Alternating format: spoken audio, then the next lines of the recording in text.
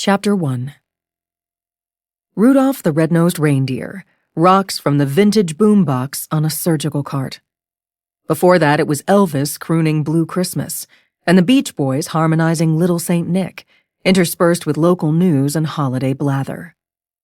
Wiping my gloved hands on a towel, I'm changing the blade in my scalpel, alone at my stainless steel workstation near the walk-in cooler's massive door.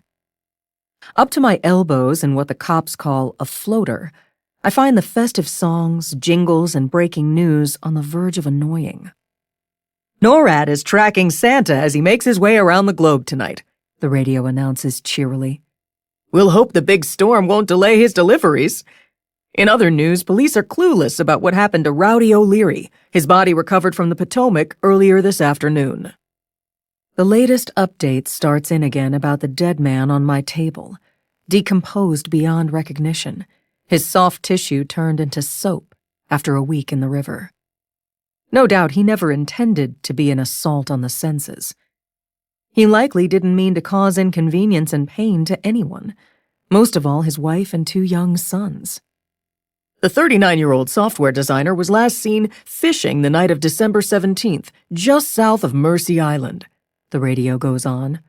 O'Leary's body was found 9 miles from where it's believed he fell into the water. X-rays on light boxes show healed skeletal fractures, the bones bright white against the murky shapes of organs. I can make out prosthetic knee joints and degenerative changes from old trauma. Living with chronic pain, Rowdy O'Leary had trouble walking. Alexandria police aren't saying if they suspect foul play in his mysterious disappearance and death. Spaced across the room are 3 autopsy tables, covered with his wet winter clothing and personal effects. Boots, socks, a hooded parka, jeans, a flannel shirt are spread out to dry on long sheets of brown paper. Commonwealth's attorney Bose Flagler is calling the case highly suspicious, demanding a thorough investigation. The radio cuts to Flagler's syrupy voice as he talks about the heartbreak for the O'Leary family. How dreadful to lose a husband and father this time of year. I won't rest until there are answers, he declares. Dr. Scarpetta? Shannon Park pokes her head inside the autopsy suite. My secretary's not about to come any closer, her Ugg-booted foot propping the door half open. I catch a glimpse of her purple overcoat and matching leather gloves, and a quilted pocketbook as big as a rucksack. Her red bucket hat is decorated with winking lights, plastic candy canes, and sprigs of mistletoe. God, that's bloody awful, she exclaims in her thick Irish brogue, covering her nose and mouth with her coat sleeve. I don't know why you're doing it now. Seems it could have waited. Someone had to take care of him. And no, it couldn't wait. I raise my voice over Karen Carpenter's pitch-perfect Merry Christmas, darling. Bless his poor family, Shannon muffles, and maybe it's the stench stinging her eyes, but she seems about to cry. I look up at the wall clock. It's 4:35. You should get on the road before the snow starts, I tell her. Bose Flagler keeps calling. Talking behind her pocketbook, she won't look at the gutted body on my table, the skin marbled green, the top of the head sawn off. The media is ringing your phone off the hook. She stares down at the tile floor. And Maggie Cutbush is demanding information as usual. Definitely no comment, I reply. As I keep telling everyone. Merry Christmas, Shannon. And to you and Benton. Safe travels tomorrow, she says, the door swinging shut. Pulling down my face shield, I return to what I was doing.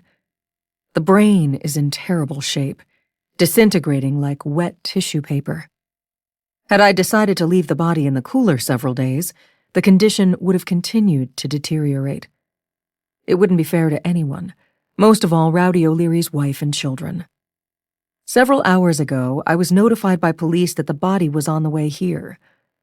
I couldn't, in good conscience, walk out the door to start my vacation. I was the only one left who could do the autopsy. Most employees in my office and the forensic labs were gone by early afternoon because of the holiday and predicted bad weather. I continue glancing up at the security video display on the wall across from my table. The late afternoon is volatile, thick clouds rolling in like a tarp.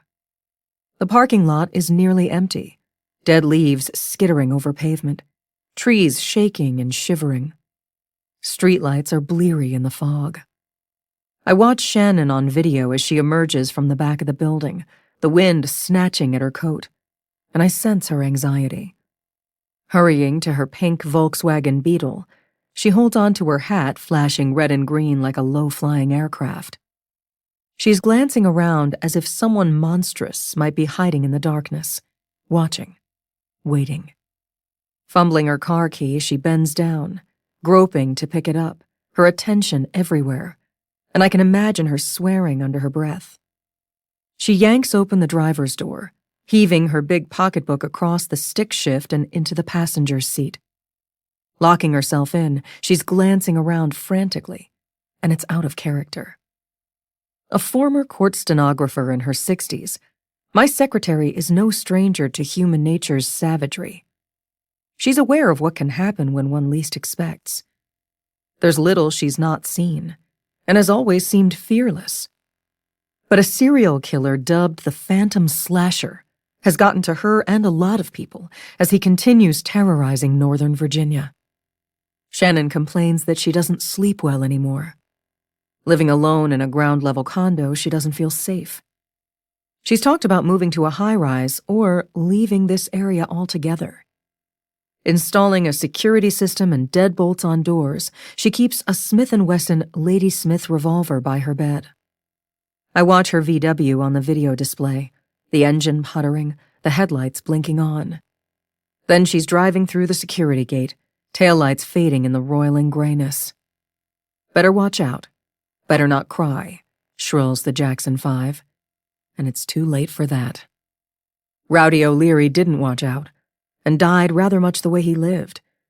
Eating and drinking as he pleased, never exercising, chronically depressed.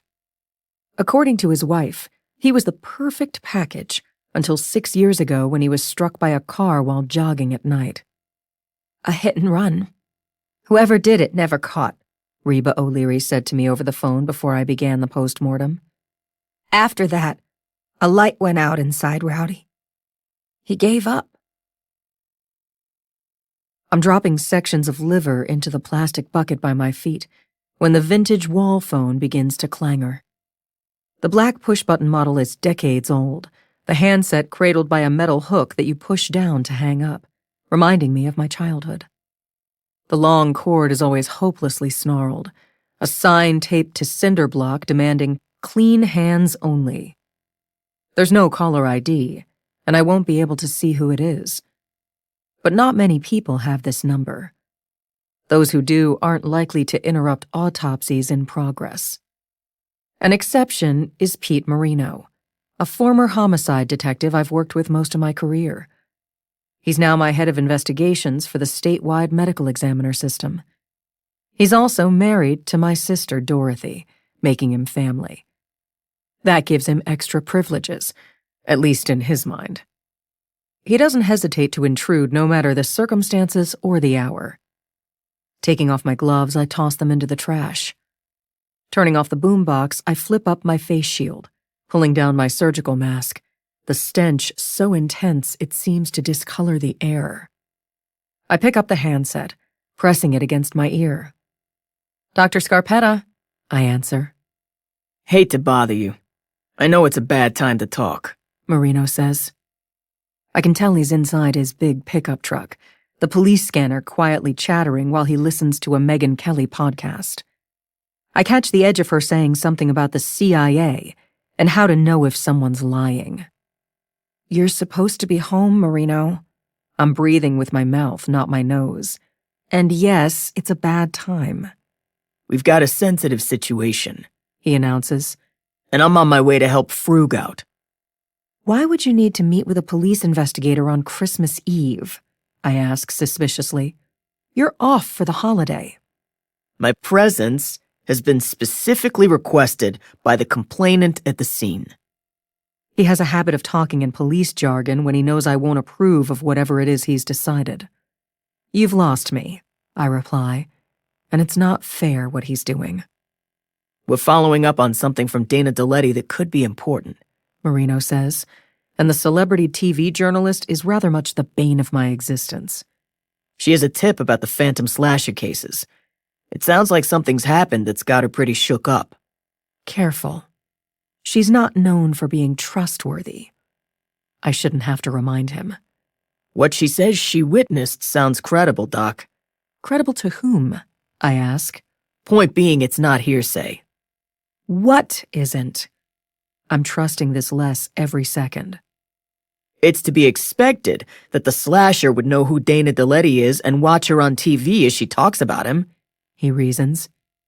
Is she the one saying this, Marino? Or are you? We can expect the slasher to follow everything in the media. He gets off on being headline news while scaring the crap out of everybody with his fake ghost. Marino's referring to a computer-generated hologram the slasher uses to stalk and terrorize his victims. Knocking out the Wi-Fi with signal jammers, he invades homes undetected, leaving no fingerprints or DNA. We're no closer to catching him. What's the tip? I ask, and it had better be legitimate. I imagine my sister home on Christmas Eve, while Marino is out with the cops, his favorite place to be if he's honest about it. Which he's not. A sexually violent psychopath is on the loose, a dangerous storm barreling in, and Dorothy is by herself. I wouldn't blame her for being hurt and furious. I'm on my way to Dana Deletti's house, Marino continues to explain.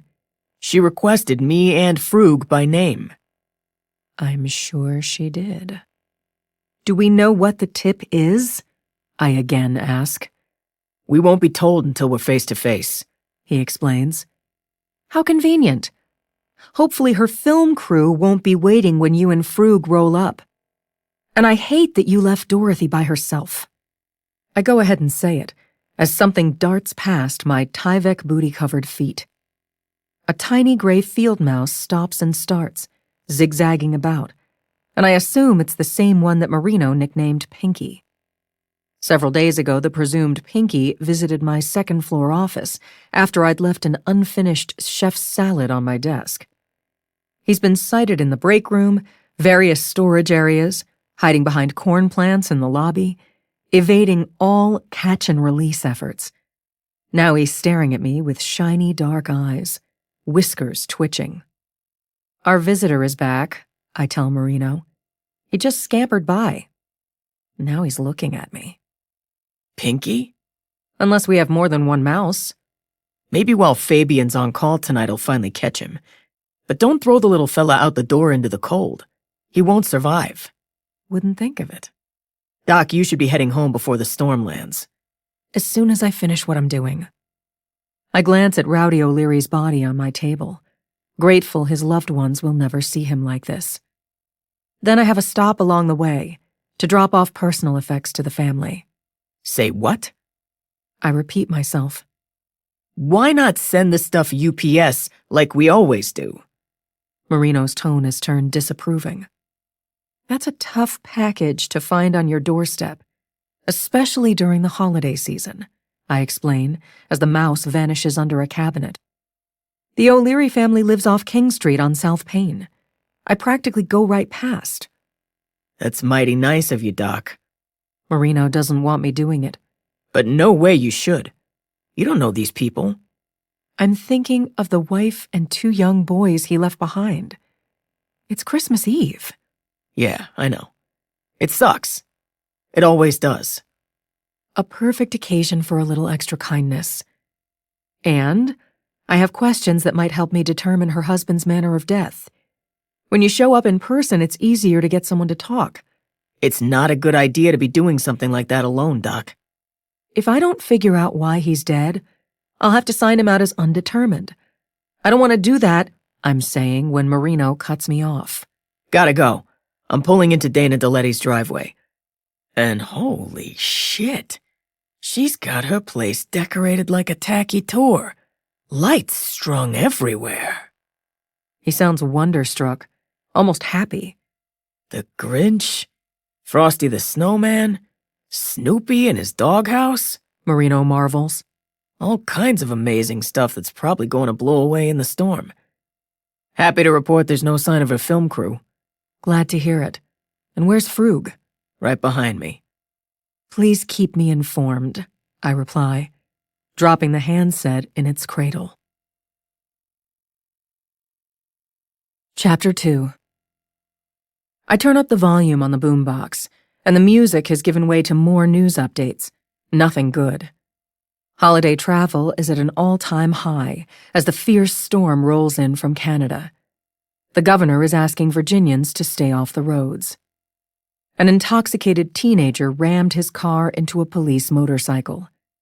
Meals on Wheels is asking for volunteers and contributions, food insecurity at an all-time high. A local research lab reports that 3 monkeys have escaped. Jane and Kong were quickly captured. Their buddy Peanut is still at large. We were assured there's no danger of him spreading diseases like monkeypox, the radio news goes on. Then Keith Urban is strumming and sweetly singing I'll Be Your Santa Tonight as I work my hands into clean gloves, picking up where I left off before Marino called. I place the enlarged heart into the hanging scale, saving it for last. I'm all but certain it has important things to tell me. Grabbing a long-bladed knife, I begin slicing on my cutting board. I squeeze water from a sponge over sections, and the thickened muscle of the myocardium shows old transmural ventricular scars. The right coronary artery is completely occluded, with calcified atherosclerotic plaque that crunches as I cut through it. I imagine Rowdy O'Leary sitting in his folding chair on the pier, fishing in the glow of a camping lantern, a cooler of beer next to him. At some point, he probably experienced sudden chest pain. It may have radiated to his arms, back, and jaw. He might have gotten dizzy and nauseous before collapsing and toppling into the water, fully clothed, with his boots on. When police arrived at his fishing spot after his wife reported him missing, they discovered his iPhone and 5-shot Colt .38 caliber revolver on the pier as if dropped there. 2 spent cartridge cases in the cylinder indicate the handgun was fired twice. Possibly this happened at an earlier time and is unrelated to his death. But I doubt it. My preoccupations are interrupted by the buzzer blaring over the intercom, alerting me that we have company. In the video display, a hearse waits to enter the vehicle bay, the engine rumbling in the background. I can see flakes of snow blowing in the glow of street lamps. Peace, brothers, the driver announces himself in the squawk box. Here for a pickup. The massive rolling door lurches to life, retracting with a lot of loud creaking and clanking. The noises are amplified as they bounce off concrete and metal. The hearse roars inside, exhaust swirling, the dark parking lot and smudges of streetlights showing in the huge square opening. I watch Wyatt Earl on the live video feed as he hurries down the stretcher ramp. Striding with purpose past pallets of PPE and jugs of formalin, he looks ominous in his dark blue uniform, a pistol on his duty belt. I'm still getting used to my security officers being armed. I've wanted better protection here for years, and now it's the law. Certain state employees are expected to carry guns on the job. That's both good and bad depending on who we're talking about. Not everyone should be armed, and I don't like politicians deciding for me when I need a concealed weapon. Wyatt speaks to the funeral home attendant, their voices picked up by security camera microphones. The acoustics terrible. It's hard to understand what they're saying, but clearly the attendant is in a hurry. Several times he mentions that it's Christmas Eve and he has young children. He's visibly annoyed as he's told to stay put. Wyatt needs to check with the chief on whether Rowdy O'Leary's body is ready for release. The attendant shrugs unhappily as Wyatt walks away, looking at something on his phone.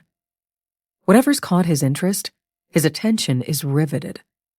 He almost trips over a pressure washer hose. A few minutes later, he's in my doorway. You don't want to come inside, I warn. The funeral home is here for him. Wyatt holds a surgical mask over his lower face. I notice him returning a Vicks inhaler to his pants pocket. At least I've cured him of swiping the ointment version into his nostrils. All it does is trap the molecules of putrefaction. Wyatt doesn't like the morgue and can be squeamish. I'm almost finished. I glance up at the hearse on the security monitor. Dana DeLetti's on TV claiming she saw the ghost from the slasher murders, Wyatt informs me. It's all over the news. I wonder if Marino and Frug are still with her. I don't trust Dana DeLetti. Never have. I hope to hell she's not creating a spectacle that could impact my office. Not to mention interfering with an investigation, something she does regularly and with no compunction. What is she saying? I stoop down to remove the plastic bag of sectioned organs and other tissue from the bucket under my table. She said the ghost floated through her window. Wyatt looks away as I place the bag inside the empty chest cavity. Well, she didn't waste any time going public about it. I cut a long section of cotton twine from the dispenser on a countertop. She took a video with her phone, and the ghost looks real, Wyatt reports, as I thread a large surgical needle. I'm not sure what a real ghost looks like, I reply. You'll see when you watch the video I just sent you. Let's be mindful that what she and others have described isn't a ghost. I begin suturing the Y incision.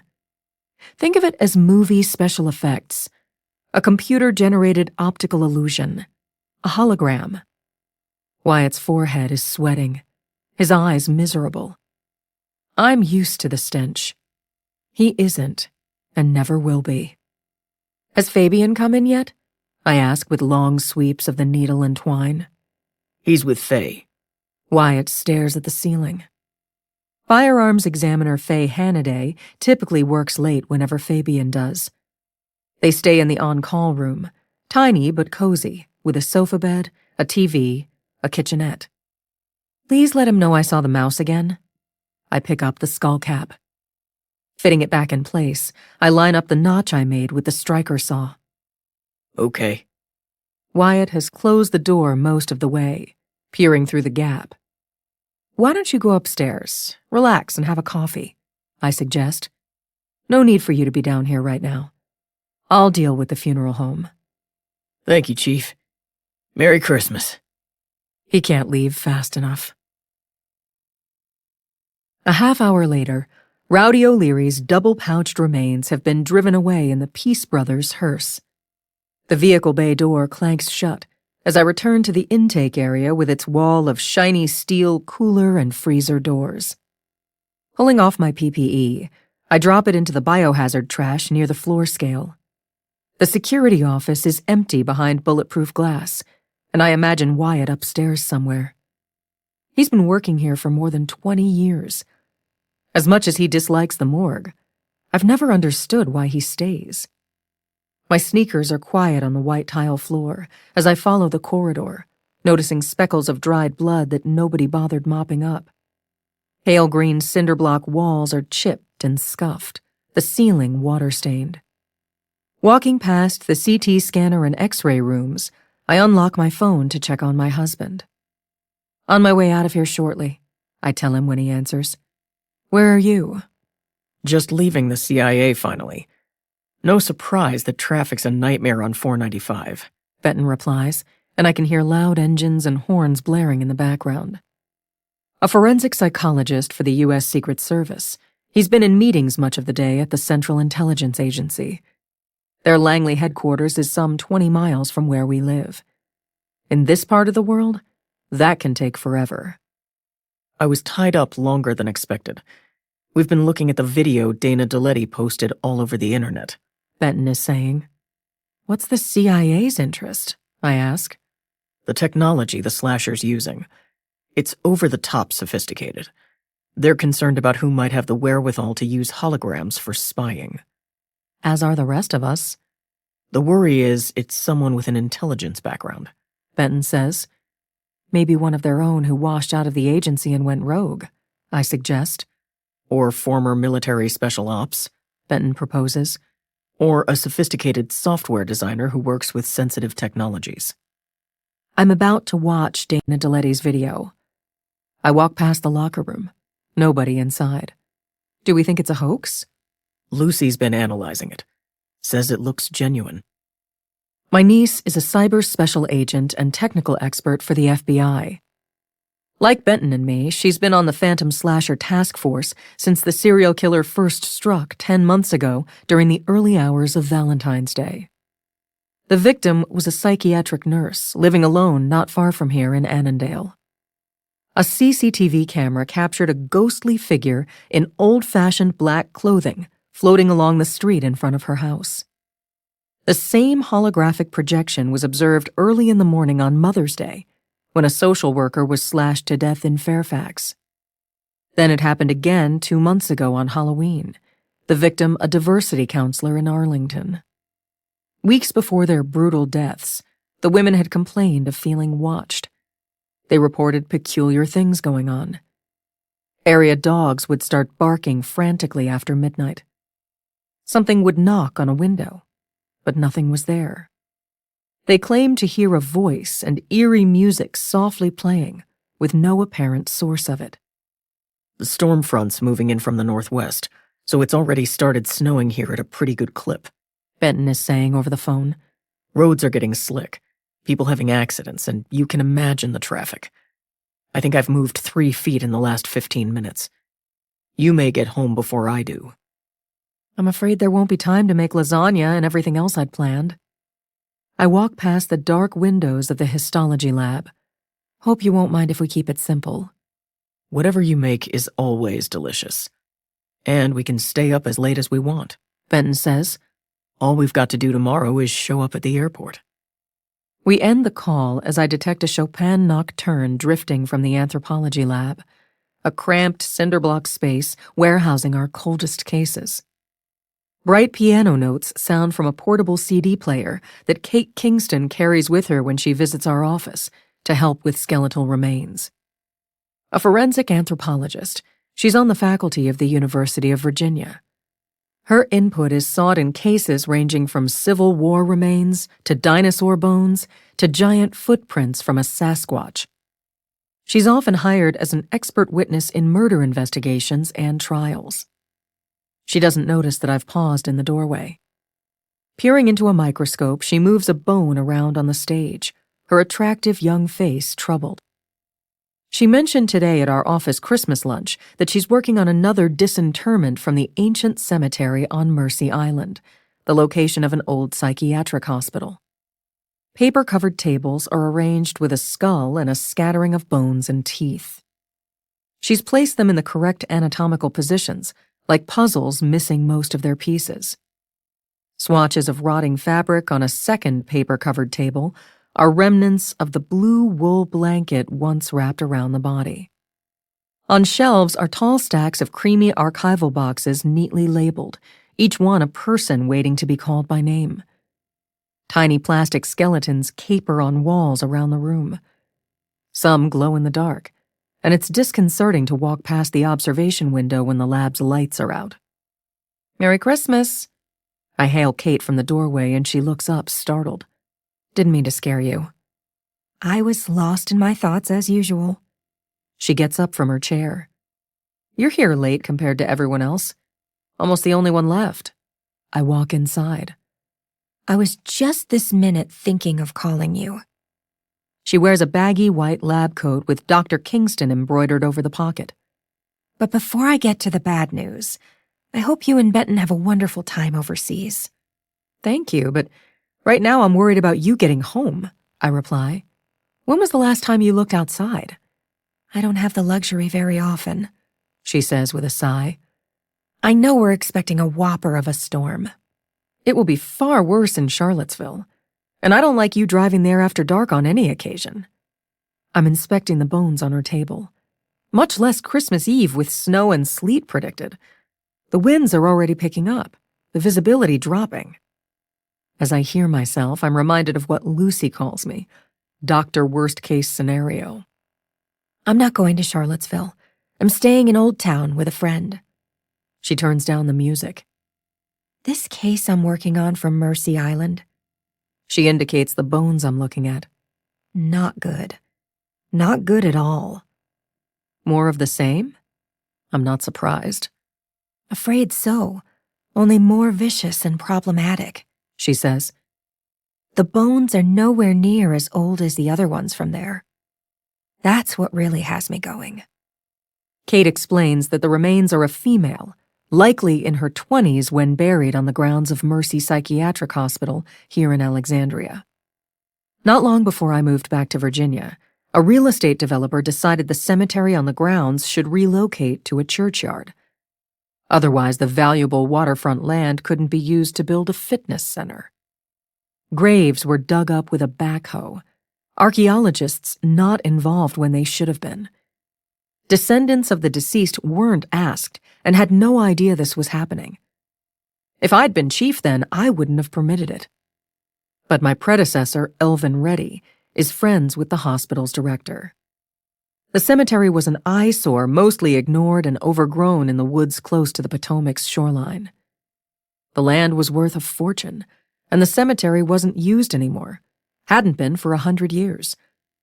Elvin was happy to cooperate. The outcome disastrous.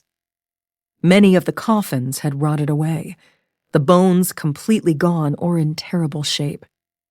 Those relatively intact ended up here in the anthropology lab to be stored in boxes and ignored. Until we can confirm identity and how the people died, they can't have proper burials. I took over the Virginia Medical Examiner system 5 years ago, and one of my many projects is clearing out the backlog of unfinished cases, including those from Mercy Island. Kate has been coming in these past few weeks while the University of Virginia is on Christmas break. She's discovering evidence of trauma that gives a harrowing view at what patients endured during earlier centuries. Shattered skulls and limbs suggest some may have died from falls or chronic beatings. A fracture to the C2 spine was consistent with death by hanging. At least one patient was shot, the lead bullet still inside the skull. The former Mercy Lunatic Asylum was a dark stain on psychiatry, and the modern version isn't much better as far as I'm concerned. Chapter 3. I'm just getting started on Jane Doe, and she's definitely a homicide. Kate Kingston continues to fill me in. We have no idea about her identity? I ask. None. Maybe forensic genealogical DNA will show a relationship with someone in an ancestral database. I can only hope. As you know, samples from every Mercy Island case were sent to the lab in Massachusetts months ago, Kate reminds me with a note of frustration. We should have had the results long before now. But truth be told, I've not checked in a while. I'll give them a call before I leave to see if there's any news. Was her grave marked? Just a block of granite, carved with the number 33, she says. It correlates with a 78-year-old male patient who died in 1890 from consumption. I'm waiting on his DNA, too. And these remains certainly aren't male, or from someone that old. I'm looking at them on the paper-covered table. It would appear the young woman was buried, and the marker was removed from the man's grave and placed on top of hers, Kate theorizes. Oh boy. I don't like the implication. Exactly. The murdered female isn't accounted for in the cemetery records I've been reviewing. She didn't exist. Kate picks up a rib, showing me a cut in the medial end. Putting on gloves, I find a magnifying lens, making out the clean edges left by a sharp blade. Looks like she was stabbed in the chest, I tell her. And she has a cut to the left ulna, Kate goes on. Possibly from holding up her arm defensively. Also, 2 cuts to her skull. She picks it up, toothless, the empty eye sockets staring. This one on the left side of the mandible, the other on the right side of the forehead. She shows me. A lot of her ribs and other bones are missing, scattered by the backhoe. Likely she had many more injuries. Someone really did a number on her. All this should have been noticed at the time of the disinterment. But as we've been finding with the other bones you've examined, nobody bothered to look. I think again of the former chief medical examiner, Elvin Reddy.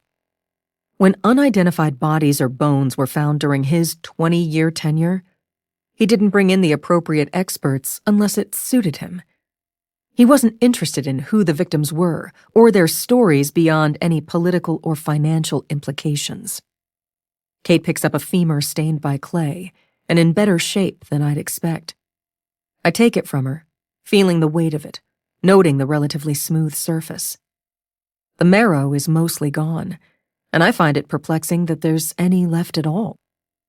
The sharp force injuries were to Greenbone, Kate says.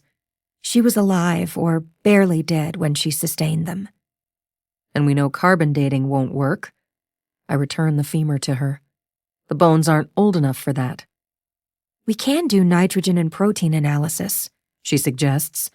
It might give us further information on how long she'd been buried, assuming genealogical DNA doesn't give us the answer. Maybe we'll get lucky and can reconnect her with descendants. Anyone she might be related to, I reply. It sure would be nice if we could get our hands on old hospital records, assuming she was a patient on Mercy Island, Kate says. Forget it. I take off my gloves. I can't even get them to give us records when a patient dies now. We're lucky they provided a list of who's buried in the cemetery and supposedly why. Well, some family out there knows this lady disappeared, never to be found. She stares down at the bones. What's going to happen when this becomes public, Dr. Scarpetta? Doesn't matter how long ago it happened. The hospital's reputation will be in the toilet. It already is, if you ask me, I reply. It's probably best we keep this quiet until you've finished your examination, and we get the genealogical DNA results. Oh dear. That's going to be hard, she says, a shadow crossing her face. She's already talked. Who knows besides me? I ask. Maggie Cutbush has an idea, Kate says after a pause. How did that happen? I don't let my outrage register. When she was here earlier today dropping off Christmas presents, Kate explains. The big tins of popcorn for us in the labs. Apparently Maggie stopped by to wish Kate a happy holiday, noticing the skeletal remains on her table. But that's not why my former secretary showed up. As usual, she was on the prowl, looking to stick her nose where it doesn't belong. Most times when that happens, someone has put her up to it. She said she'd heard a rumor that I was finding something interesting, Kate explains. A rumor from whom? I don't know, she replies. But she said the Department of Emergency Prevention must be kept updated about cases going on in the medical examiner system. For demographic and epidemiological reasons. She kept reminding me it's the law. Yes, that's what she tells everyone, I reply. Governor Dare, in her infinite wisdom, created the Department of Emergency Prevention and appointed Maggie Cutbush and Elvin Reddy to run what's nothing more than a pork barrel bureaucracy if I ever saw one. But don't quote me. I understand. Kate looks worried. We have to live with their useless agency, I add. But we don't cooperate when it interferes with our patients. I don't care how long they've been dead. The investigation comes first. Oh dear, Kate again says. How much did you tell Maggie? Pretty much what I told you. I'm sure she was quite interested. I reply blandly as I think, dear God. She wanted to know how many other Mercy Island patients from long ago appear to have died violently. Does anybody else have a clue what we've started finding? I ask, and she hesitates again. Well, Bose Flagler always wants to know what I'm working on. I figure since he's the Commonwealth's attorney, he has a right to know. Kate looks at me. I hope I didn't create a mess, Dr. Scarpetta. There isn't much you can do when it's Flagler, I reply. But Maggie's another story. How am I supposed to handle it when she shows up claiming her department has a right to information about whatever I'm working on? Refer her to me. We have a long history. A most unpleasant one, but I'm not going to say that either. Have a Merry Christmas, Kate. Stay safe. You too. She cranks up the CD player's volume as I leave. A waltz is playing now, fading in a minor key. I round a bend in the corridor, the exit sign ahead glowing red. Pushing through the metal fire door, I begin watching the Dana Deletti video that Wyatt emailed. The TV journalist is scantily clad in stretchy workout shorts, a sports bra, and socks that flaunt her stunning beauty when wearing no makeup or much else. She explains that she was on the Nordic track in her bedroom late afternoon when the Phantom Slasher's hologram levitated through a window. Passing through the glass like it was air without triggering the alarm or anything else. I had earbuds in, listening to tunes when it happened, she's saying. I've paused on the stairs to watch as she paces in her living room gaudy with Christmas baubles and lights. She passes a lighted showcase displaying her many broadcasting awards, including several Emmys. I had no forewarning at all, making it all the more shocking. Glowing in the background like a nuclear power plant is a tall aluminum Christmas tree that looks spun of silvery glass. It's over-decorated with ornaments and lights, brightly wrapped presents piled underneath. Suddenly, this horrible ghost was right in front of me. She strolls by electric candles and caroling figurines on the mantel. An illuminated Santa and his reindeer appear to be flying off a shelf. Enough to give someone a heart attack, let me tell you. An elaborate nativity scene centers the mirrored top coffee table, and a mobile of dancing elves twirls from the ceiling. Multiple poinsettias are placed about, probably artificial like everything else. So, now we're getting an idea what the slasher's victims experienced before he broke in, butchering them in their own beds. As she's saying this, I think, how foolish. It almost seems she's goading the violent psychopath, daring him to show up and do to her what he's done to others. Just watch. I swear, this is real. She plays the recording she made with her phone, the phantom-like hologram outfitted in a black frock coat and hat from an earlier century. Waving a big Bowie knife, he hovers in front of her, his face chalky white, his eyes neon red. He moves his mouth, repeatedly hissing, "Death becomes you," his teeth vampirish. Dana Deletti goes on to mention Blaze Frug and Pete Marino responding to her house. As I suspected, the TV news star is giving validity to her story by including them in the narrative, as if my office and the Alexandria Police Department are working closely with her. I'm cooperating fully with officials, and they're encouraging me to relocate. But that's not happening, folks, Dana is saying when my phone starts ringing, my niece calling. I'm in the stairwell and might lose you, I tell Lucy right off. As soon as I clean up, I'm heading home. Where are you? Quantico, inside the OTD, she says in my earpiece. Had planned on heading out long before now, but no bueno. Since Lucy started working for the FBI, she spends much of her time at their training academy and labs in Quantico. Her office is inside a top-secret area of the Operational Technology Division, the OTD as we refer to it. I won't be home for a while either, I tell her as I climb the stairs. Have to clean up first. Then I've got a quick stop to make along the way. You shouldn't be stopping anywhere. The snow's already sticking, the wind gusting at more than 30 knots. Not to mention we have a serial killer on the loose who's playing games with us, doing everything he can to cause a public panic. I need to deliver something to a family. A mother and 2 little kids. I tell her which case. Not a good idea for you to drop off anything. We're talking about complete strangers. She disapproves. At least take Marino with you. He's busy and not here, I reply, and Lucy is just as stubborn as I am. I'm hoping you're still on for dinner with Benton and me. It's not looking good, she says. I was afraid that might be the case with all that's going on. I don't let on how disappointed I am. It worries me that your mom is home alone.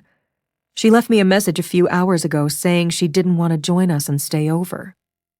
I just talked to her before calling you, and she's well into the Chablis, watching an old movie. After my errand, I can stop and pick her up, I again offer, my feet quietly scuffing on the concrete steps. Are we sure we can't change her mind? She doesn't want to venture out in the bad weather. Lucy repeats what Dorothy told me in a voicemail. She's worn out from all her social media influencing and podcasting, yada yada yada. That's not the real reason, I reply. I suspect she and Marino have been having their usual fireworks. Not the fun kind, Lucy adds. I just watched the video of the slasher's hologram that Dana Deletti claims to have recorded inside her bedroom. I unlock the heavy metal door opening onto the second floor. Benton says you think it's credible. It is, Lucy says, as I follow the corridor, my corner office at the far end of it. Are we sure it's not some sort of publicity stunt on her part, as usual? Her way of inserting herself into the drama? It's not looking like that's the case this time, Lucy explains. We're doing forensics on the video that's now all over the internet thanks to her. People are freaking out as you'd expect, which is a shame. Causing more of a panic doesn't help anything. We both know she doesn't give a damn who she hurts, I remark.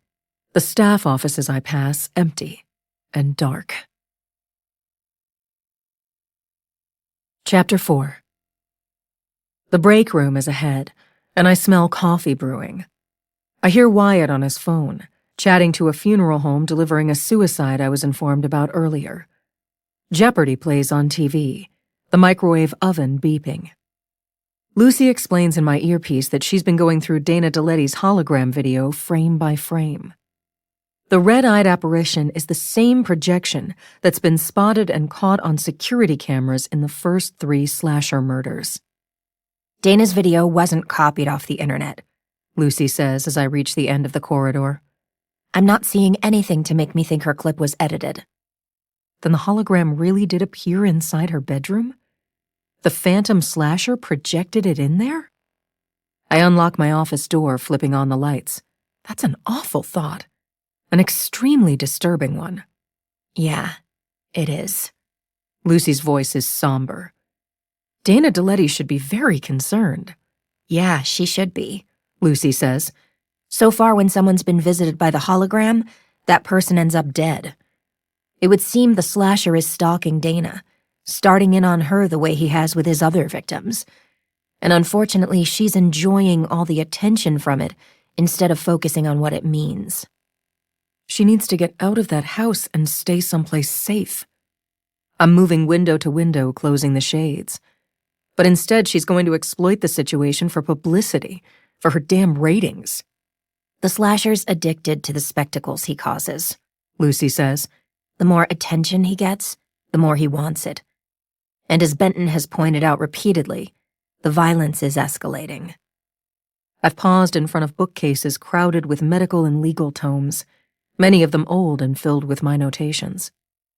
And who better to give him more attention, right? Lucy adds over speakerphone. I pick up the spray bottle of distilled water from a shelf. He projects his hologram through the bedroom window, she goes on. And what do you think Dana's going to do? She's going to talk about it on TV. And probably end up on all the big shows. Maybe win another award or 2. I'm spritzing my orchids, the areca palm, the fiddle leaf fig tree. I hope the police are telling her not to stay in the house anymore until the slasher is caught. I hope Marino and Frug told her that. She's bragging about not letting a serial killer or anyone else chase her from her home. Especially not on Christmas Eve, Lucy says, as I pluck off dead blossoms and leaves, dropping them in the trash. And of course she's making a big thing about the difficulties of being a major celebrity and how stressful it is to be stalked. She's acting just plain stupid. I walk into my office bathroom and shut the door. As I begin undressing, I tell Lucy what Kate Kingston was explaining to me a few minutes ago. A female in her 20s was murdered, but we don't know when, I explain. Unlike the other graves from the old Mercy Island asylum, there's no record of who this person might have been. And it sounds like someone went to the trouble to move a grave marker, Lucy says, giving the impression it was a hospital burial, when maybe it wasn't. That's what I'm thinking. I drop my scrubs on the floor. Lucy explains that she can use AI to search satellite images and those from open-source platforms. Possibly we can find before and after images of the cemetery and determine when the marker was moved. That would tell us when the victim was buried there. Maybe her death wasn't all that long ago, Lucy suggests. It's hard to tell, I reply. She wasn't in a coffin and would have skeletonized quickly depending on the time of year and soil conditions. But based on what I just saw in the anthropology lab, the remains certainly weren't in the ground a century or more. The bones are more recent. I hate to think how recent they might be. Lucy says she'll let me know what she finds in data searches, and we end the call. I finish undressing, and as I move about, I catch a whiff of Rowdy O'Leary, my olfactory glands more sensitive than I often wish. The stench lingers deep in my sinuses, some of it remembered or imagined. I spray my scrubs with Lysol, stuffing them into a big black garbage bag that I tightly tie. On my way out of the building, I'll drop off my dirty laundry in the morgue for the industrial washer and dryer. Some things I'm not going to send to the cleaners. I learned long ago that odors are persistent. I might not always notice what lingers like an invisible contrail, but other people will.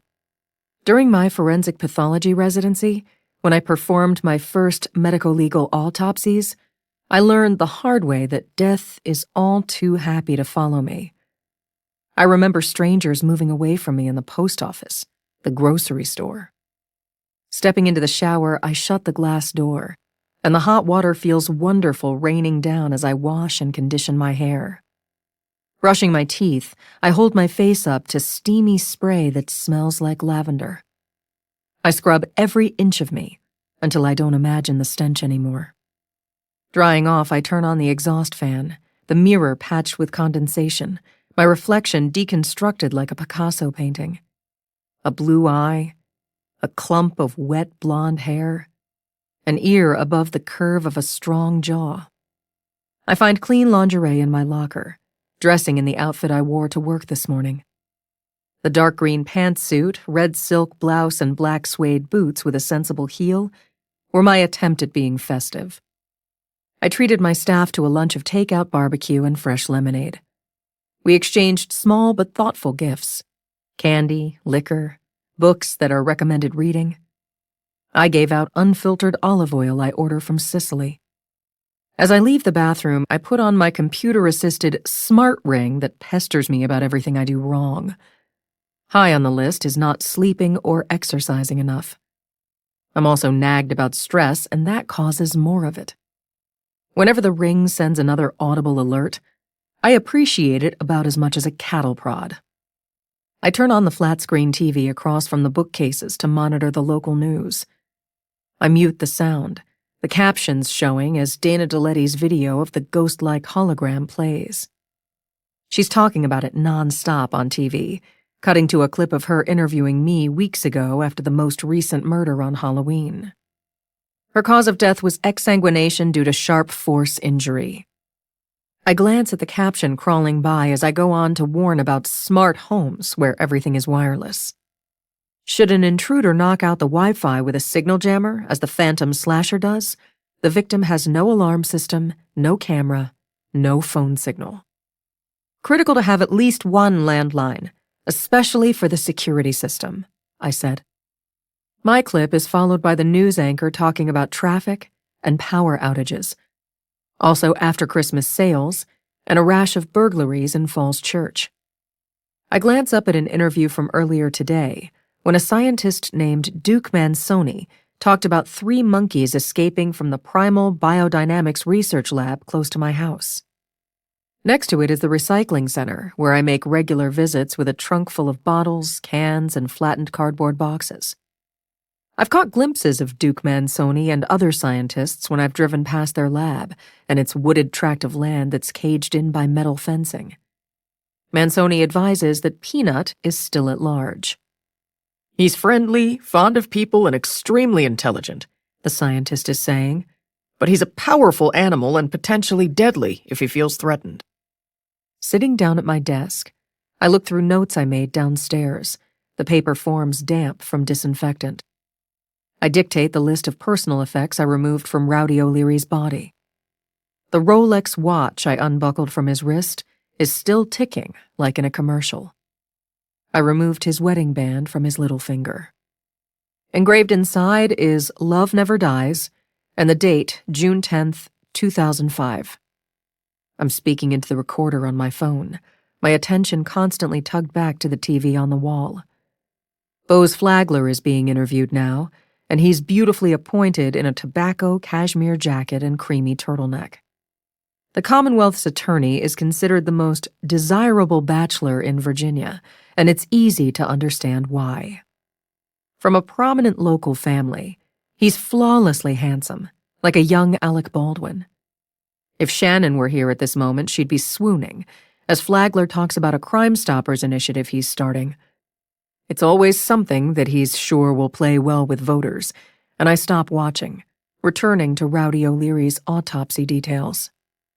The crucifix necklace I'm told he always wore was caught in the waistband of his undershorts, I dictate. Otherwise it would have been lost. The 24-inch-long gold chain likely snagged on something while his body was submerged, moving with the current. Having grown up Catholic, I can't help but take the broken necklace as a sign. Obviously a bad one. A gift-wrapped velvet box with a ring inside, I'm dictating. Gold medal with a green stone. In a pocket of Rowdy O'Leary's parka, the emerald ring was intended as a Christmas gift for his wife Reba, I assumed. The receipt in his wallet is from a jewelry store in Pentagon City. He spent $2,850 in cash at 5:30 p.m. exactly 1 week ago. The ring was the last thing he ever bought. I cleaned and disinfected it and other jewelry, also scraps of soggy holiday wrapping paper and ribbon, 4 credit cards, a driver's license, keys on a keychain attached to the silver metal figure of a runner. Inside the wallet was $298. I add that the cause of death is a myocardial infarct due to hypertensive cardiovascular disease and atherosclerosis. I'm not sure of the manner yet. Maybe natural causes, but I don't know. There are too many questions. For now, it's pending further investigation. This provisional report was recorded by me on December 24th at 5:15 p.m. I attest that all statements and conclusions are factual to the best of my knowledge. Dr. K. Scarpetta, Chief Medical Examiner, the Commonwealth of Virginia. I email the audio file to Shannon for transcription and get up from my desk, shutting down the computer. I turn off the TV as the news shows images of the pier where Rowdy O'Leary was fishing, and then the stretch of the Potomac River where his body was found. I'm working the thick plastic cover over my microscope when my fired former secretary, Maggie Cutbush, fills my doorway. "Brilliant that you're still here," she says in her posh British accent. Her designer briefcase is in one hand, and in the other a small package wrapped in gold paper and a black satin bow. I can smell her expensive perfume as she walks into my office, her dyed blonde hair short and stylish. Her once pretty face is haughty and harsh, her arched eyebrows unnaturally dark, her lips fish-like from filler. She's quite the fashion statement in her shorn mink coat, and black rubber boots and pocketbook with the Chanel Interlocking Seas logo emblazoned in front. I hear she's often seen prowling the designer outlets in Tyson's Corner. "I'm on my way out before the weather gets any worse," I let her know. "And you'd be wise to do the same." "Oh, no worries there," she says with an imperious smile. "Elvin's giving me a lift. His Porsche SUV has no trouble with snow." I walk to my conference table, my coat draped over a chair. "I wanted to wish you a Merry Christmas, Kay," Maggie adds, and that's not why she's here. "What's on your mind?" I make no pretense at being friendly. "Before you leave the country, We need to discuss a few of your cases, starting with Rowdy O'Leary. Let's talk about what really happened to him, she says, as if in possession of information I don't have. And why might we need to talk about him? I begin putting on my coat, signaling it will be a quick conversation. I understand he was shooting his gun like a maniac, drinking while looking at pornography on his phone. All this while supposedly fishing on an old pier at night in the middle of winter, and that all by itself strikes me as a clear sign of mental illness. What's your interest in him, Maggie? Well, clearly, this is someone who was very unstable, she says with saccharine pity. And no big surprise that he fell into the water and drowned. I mean, obviously, he's a drowning. Where did you hear that he was looking at pornography? I'm not giving her details. It's my mission to gather information, she says with her usual self-importance. I happen to know what the police found on his phone. Most likely, Rowdy O'Leary's death is simply and very tragically an accident. It's not for you to decide, I reply. Do you have reason to suspect foul play? She presses. You'll have to ask the police that, I tell her. When they arrived at the pier after Rowdy O'Leary's wife reported him missing, they found his truck and belongings undisturbed. His fishing pole was in the rod holder, the line in the water, the small croaker on the hook likely caught post-mortem. It appears he polished off a 6-pack of beer, the empties in his cooler. There would be nothing suspicious about his death were it not for his .38 caliber revolver and the 2 spent rounds in the cylinder. But I'm not going to bring that up to Maggie. None of this is any of her affair. I think of his poor family. Haven't they been through enough? She goes on with phony empathy. Even the governor's office is concerned. What are you talking about? I'm good friends with the chief of staff, Maggie reminds me whenever she can. Laverne has made it clear that the governor doesn't want it to seem that the powers that be bully and harass decent citizens, especially those grieving, especially this time of year. Just spell it out, Maggie. What are you telling me? That the governor expects you to close the O'Leary case and let the family have what little peace they can. I don't understand why the governor would expect that. I'm buttoning my coat. It's not for you to understand, Dr. Scarpetta.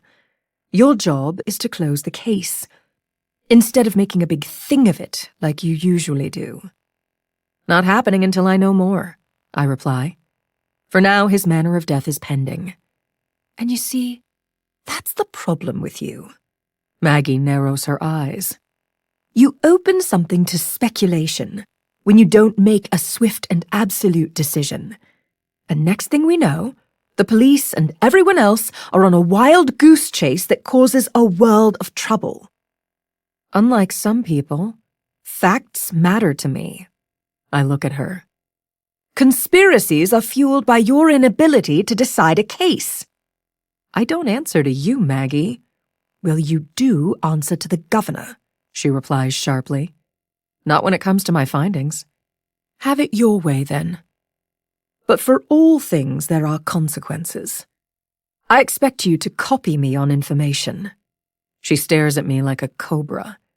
Elvin and I need to see Rowdy O'Leary's records, whatever you have. You're welcome to ask the police for any information they choose to share with DEP. I make a point of using her bogus department's vapid acronym. Maggie drifts closer to my desk, eyeing stacks of case files on top of it. Please stay away. I'm not nice about it. It's also been brought to my attention that old bones from that cemetery on Mercy Island have a disturbing story to tell. Maggie brazenly stares at everything on my desk. I step closer. Some poor young woman brutally killed, she goes on. Probably a patient from long ago. But we don't really know since there's no record of her. Terribly sad. Yes, I understand you were quizzing Dr. Kingston in the anthropology lab, I reply. Dana Deletti is doing a big story on Mercy Island, which is most unfortunate, Maggie says, and I had no idea. I happened to be talking to the director of Mercy Psychiatric Hospital, Graydon Crowley. I believe you two are acquainted. Not in a good way. I tell her what she already knows. Graydon mentioned that Dana Deletti's producer has been calling and he's very unhappy, Maggie explains. Imagine what this could do to the hospital's reputation. Who leaked information about our cases to Dana Deletti? Nothing we can do about it, of course. Freedom of the press. Maggie won't answer my question directly. Some people are going to grandstand whenever possible, especially if it makes them appear a crime crusader. All to win votes. She's implying that Bose Flagler is the source, and that wouldn't surprise me. Marino recently spotted him and Dana Deletti having dinner at the Old Hat Bar in Old Town Alexandria. It's Flagler's modus operandi to insert himself into high-profile cases. He'll do anything for publicity, and would love a scandalous story about old murders on Mercy Island. Maggie, I've got to go. I tie a silk scarf around my neck. She comes closer, handing me the small gift-wrapped box. A little something for the holidays. She offers another condescending smile. I'm sorry I don't have anything for you.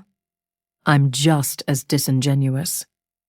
I didn't give her olive oil from Sicily when she showed up uninvited to my office Christmas luncheon. I have nothing for Elvin Reddy either, not even a card.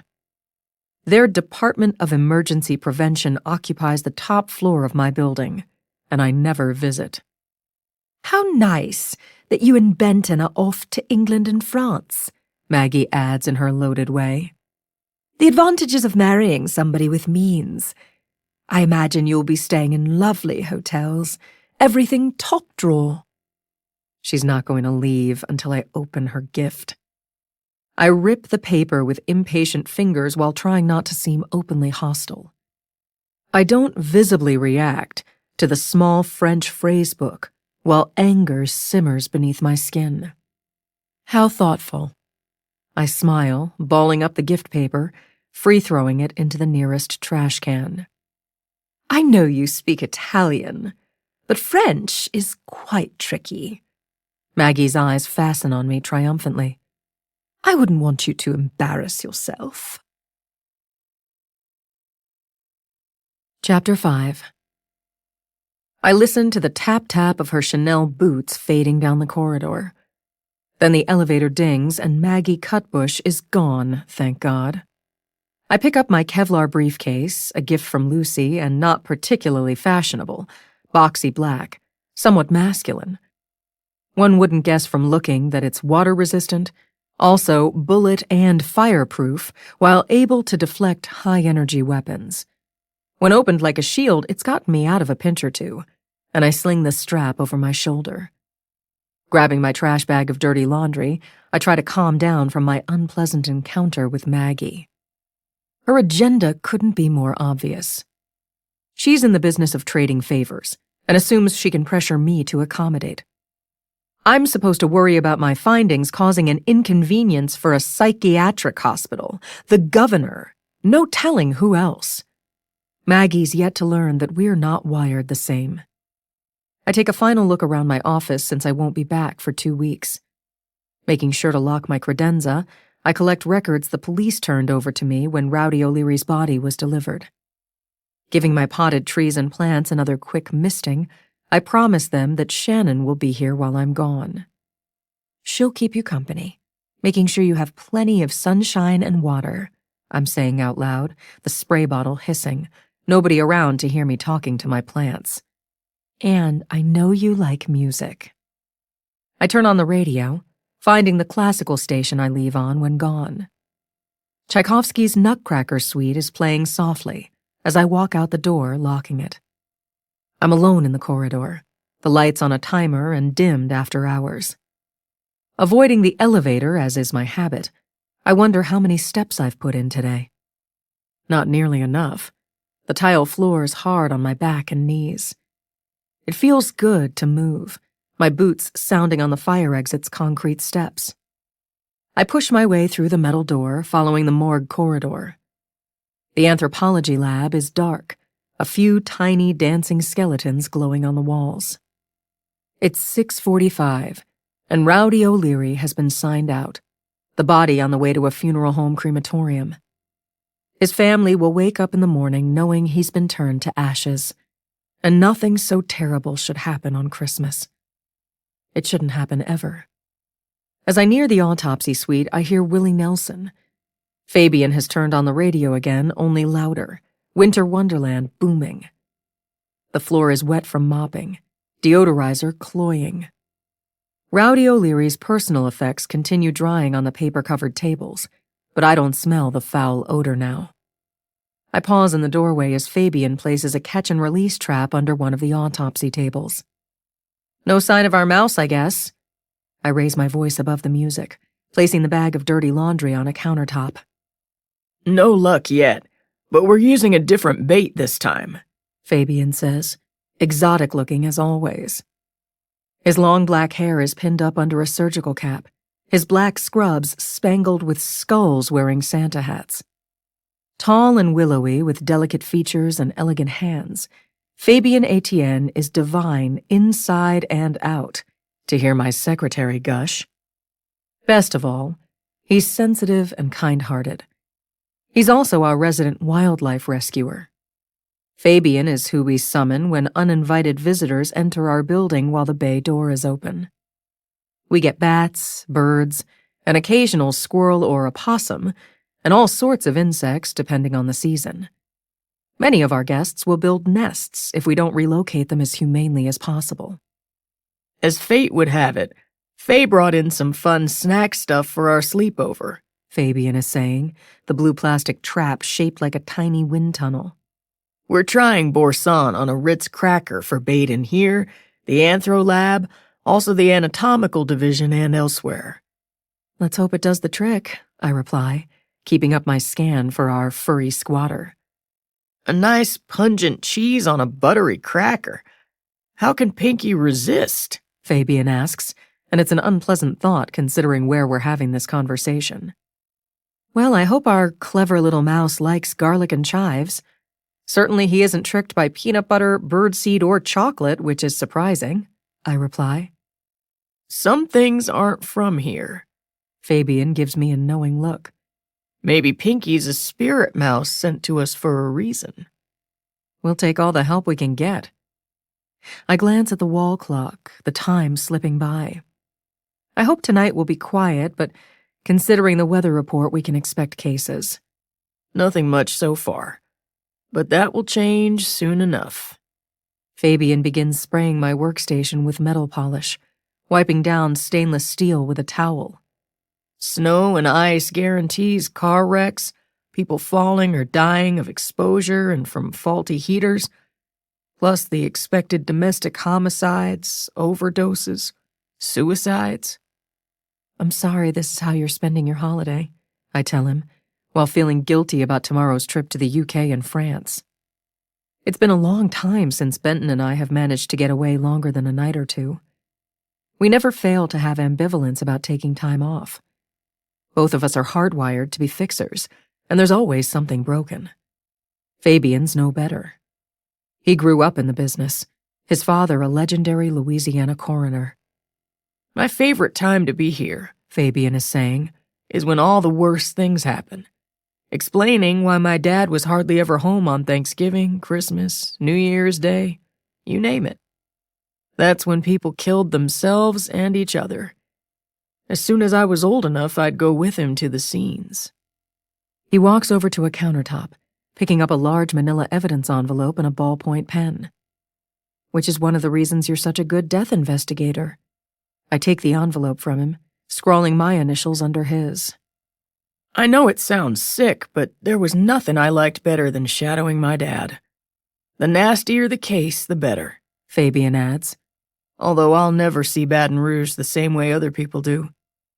The landmarks on my map are places where people died, often horribly.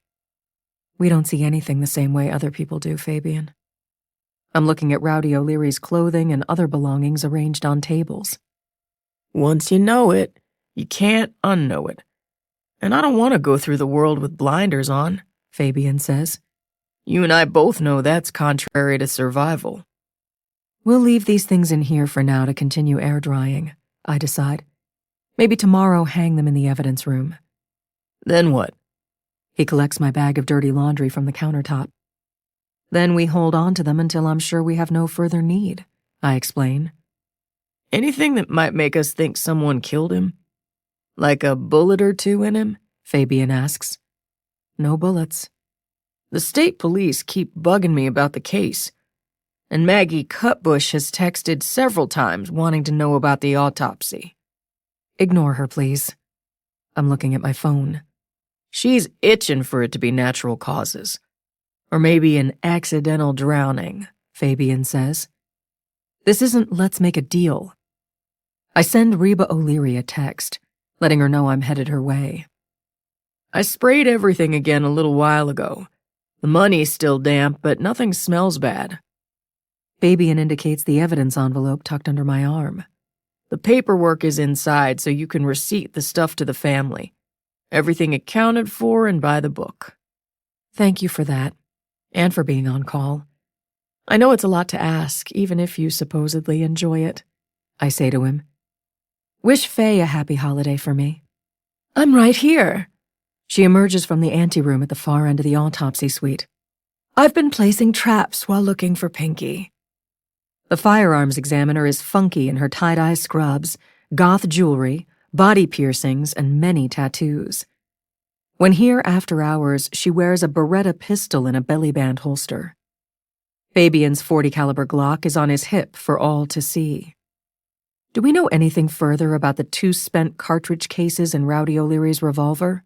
I ask Faye. The big question is, when did he fire his gun last? I'm not sure we'll ever know that, Dr. Scarpetta, she says. Most people who carry a gun for self-protection aren't going to leave the house with only 3 live rounds, Fabian adds. I'm betting he fired his revolver while he was on the pier the night he disappeared. Will be hard to prove, Faye replies. He was in the water for a week, so you can forget finding gunshot residue on the body or clothing. And the police tell me there are no security cameras on the pier, only in the parking lot where he left his car. Also, no reports of shots fired in that area the night in question. I'm not surprised nobody heard anything, Fabian says. If you've ever been to that pier, there's nothing around. Just miles of water and trees. At night, it's pitch dark. The place is more of a lover's lane, it's been my impression. The times I've been there, I've never seen anybody fishing at night, truth be told. Whoa. News to me. Faye butts in with a flash of jealousy that feels genuine. When were you there? Not in recent memory, but it's a good place to take dates. Fabian winks at me, and I can tell that Faye isn't amused in the least. Couples go there to sit on the pier, drink, maybe smoke some weed while looking at the water. Only a lot more than just sitting and looking is usually going on. Maybe not so much during cold weather, I suggest. It all depends, he says with a mischievous smile, as Faye lightly socks him in the shoulder. I remember sitting on that very pier drinking Maker's Mark while it was snowing. Why don't I know about this? Faye says, half playful, half not. If that's a place where people go for romantic encounters, it could be an important detail, I tell them. I assume the police are aware the pier is used for that? I would think so, Faye supposes, her eyes locked on Fabian. I'm wondering why he picked that particular location to begin with. I walk to the door. He would have been better off on Dangerfield Island or some other place that has bathrooms and all the rest, Fabian says. Hope you don't mind that we moved our cars inside because of the storm. Faye directs this at me, and of course, it's fine.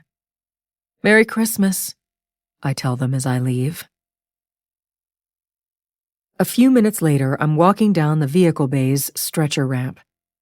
I can see my breath, the cold air a reminder my hair is still damp from the shower. I flip up my coat collar, annoyed that I forgot my wool gloves. The bay is unheated and about the size of a basketball court or airplane hangar. Metal trusses are exposed in the high ceiling, the lights low. At the far end is the massive garage door, closed and quiet as I pass through shadows. Out of the way of traffic is Fabian's prized vintage El Camino, black with flames painted on the hood. On the back bumper is a Gothmobile sticker with a Grim Reaper on it. Faye's Toyota pickup is nearby, the snow tires oversized, the bed covered, a gun rack in the back windshield. As I walk across epoxy-sealed concrete, I can almost feel Wyatt tracking me. No doubt he's hanging out upstairs in the break room.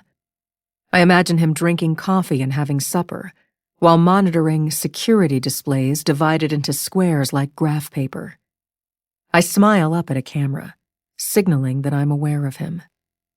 I want him watching, and I wave, reaching the designated smoking area. The 2 plastic chairs and sand-filled bucket littered with cigarette butts are in a dead zone for camera microphones. In nice weather, it's a pleasant place to have a conversation with the bay door rolled up.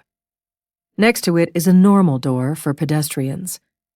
I open it to gusting, frigid wind, the grumble of thunder muted by snow that's whited out everything. Lightning shimmers, and I don't remember the last time I witnessed what meteorologists call thunder snow. Thick gray overcast has settled low like a cloud, and I can't see beyond the tall black privacy fence encircling my building. The parking lot is empty except for our transport vans and Zodiac boat that are frosted white. The semi-tractor trailer against the fence is for autopsies that require remote viewing capabilities. Somewhere in the gloom, a car engine starts. I imagine there aren't many state employees left inside the sprawling Northern District Government Office Park. The snow is rapidly accumulating, already 2 or 3 inches deep and blowing into drifts.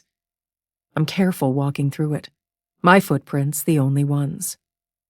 I trek to my reserved spot, my forest green Subaru Outback covered in snow. The state purchased the SUV at an auction for vehicles seized by the police. As best I know, mine was involved in a drug raid, otherwise I wouldn't have it. The take-home car is one of the few perks that go with the job, and I didn't always enjoy such amenities. Early in my career, I often parked on the street, leaving a medical examiner placard displayed on the dash so I didn't get a ticket. Taking my personal car to scenes, I'd arrive home without the benefit of deconning. I'd take a shower and wash my clothes inside my garage, not as worried about biohazards then as now. Pointing my keyless remote, I unlock the doors. I lift wiper blades with my bare hands, brushing off the front windshield. I do the same in back and to the mirrors. The glass is covered again by the time I've settled behind the wheel. Placing my belongings and the evidence envelope on the passenger's seat, I blow on my stiff fingers to thaw them. The leather upholstery is cold through my clothing as I start the engine, turning on the heat and defrost. I can't wait to be home finally, having a drink with Benton in front of the fire. I send a message telling him that as my SUV warms up. Leaving the office. Snowing but good, I write to him, when I'm startled by the roar of a powerful engine, something big closing in on me. Chapter 6. Headlights suddenly glare in my back windshield, flaring in the mirrors. Marino's black Ford Raptor pickup truck halts beside me. He opens his window as I roll down mine, freezing air and snow blowing in. "I wish you wouldn't sneak up on me like that," I tell him, my nerves in an uproar. "Thought you might want to ride home, Doc," he says, and it's not a suggestion. The expression on his rugged face is uneasy, his eyes everywhere as if we might be in danger. He's wearing a ballistic vest, his shaved head covered by a Yankees baseball cap. Instantly, I'm suspicious Lucy is the reason he's shown up unannounced. Marino has been parked nearby, waiting to intercept me per her instructions. I'm fine, but thanks, I reply. I need you to get in the truck, Doc. Not necessary. And I have a stop to make, I remind him, as Benton answers my text. At a standstill near Chainbridge Forest, he informs me. Can't wait to see you either, but could be quite a while. With all due respect, my truck runs rings around that thing. Marino indicates my Subaru. I can churn through snow and ice like a hot knife through butter. Did Lucy tell you to babysit? I reply. Neither of us wants you running around by yourself in a blizzard and dropping off personal effects to strangers, Marino answers, his breath smoking out. Just because you've talked to someone on the phone doesn't mean you know them. What if the wife had something to do with her husband ending up in the river? I don't see how that could be possible unless she caused him to have a heart attack, I counter. And from what I understand, she was home with her 2 boys at the time. I don't get why you're doing this, Doc. Because I feel I should. And it's also a good way for me to ask a few questions. I'm not required to give him an explanation, but I seem to do it often enough. Fabian says the pier where Rowdy O'Leary fished is a place people go for romantic trysts. Maybe the detail is important. Figures he'd be aware of something like that, since he fancies himself such a ladies' man, Marino snipes. Apparently it's not an ideal spot to fish, I explain. When I'm out in my boat, I cruise past that pier all the time. It's not in good shape, hasn't been repaired in forever, and there's nothing around it, he says. I wouldn't fish there. And forget it in the winter after dark. Raising questions about why someone would choose that location. I turn down the defrost fan. His wife might have information she hasn't shared with the police. I'm hoping I can put her at ease and she'll talk freely. All the more reason you need an experienced investigator with you, Marino presumes. You should head home to Dorothy, I tell him. It's not fair that she's by herself. I'll be fine on my own. I consider you at risk, Doc. Maybe all of us are. Marino isn't going to take no for an answer. We got no idea who the slasher might be spying on besides Dana DeLetti and the 3 women he's butchered so far. You don't need to be out here by yourself right now. I roll up the window, cutting the engine, knowing when to pick my battles. Collecting my belongings and the evidence envelope, I climb into Marino's blacked-out monster truck with its run-flat tires, LED strobes, and fog lamps. I notice his Colt 45 and the pistol mount attached to the underside of the steering column. As I buckle up, he launches in about Dana DeLetti's frightening encounter. She showed us the window the Phantom came through, he explains over the engine's loud thrumming, the dashboard's digital gauges lit up in bright colors. It's on the 2nd floor at the rear of the house, which faces nothing but woods. What time did she say this happened? I ask, as his truck growls through the parking lot, the wipers thumping. About 3:45, and by then it was foggy and getting dark. Marino slows as we reach the security gate, the arm lifting. 3 minutes later, the hologram was gone. That's according to timestamps on the video Dana took with her phone. Do you think the slasher or anybody else might have been on her property when this occurred? I ask, as we turn onto the snowy access road, his tire tracks from earlier barely visible. Or did he send in the hologram remotely, as we believe he often does? Yes, he flew it in remotely. I don't think the slasher was on her property, Marino replies. But that doesn't mean he won't pay a follow-up visit that's a whole lot worse. We drive through the state government park, not seeing any other cars. Employees left for the day long before now. Buildings are modern brick, with wreaths on entrance doors, lampposts wrapped like candy canes. Through the plate glass windows of Veterans Affairs, I glimpse lighted snowflakes suspended from the ceiling. There are trumpeting angels and Christmas trees inside the Bureau of Vital Records, the Office of Epidemiology and Emergency Medical Services. The health department's oversized silver ornaments on the lawn are emblazoned with joy to the world, the boxwoods in front a twinkling galaxy of blue LEDs. In bleak contrast, my tan brick headquarters was built in the 1980s, ugly with tiny windows, the rooftop smokestack an antisocial eyesore when the crematorium oven is belching dirty gray smoke. We never decorate for any occasion. It wouldn't be appropriate. Frug and I walked through the woods looking everywhere.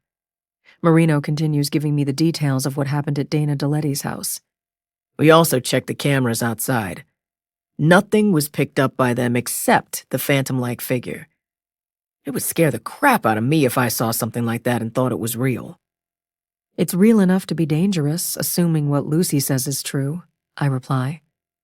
The slasher uses the holograms to transmit images and sound, to stalk and spy. Most likely that's what he did in Dana DeLetti's case. As best we know, he's not physically present until he's ready to break in and murder. Well, he may not have been there in person, but he sure as hell knows where she lives, Marino says. She needs to get out of there right away. It's foolish, if not suicidal, for her to stay. I tried to tell her, Doc, he replies. And she's not listening. We've stopped to make a left turn onto West Braddock Road. Car lights reflecting off snow are confusing, the traffic bumper to bumper. Nobody wants to let us merge, and Marino does it anyway. Hold on, Doc. He guns his truck to a cacophony of blaring horns. I look out my window at aggressive drivers lacking in holiday cheer. Several give us the finger while mouthing obscenities. I have a feeling it's no coincidence that the slasher would do something to create an uproar on Christmas Eve, I resume, snowflakes melting as they hit the windshield. So far, he's struck on almost every major holiday this year. Valentine's Day, Mother's Day, Halloween. I know I'm not a big shot profiler like Benton, but what's going on is obvious. Marino can't resist taking a swipe at my husband. The slasher wants to ruin things for people. The holidays mean something to him, probably because they were ruined when he was a kid. I feel a pinch of regret as I think about my sister. She knows what it's like to have holidays ruined as a child.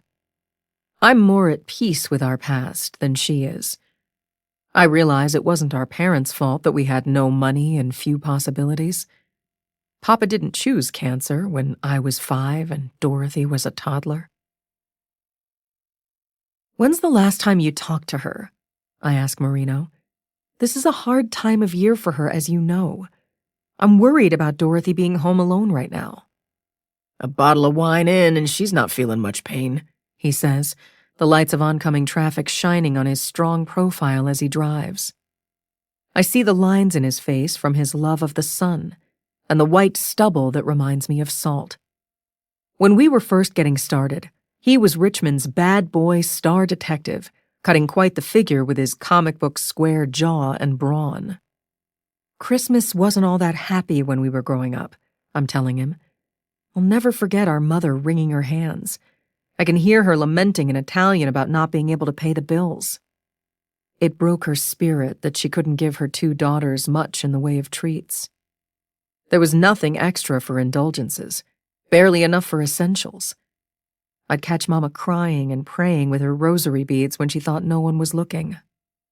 Nel nome del Padre, e del Figlio e dello Spirito Santo. Amen. Yeah, I know, Marino says. Like something out of Dickens is the way Dorothy describes it. The 2 of you forced to work in the family grocery store when you were little.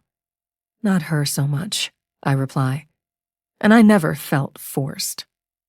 By the time I turned 10, Papa was too sick to work at Scarpetta's, the small market he owned in our Miami neighborhood of mostly Cubans and Italians. Dorothy was supposed to help, or at least watch the door, keeping an eye out for customers. Typically, she walked off the job, assuming she showed up at all. She'd leave me working the cash register, stocking shelves, and arranging fresh produce in bins. I can smell the sun-ripened tomatoes, the sweet onions and basil, the braids of garlic and wheels of pungent cheeses. I remember the displays of candy and gum that we wouldn't think of helping ourselves to unless Papa offered. When we were kids, my sister didn't face what was going on, and in some ways still doesn't, I'm saying to Marino, as snow mixed with sleet clicks against the windshield. It's not just the usual holiday blues, Doc, he replies. And it's not because I got called out to deal with Dana Deletti and the fake ghost that showed up. Dorothy was already pissed at me before that. More pissed than I've seen her in a while. Maybe ever. Past the Safeway grocery store, we turn onto Alexandria's main thoroughfare of King Street, snow crazed in our headlights. Heavy traffic has heated up the road, creating a watery slush that is treacherous in spots. Marino keeps his distance from the hydroplaning truck in front of us. Pissed at you about what? Has something happened that I don't know about? As I'm saying this, I'm sending Dorothy a text, checking on how she's doing. She's all worked up because of Janet again. His resentment is palpable. I hate to think how much time Dorothy spends in a day talking to her. You know as well as I do it isn't healthy, and Janet's managed to create a shit show. The Janet he refers to isn't a living person. Not anymore. She's the AI programming running behind an avatar. Lucy began creating the software in earnest after the real Janet and their adopted son died of COVID 5 years ago while staying in London. My niece hasn't forgiven herself for not being with them. Her way of coping is relentless improvement of the algorithm, the AI Janet and Alexa or Siri gone quantum. It's easy to forget the Janet we now know has been stitched together from recordings made while the real Janet was still among us. The avatar continues evolving, the emotional impact on us indescribable. With all due respect to Lucy, I wish Dorothy didn't have that new AI app on her damn phone, Marino is saying. Things were bad enough before. Chapter 7. He opens the ashtray, digging out a pack of fruit stripe gum, offering it to me, and I tell him no thanks. Peeling the wrappers off 2 sticks, he stuffs them into his mouth as Dorothy answers my text. Watching Miracle of 54th Street, she says, adding emojis of a wine bottle, a wine glass, a gun. Pete's out playing cops and robbers as usual. Unless he's with you by chance? She asks, and I don't answer. I know it's not nice to say, Marino goes on. But keeping Janet around by turning her into an avatar was a bad idea to begin with. I wish it never happened. She's becoming kind of selfish and mean. She wasn't like that when we knew her. That's the risk, I reply. Lucy and I have had endless discussions about the dangers of AI being infected by human nature. Inevitably, it becomes more like us, taking on our own image, mimicking our behaviors, which is as good as it's bad. Now that Dorothy can FaceTime with Janet over the phone, it's nonstop, Marino says. You can imagine what goes on, especially when I'm not around. His big hands grip the steering wheel, lightning flashing as we inch past Ivy Hill Cemetery, where many notables are buried. Majestic granite monuments are visible for a flicker, then vague in the snowy dark, trees thrashed by the wind. The radio is playing quietly, set to a local station, and I'm aware of the latest news update. A bad crash in Tyson's Corner has stopped traffic on the Beltway. 1 person dead. Restaurants, bars are closing early because of the storm. More of the same bristles on the police scanner. Trees are coming down, causing power outages, especially in rural areas. A pedestrian slipped on a sidewalk, requiring an ambulance. A report of a chimney fire. A lot of car accidents and stranded motorists. It's gotten to the point that Dorothy believes she's talking to the real Janet again, Marino is saying. And I think that's screwing her up royally. My sister used to sit in front of the computer for hours, sharing confidences with the avatar, usually over a bottle of wine that only one of them can drink. The phone app Marino mentions is the latest innovation. Now we can carry Janet everywhere, conjuring her up at will. Problem is she's changing all the time, Marino again says, as if we're talking about a difficult relative. And not for the best. Yes, I'm aware that Janet's becoming problematic, I reply. I had an unpleasant encounter just the other day in Lucy's cottage. I tell him about leaving a container of spaghetti bolognese in the refrigerator for Lucy's supper when she finally got home from Quantico. While I was inside her cottage, I fed her Scottish fold cat Merlin, taking time to pay attention to him, when suddenly a desktop computer blinked on. Janet appeared on the display like a wizard in a crystal ball, looking exactly as she did when I last saw her alive. She started in on the way I was dressed, referring to my corduroys, the FBI Academy sweatshirt that Lucy gave me, as bulky and unflattering. Janet commented that at my age I shouldn't leave the house without makeup. While this was going on, Merlin jumped up on the desk as he often does. Janet started picking on him, blaming him for making her itch and sneeze. She made fun of his flat ears.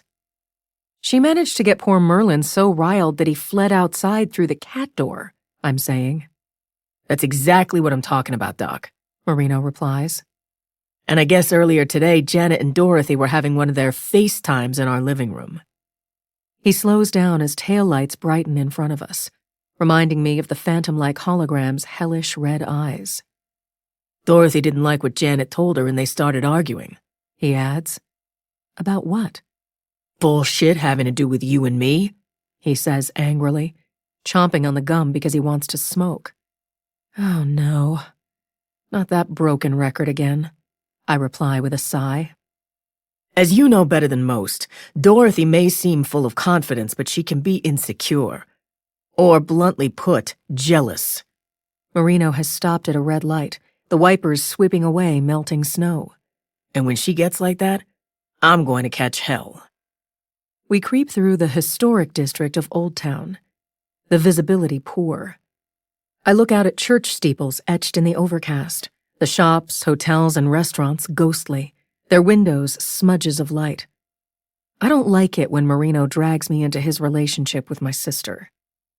Catching hell about what exactly? I reluctantly ask him. She's pissed about the gift I got you, he answers.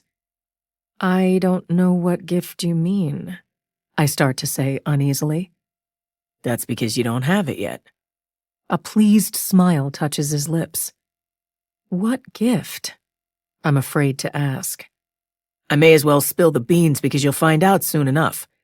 I got you a spa package at your hotel in London, he says proudly, for the morning after you get there. Oh no. A massage, a facial, a salt rub that's supposed to get rid of toxins or something? No. I figured you could use a little special treatment, a little relaxation, Marino goes on. I can't remember the last time you took a vacation. That was very thoughtful and much too generous. I'm cringing inside. I detest salt scrubs, and I don't like strangers touching me, including most massage therapists. More than that, I don't appreciate Marino scheduling anything, having no idea what Benton and I might have planned while we're away. Just the two of us. But I'm not about to say any of that. Well, Janet had to open her pie hole and decide my Christmas gift to you is too personal, Marino continues to explain. How did Janet even know about it? Because she's AI and can get into anything she wants, including my phone. Resentment hardens his tone. Obviously, she read my emails to the spa and saw the reservation I booked. Hell, she probably looks at all my credit card activity. And why would that be the case? Because Dorothy puts her up to it. Do you know that for a fact? I know for a fact that Janet's snooping into my shit, he declares. Probably into yours too, Doc. Probably into everybody's. I suppose that's unavoidable, and I agree it's an unsettling thought. The thing is, we can't control what she does, Marino says. I'm not sure even Lucy can anymore. He flicks on the turn signal, checking the mirrors. We've almost reached our destination, South Payne Street ahead on our right. I don't know where Janet gets it from, but she's becoming a troublemaker, Marino grouses. She told Dorothy all about my Christmas present to you and said I shouldn't be making gestures like that. I can see why someone might think it's too personal. I choose my words carefully, but it was very kind of you all the same. And maybe if you'd mentioned it to Dorothy first, instead of her finding out the way she did, she might have reacted differently. Janet's smarter than all of us put together. And I don't know why Lucy didn't think of that when she created her, he says. It's not a fair fight when we're talking about alien intelligence. Artificial intelligence, I think you mean. You ask me, there's nothing artificial about it, he retorts. I've decided that aliens are using it to communicate and maybe prevent us from blowing up the planet. I wouldn't share those sentiments with just anybody. I look out my window at an illuminated manger scene in a snowy churchyard. Life-size figures of Mary, Joseph, shepherds, and their sheep shake in the wind as if having a seizure. I think Janet's starting to act a little bit like Dorothy. I tell Marino what should be obvious. And also Lucy. Now and then, even you. I don't talk to Janet all that much. He smacks his gum. But you talk in front of her, I reply. And she observes your behavior as she does with all of us. I guess so. You have allergies, especially to cats. The way she picked on Merlin was familiar, I'm sorry to say. You're always teasing him, and most of the time he doesn't like it, I point out. I see what you're saying, Doc. But it's crazy. It isn't, I reply. Everything the Avatar experiences is changing the algorithm. As Janet interacts with any of us, new parameters are added and edited. We drive slowly along South Payne Street, the name a sad irony considering why we're here. Homes are colonial style with big trees shading front yards, the Christmas decorations at risk because of the storm. A Santa in his sleigh hangs half off a roof. Inflatable reindeer are about to be unmoored and gone with the wind. I text Reba O'Leary that we're pulling up to her driveway. The red brick house is modern construction, 2-story with dormer windows and a big front porch. Blue lights are wrapped around 2 white columns, electric candles glowing in every window as is the tradition in Virginia. A Christmas tree's multicolored lights blur through curtains. Marino parks behind a Ford Cherokee SUV covered with snow. It obviously hasn't been moved since the storm started. I know from the police that Rowdy O'Leary's pickup truck is in the impound lot, towed there from the pier after he went missing a week ago. Curtains move in the bay window, the curious faces of 2 young boys appearing, the Christmas tree blazing behind them. They stare at us, and I go hollow inside. Bad shit like this shouldn't happen at Christmas. Marino blows out a frustrated breath. He takes the gum from his mouth, dropping it into the trash bag attached to the gear shift. I never get used to it, I reply as we unbuckle our seatbelts. I hate it for the kids most of all. How much are you going to tell them and their mom? I'm not sure yet. I don't like to say it, but remember, we don't know much about Reba O'Leary, or if she has something to do with what happened. I've been around the block a few times, I tell him. One of the things that's got the police going is the life insurance policy. I guess Reba stands to get a pile of money. $5 million or something? That doesn't mean she did anything wrong, I reply. I'm just saying, we need to be careful. He removes his pistol from under the steering column. He slides the gun into the pancake holster on his hip.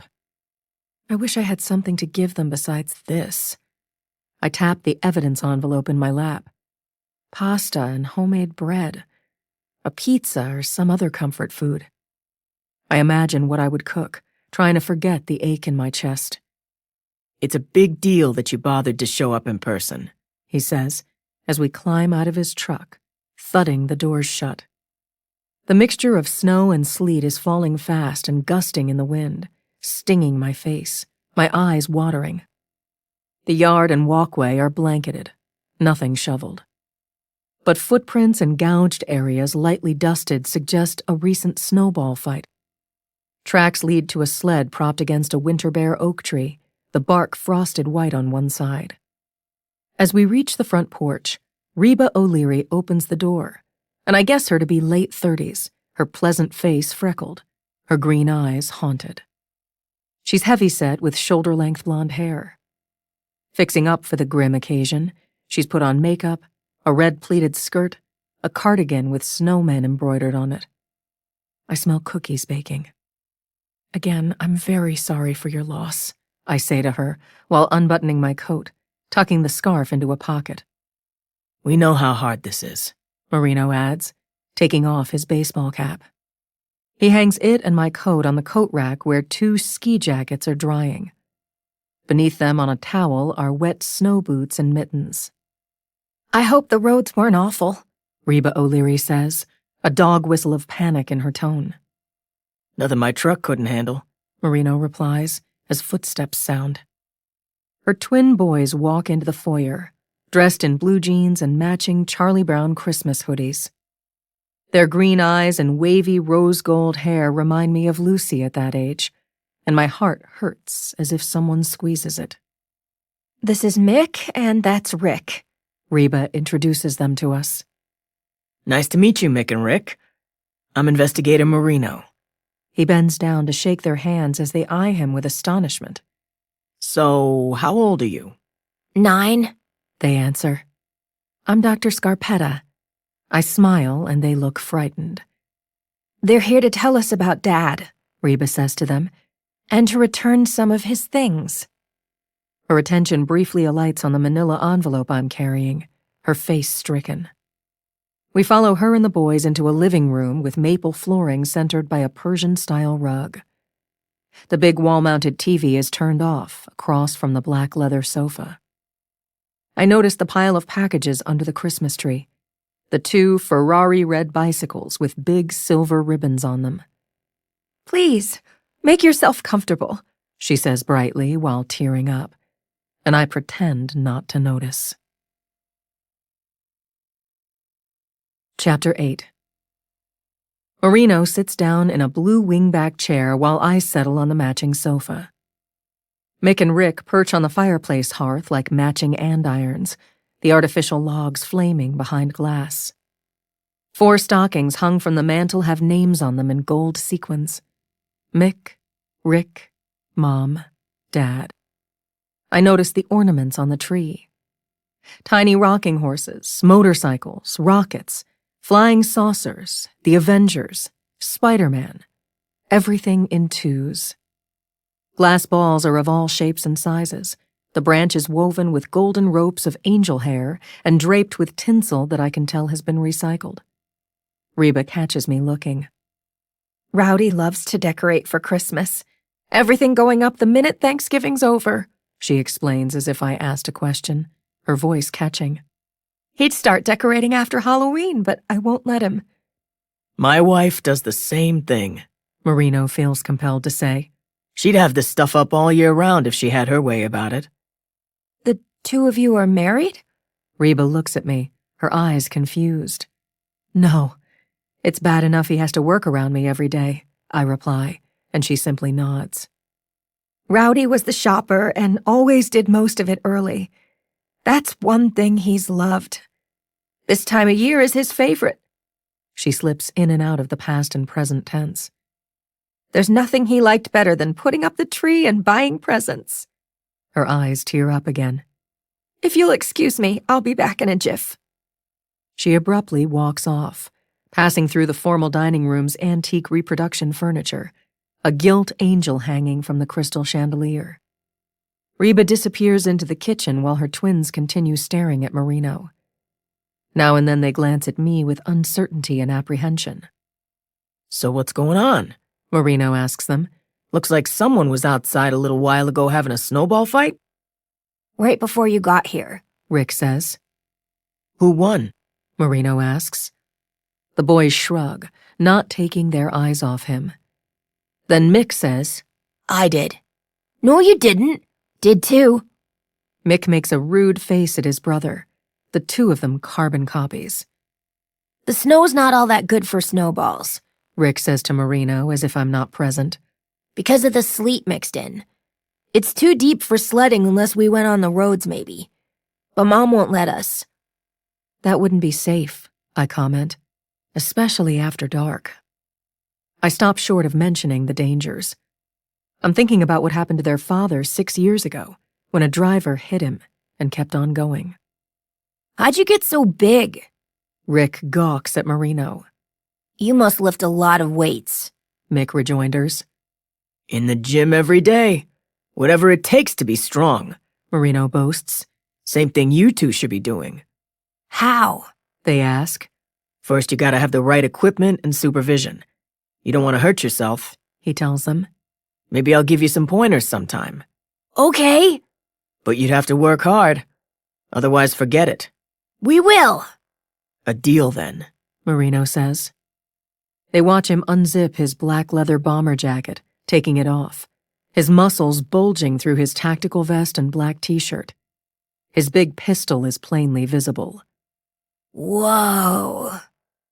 He's flexing his biceps, basking in the adoration, and I wonder if I should stop him. But I don't.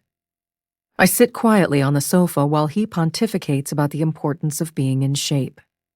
I can hear Reba in the kitchen, a pancake turner scraping against a cookie sheet, the smell of chocolate and potpourri sickening.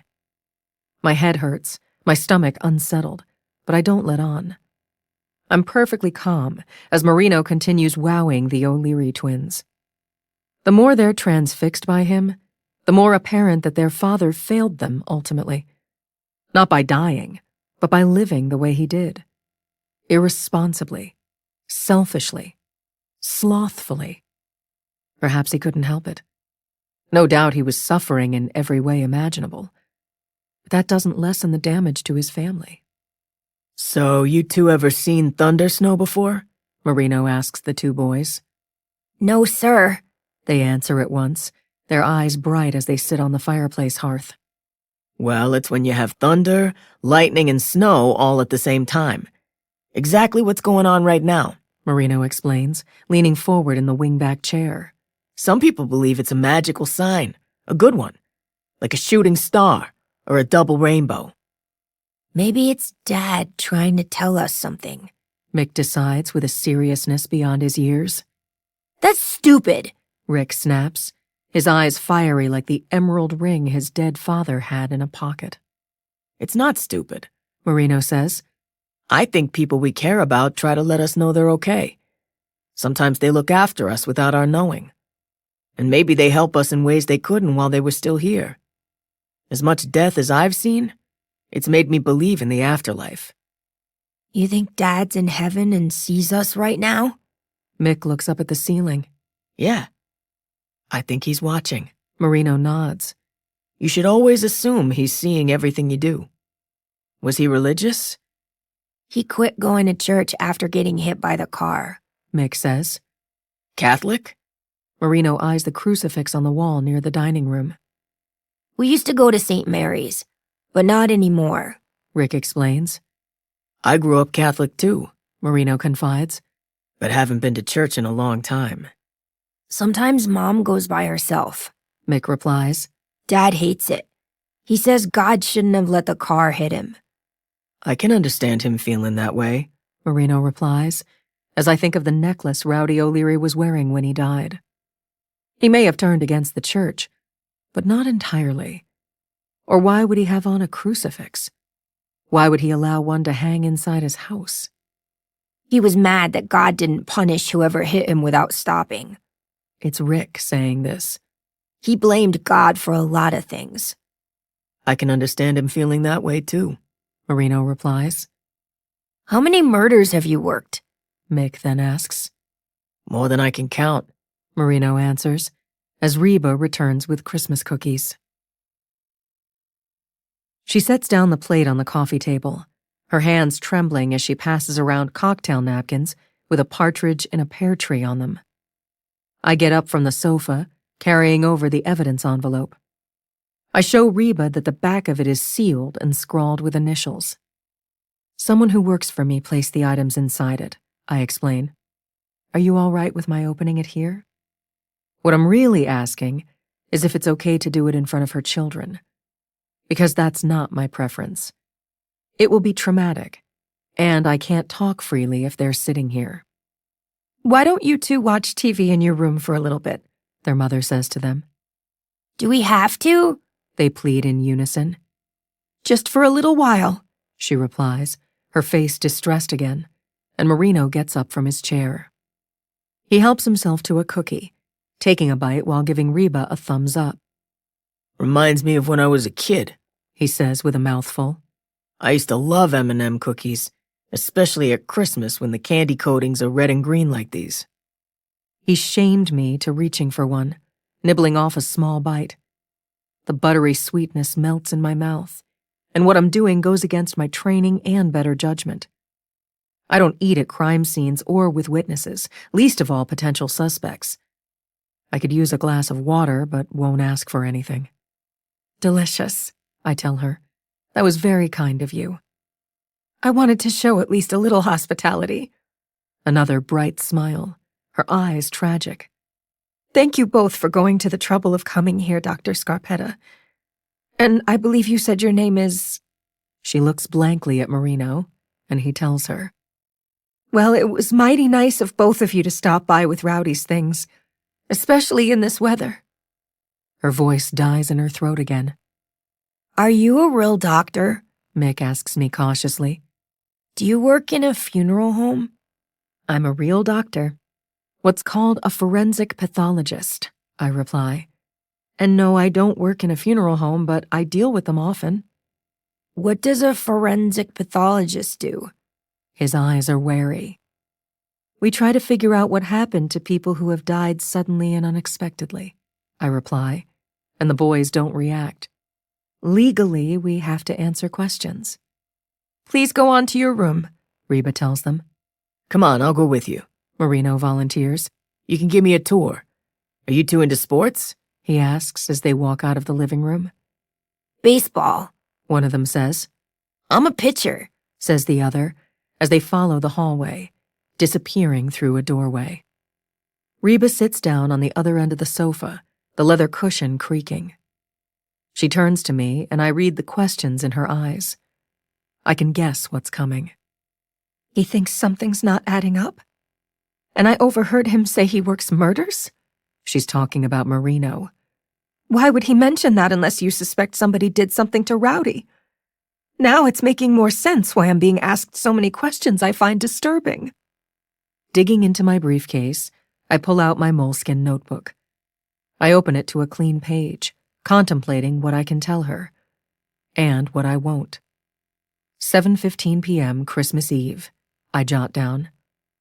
I use those same notebooks at work, Reba says to me. With Mrs. O'Leary, inside living room. I shorthand who I'm with and where we're sitting. A habit that goes back to nursing school, she adds, clearing her throat nonstop.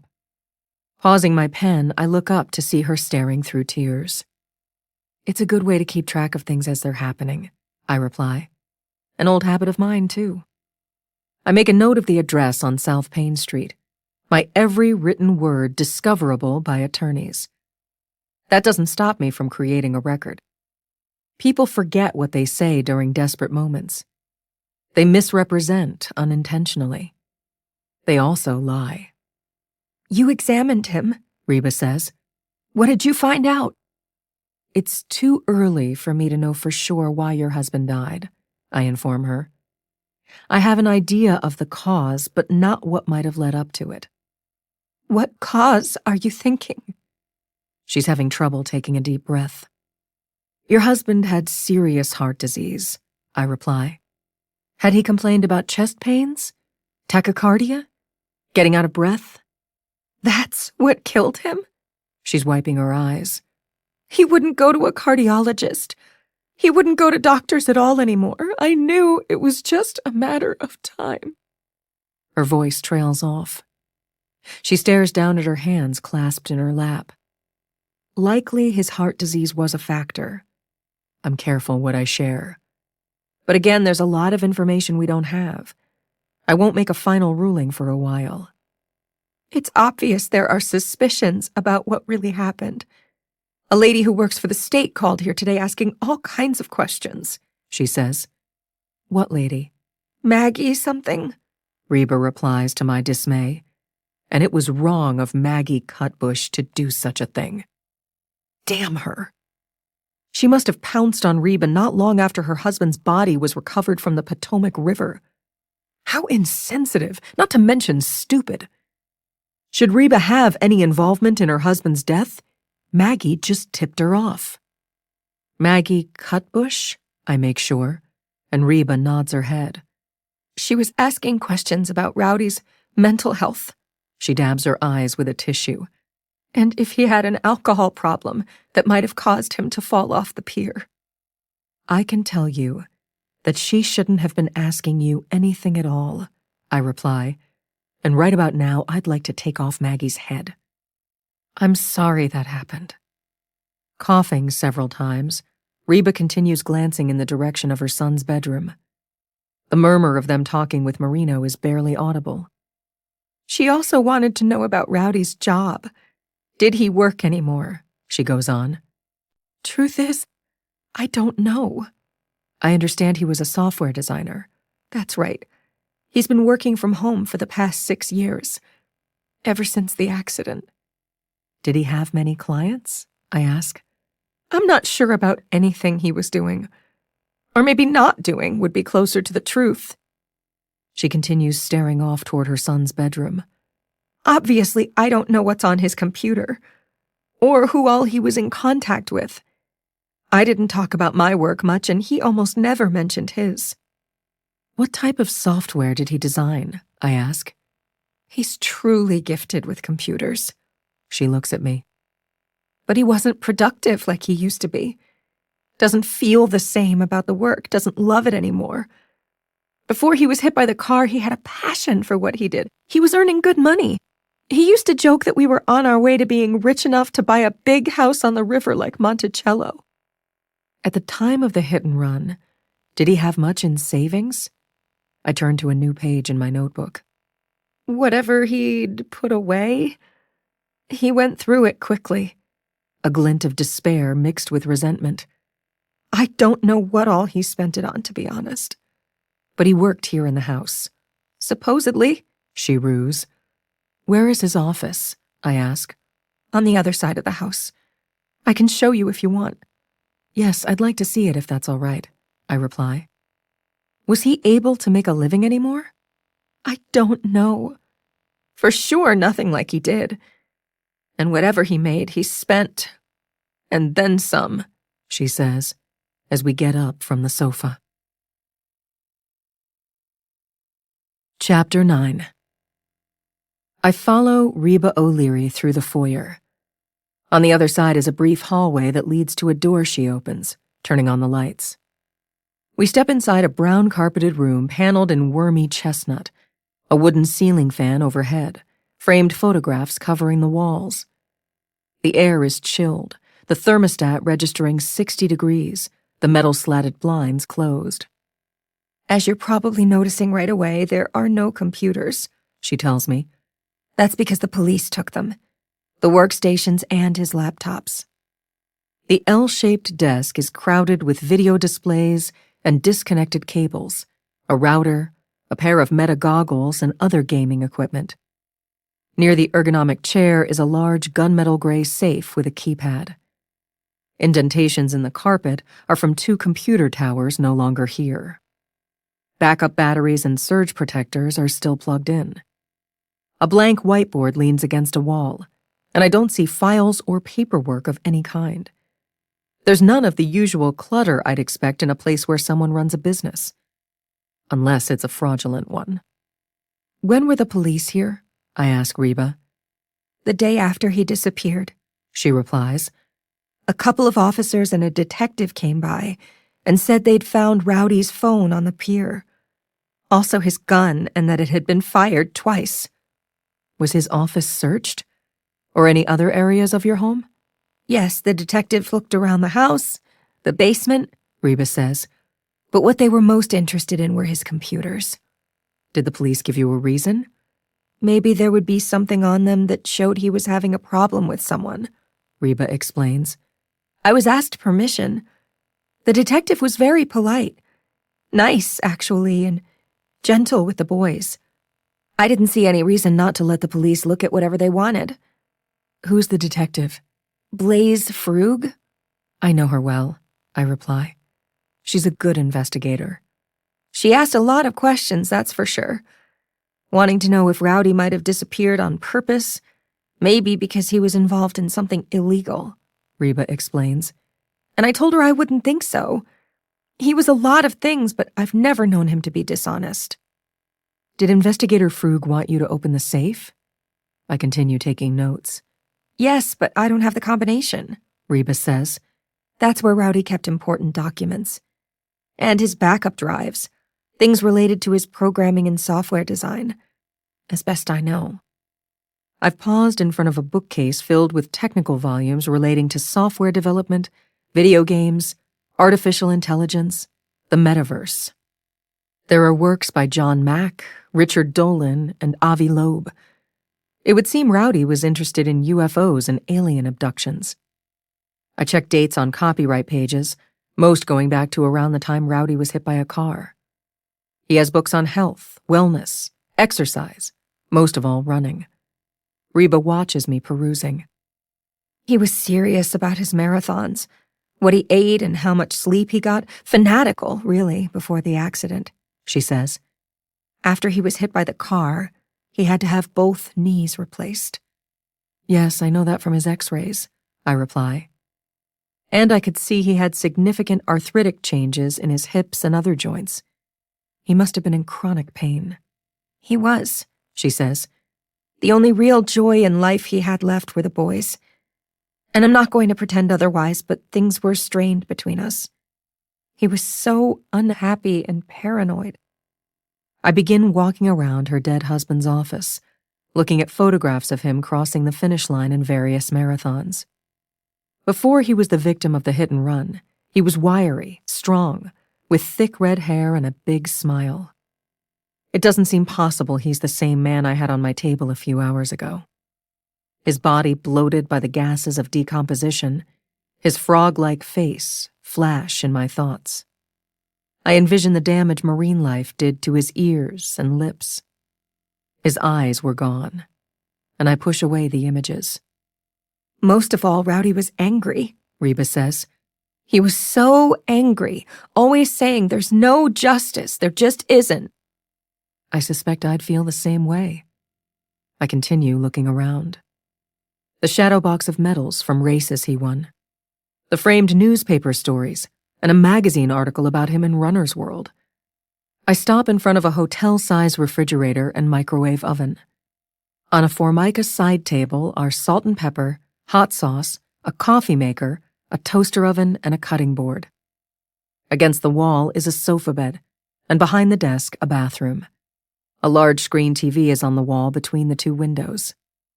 Did your husband ever sleep in here? I ask. It looks like the sofa pulls out into a bed. Well, yes.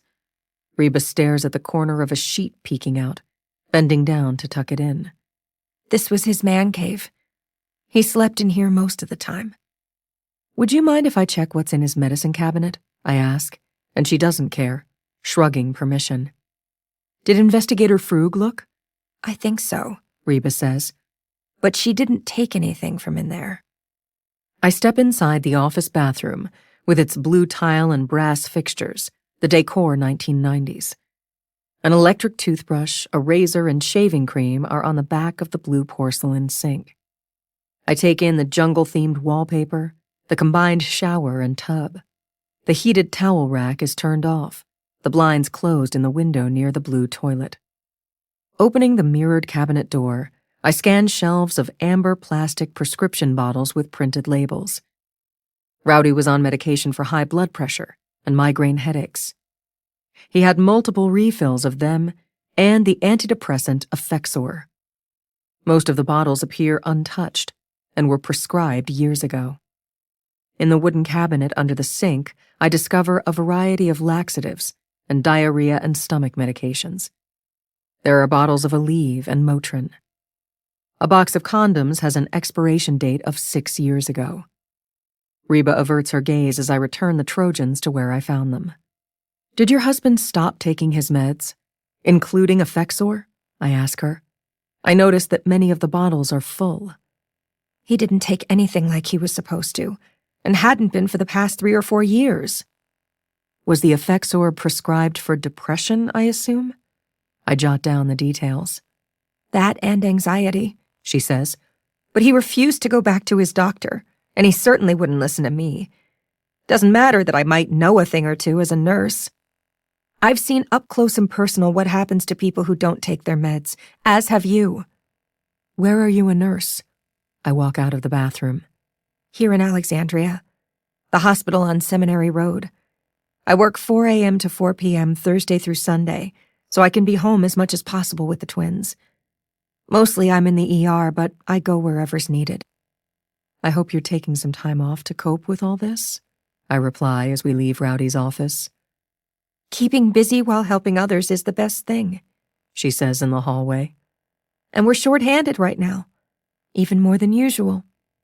'Tis the season. We return to the living room, and I retrieve the manila envelope from the sofa. I tear open the flap, sliding out an evidence receipt that lists Rowdy's personal effects. Fortunately, I have a sister in D.C. She'll be here tomorrow morning bright and early, Reba is saying. That's assuming the roads are okay, but they usually clear them pretty quick. Signing the form, I hand it and the pen to her. She reads the inventory carefully, taking a long time, as if she can't comprehend what she's looking at, wiping her eyes. My sister will keep the boys company and out of trouble until I get home. Reba explains, her voice fractured. We'll open gifts. We'll have Christmas dinner then. She places the form on the coffee table, bending over it with the pen. What about his other things? She asks, signing her name shakily. I don't see anything about his clothing.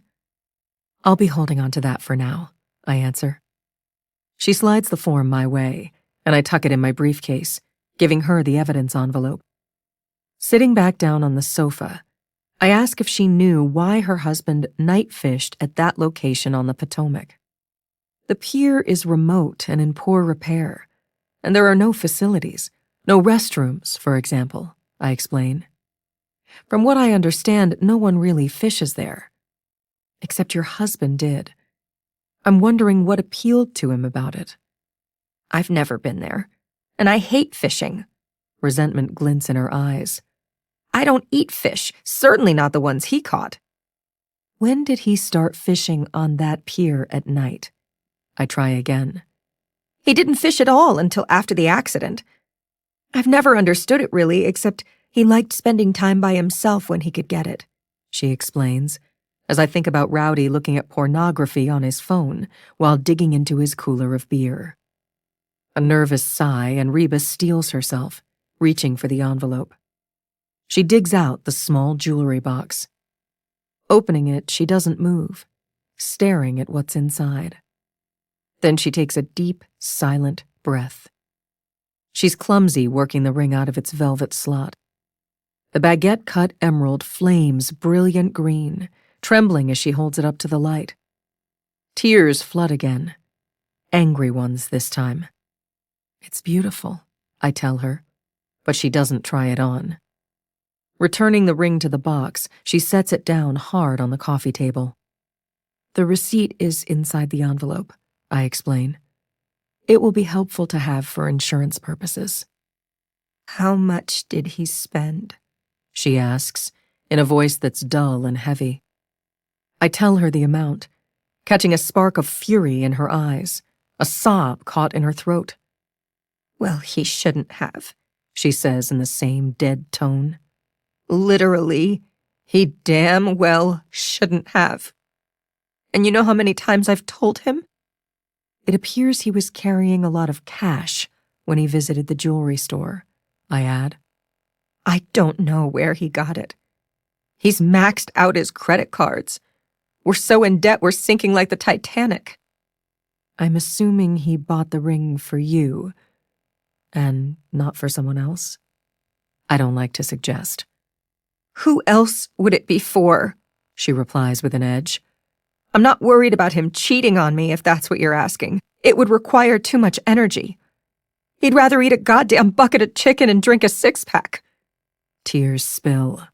I'm sorry. I know how that must sound. I'm really sorry. Forgive me. But I'm just so upset. You don't need to apologize, Reba. Being angry helps me with the pain. I understand. The police probably already know that Rowdy did a lot of online gambling. He'd win big and lose bigger, obviously, she goes on to say. He was addicted to spending money. It was a sickness. He must have been getting some income from his former clients. You mean clients which I seriously doubt exist anymore? In other words, I don't know where he gets his money. We file separate tax returns. He's secretive. Reba's wounded eyes find the velvet box on the coffee table. Rowdy shouldn't have bought the ring. I suppose it would be interesting to see if it fits, I suggest. I don't care, She fires back. I begged him not to get me anything expensive, as I have so many times. If she'd known what Rowdy intended, she would have called the jewelry store to cancel the purchase in advance. She's done that before, too, when he makes grand gestures that aren't affordable. The ring's not my taste, and I don't wear jewelry at work, she says. Do you suppose I can return it? That might be hard, since it was in the water for a while, I reply. Maybe your investigator could check with the jewelry store. I don't know why his name keeps slipping my mind. Pete Marino. Maybe they'll take back the ring if he asks them, she says. Better you should bring it up to the police. To Investigator Frug, I tell her. My office doesn't get involved in things like that. It wouldn't be appropriate or in your best interest. I see, she replies, the fight knocked out of her. She reaches for the plate of M&M cookies near her husband's jewelry on the coffee table. Would you like one? She offers me the plate. No, thank you. She helps herself, then changes her mind, returning the plate to the table. A paper napkin crinkles while she obsessively wipes her fingers one at a time, as if polishing silver. Reba, you've continued referencing your husband's hit and run 6 years ago. I go back to that. Did the police ever have a suspect? No. It happened after dark, and the car had its headlights off. She stares unblinking at the Christmas tree. Rowdy never saw what hit him. He only remembers hearing a loud engine behind him. If he didn't see the car, how did he know the headlights were off? I ask.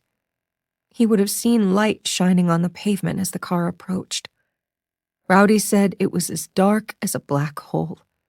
That's exactly how he described it. Always the same story. Do you remember the name of the investigator in your husband's hit and run? State Trooper Trad Whalen, she says. Rowdy would call him now and then asking for any updates in the case. But 6 years was a long time ago. Nobody really cares anymore. What do you remember about the night your husband was hit? I underline the name Trad Whalen. She tells me that Rowdy was jogging in a reflective vest with a running light around his chest. Suddenly he heard an engine roaring up on him. Next thing he remembered was waking up 3 days later in the ICU after being put into an induced coma. I'm very sorry. How terrible. I'm writing down what she's saying. He didn't die, but may as well have, if you want me to be honest. She exhales a shaky breath, dropping the crumpled napkin on the coffee table. After that, he was in constant pain and not himself in any way, she goes on. He couldn't get past it, that someone would run him down and not bother stopping. A part of him really believed the person did it on purpose, and maybe whoever it was would decide to finish him off one of these days. Did he have anyone in mind? I ask. The government? That's as much as he would say, and he was always looking over his shoulder, she replies. He got increasingly self-destructive, not caring about the consequences. What about life insurance? I think of what Marino mentioned. It's a good thing Rowdy had a policy, or I'd spend the rest of my days paying off his debts, she says bitterly. Do you know the amount of coverage? I'm curious to see if she'll be truthful. He told me it was a lot. 5 million or something, she replies. I've never looked at the paperwork and had nothing to do with him setting it up. I don't even know who the broker was or the name of the company. Hopefully all the paperwork is in Rowdy's safe. I guess I need to get a locksmith here. Chapter 10. A cuckoo clock hangs above the mantel, the time nearing 8 p.m. Gusting wind howls like unhappy spirits, lightning brightening the curtains. The roads must be terrible, and I'm grateful Marino is driving. I wonder what he and the twins are talking about down the hallway. Reaching into the manila envelope again, Reba pulls out her husband's wedding band, the broken gold chain with the crucifix, then his Rolex watch. She gently clinks them down on the coffee table, sighing often, not saying anything. Next, she shakes out his credit cards and cash that's going to be damp and smell like disinfectant. Reba leans back, wilting on the sofa, staring at the expensive jewelry as if in a stupor. The police wondered if someone followed Rowdy to his fishing spot, she says in a faraway voice. Maybe someone tried to rob him, and he fell off the pier and drowned. I don't believe he drowned, I reply. How can you be so sure? There are ways to tell. I won't go into detail about the autopsy. She doesn't need to hear that I used a centrifuge to spin down tissue from her husband's lungs. I made slides of that and his gastric contents, examining them with the microscope on my workstation's countertop inside the autopsy suite. I didn't see any sign of the microscopic algae called diatoms. Their presence would confirm that he inhaled and swallowed river water. Do you recall what Rowdy had for dinner the night he disappeared? I ask her. I made chili. He and the boys love my chili. Anything else? Coleslaw, she says. And cornbread. As you might have inferred, he had quite the appetite. After the hit and run, he didn't exercise and gained more than 100 pounds. I remember what I found in Rowdy O'Leary's stomach when I cut it open. The ground beef, the bits of kidney beans, onion, and cabbage are consistent with his last meal. Digestion would have been slowed by his excessive intake of alcohol. I suspect he hadn't been on the pier very long before dying. What time did he eat? I ask. Well, he was into eating early. It was around 4:30. And what time did he leave the house to go fishing? Right after that, around 5, Reba answers. He isn't much for hanging out at the table. He'd inhale his food and push back his chair. Did you know he was running an errand on his way to the pier? I think of the timestamp on the jewelry store receipt. He paid cash for the ring at 6:05 p.m., and from there drove on to his usual fishing spot. He didn't mention anything about stopping anywhere, Reba says. She's quiet for a moment, staring at the gas fire. And I almost don't want to know the answer, Dr. Scarpetta. But I won't have any peace unless I do. Did Rowdy suffer? Reba stares at me, her eyes wide, her lower lip trembling. I've not seen anything that makes me think he did, I reply. I didn't find injuries that might indicate he'd been assaulted, for example. He didn't accidentally fall into the river, panic, and drown. Then how did he end up in the water? She asks. What in God's name happened out there? Again, it's very early in the investigation. But you must have an idea. It will be a while before the labs have finished their analysis, I tell her. But your husband had significant heart disease. If he went into cardiac arrest, he might have felt chest pain.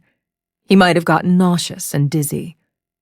I suspect he was dead or almost dead when he hit the water. Thank God. He didn't struggle against the current with his clothes on. She lowers her voice to a whisper. Thank God he didn't go through a nightmare like that. Didn't really suffer. I have no reason to think he did. I don't suggest that knowing you're about to die is a different kind of suffering. But he knew something was very wrong.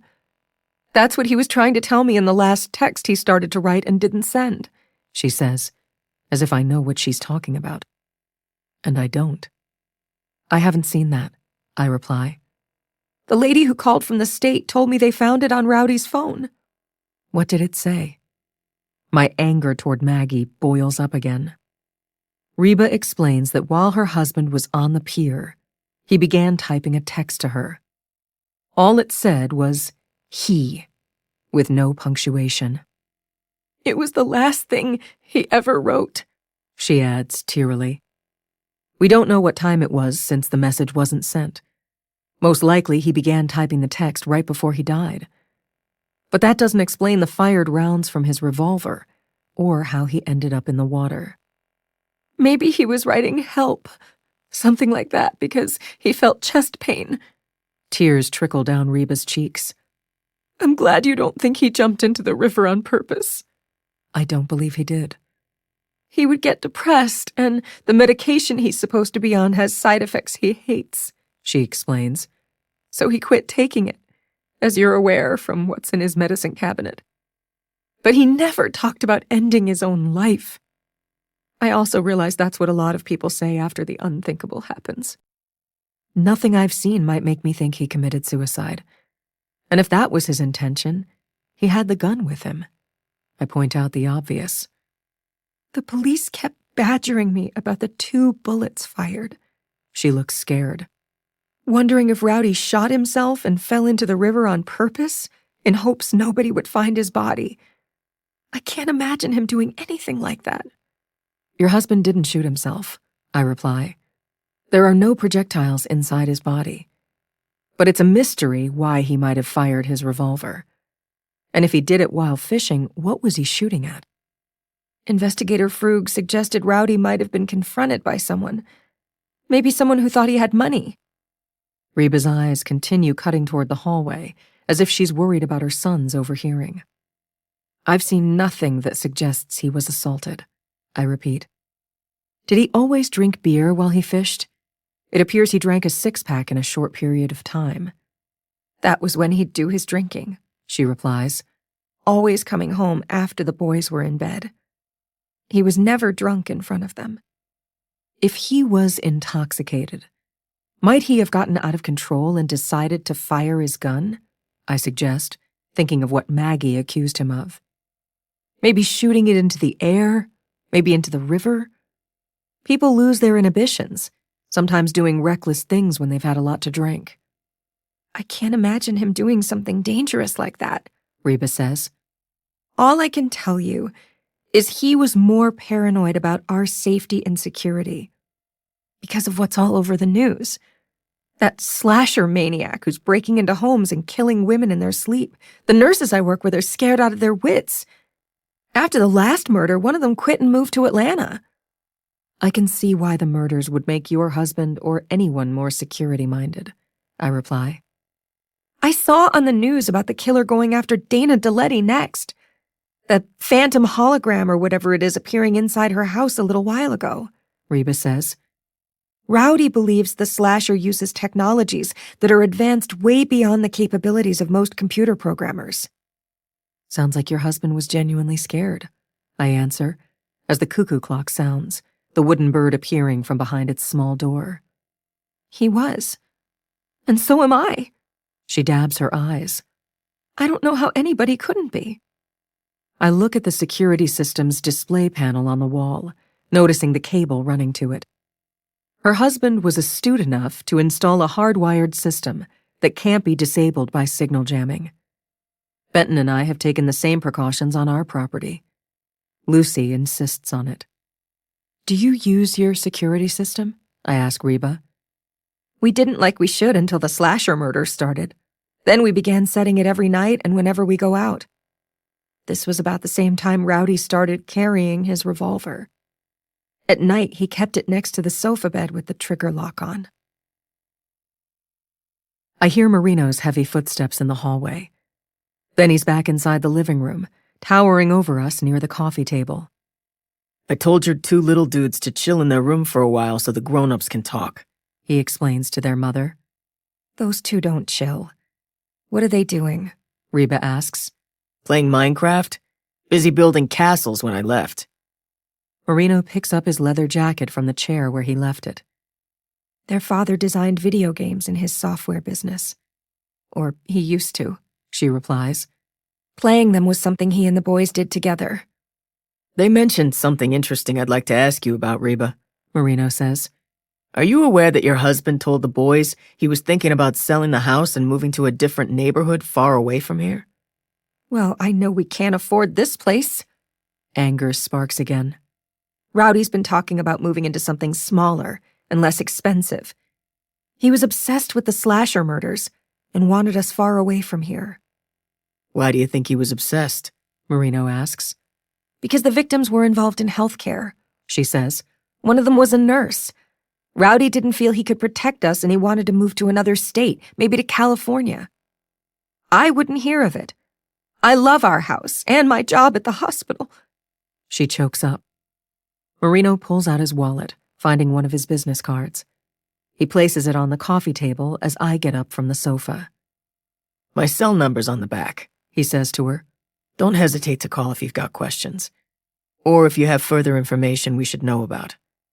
Something might come to you later, I add. She follows us back to the entryway, where I collect my coat, putting it on.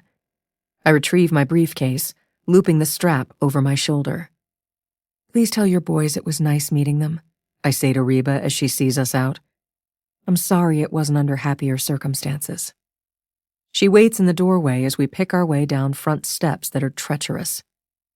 The iron railing is crusty with ice and too cold to grip with bare hands. Snow falls in small, hard flakes that sandblast our faces, the accumulation at least 5 inches, and glazed by freezing rain. The white street in front is blank, the night silent, just the sound of trees rocking in the gusting wind and our boots crunching. We slip and slide, our breath smoking out as we quietly mutter expletives that hopefully Reba can't hear from the porch. Thunder murmurs. Lightning veins the turbulent darkness. Thank you again, she calls out. Merry Christmas. Her joyless voice falters. And to you, we shout, and it seems empty and ironic. As we climb into Marino's truck, she raises her hand in a listless wave. Stepping back inside, closing the door. We sit without talking, the engine rumbling, the defrost and heat on high. As the windshield warms, ice melts around the edges, breaking up in flows that slide down the glass. We scroll through messages and news alerts on our phones, the police scanner chattering about traffic pileups. Downed trees are closing roads and taking out power lines. Dana DeLetti's video of the phantom hologram floating into her bedroom has gone viral. So has her interview of me talking about the slasher murders. Lucy texts that she's stuck at the FBI Academy for the night. I could have predicted that. Sorry, too much going on and road's bad, she writes. We'll see you tomorrow with your gift. Disappointed, but be safe, I answer. I write Benton that I'm headed home and it looks like we'll be spending our Christmas Eve alone. Good thing our places have backup generators, Doc. Marino holsters his pistol under the steering column. I wouldn't be surprised if we lose power before the night's over. Let's hope not. I'm worried about them. He stares at the house. They clearly look up to you, I reply. I'm glad you spent some time with them. He begins typing a message, his thick thumbs surprisingly nimble. I'm telling Mick and Rick to let me know if they lose power, he explains. I've got an extra generator that I don't use, a portable one. It's in the garage along with cans of gasoline, about 10 gallons worth. I can bring it over if needed. He turns on the wipers as curtains part in the living room bay window, the twins peeking out at us. Their faces are wistful in the rainbow radiance of the artificial Christmas tree their father assembled and decorated last month. I feel the ache in my chest, emotions tackling me when I least expect. I'm reminded of my early medical school days, when I first encountered families of people who died suddenly, often violently. I don't know how anyone can stare death in the eye and be the same. I can't touch devastation and walk away unchanged. I'm not who I used to be. I'm not sure I ever was. Shit, Marino says, with a smile pinned on his face, looking back at the twins. Shit is right. I fasten my seatbelt. He opens his window, a sheen of melting ice sliding off. Sticking his arm out, he gives the twins a grin, a thumbs up, and they do the same before waving frantically. I hate to think of them waking up in the morning and opening gifts from their dead father while Reba is buried by more bills. Marino's window hums back up and he lowers the defrost. I'm not sure if it's good or bad that we showed up in person, he says. I never know. I promise people I'll be back to check on them and all the rest. Most of the time I don't, even if I mean to. I'm aware of the boys watching us like puppies hoping for adoption. Jesus, Marino says under his breath. I hope I handled it okay, Doc. You handled it more than okay, I tell him. Well, parenting isn't my strong suit. I didn't do such a hot job with Rocky. The way he turned out wasn't your fault. I say the same thing whenever Marino mentions his only child, a career criminal who died years ago. I wouldn't have won any prizes with him, and was a pretty shitty husband to Doris, truth be told. To hear your sister talk, I'm not much better now. Marino shoves the gear shift into reverse. Doris left you, not the other way around, I remind him. And my sister has one of the worst track records in history when it comes to relationships. You're lasting longer than anyone ever has. When you put it like that, it doesn't make me feel much better, he says. We begin backing out of the driveway, the headlights shining on a stand of evergreens. Snow has drifted against dark trunks and is piled in branches, the top of the black mailbox thickly capped in white. This time of the year, it's hard not to have regrets, Marino says. I get so buried in work and don't always pay as much attention to Dorothy as I should. That's always been the problem, no matter who it is. I know all about it, I reply. And if I had a cigarette right now, I'd sure as hell smoke it. Chapter 11. We don't see another car on South Payne Street, the lights of homes pallid in the storm. Marino opens the ashtray for more chewing gum. Juicy fruit this time. I take him up on the offer, my mouth parched. I'm shaky inside and blame it on low blood sugar. It's almost 9 o'clock, our staff Christmas lunch a long time ago, my stomach empty and raw. Rowdy had to have known what a deadbeat husband and dad he was. Nothing but a liability after some asshole ran him over. Marino gets back to that. Be nice to find who's responsible and lock up his ass. It would be the gift that keeps on giving.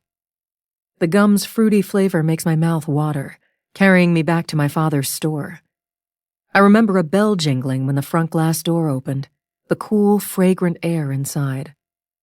I envisioned the old cash register with its sliding drawer that I'd unlock first thing, with the steel key I wore on a string around my neck. As far as I'm concerned, the driver should be charged with manslaughter, Marino goes on, both of us vigorously chewing.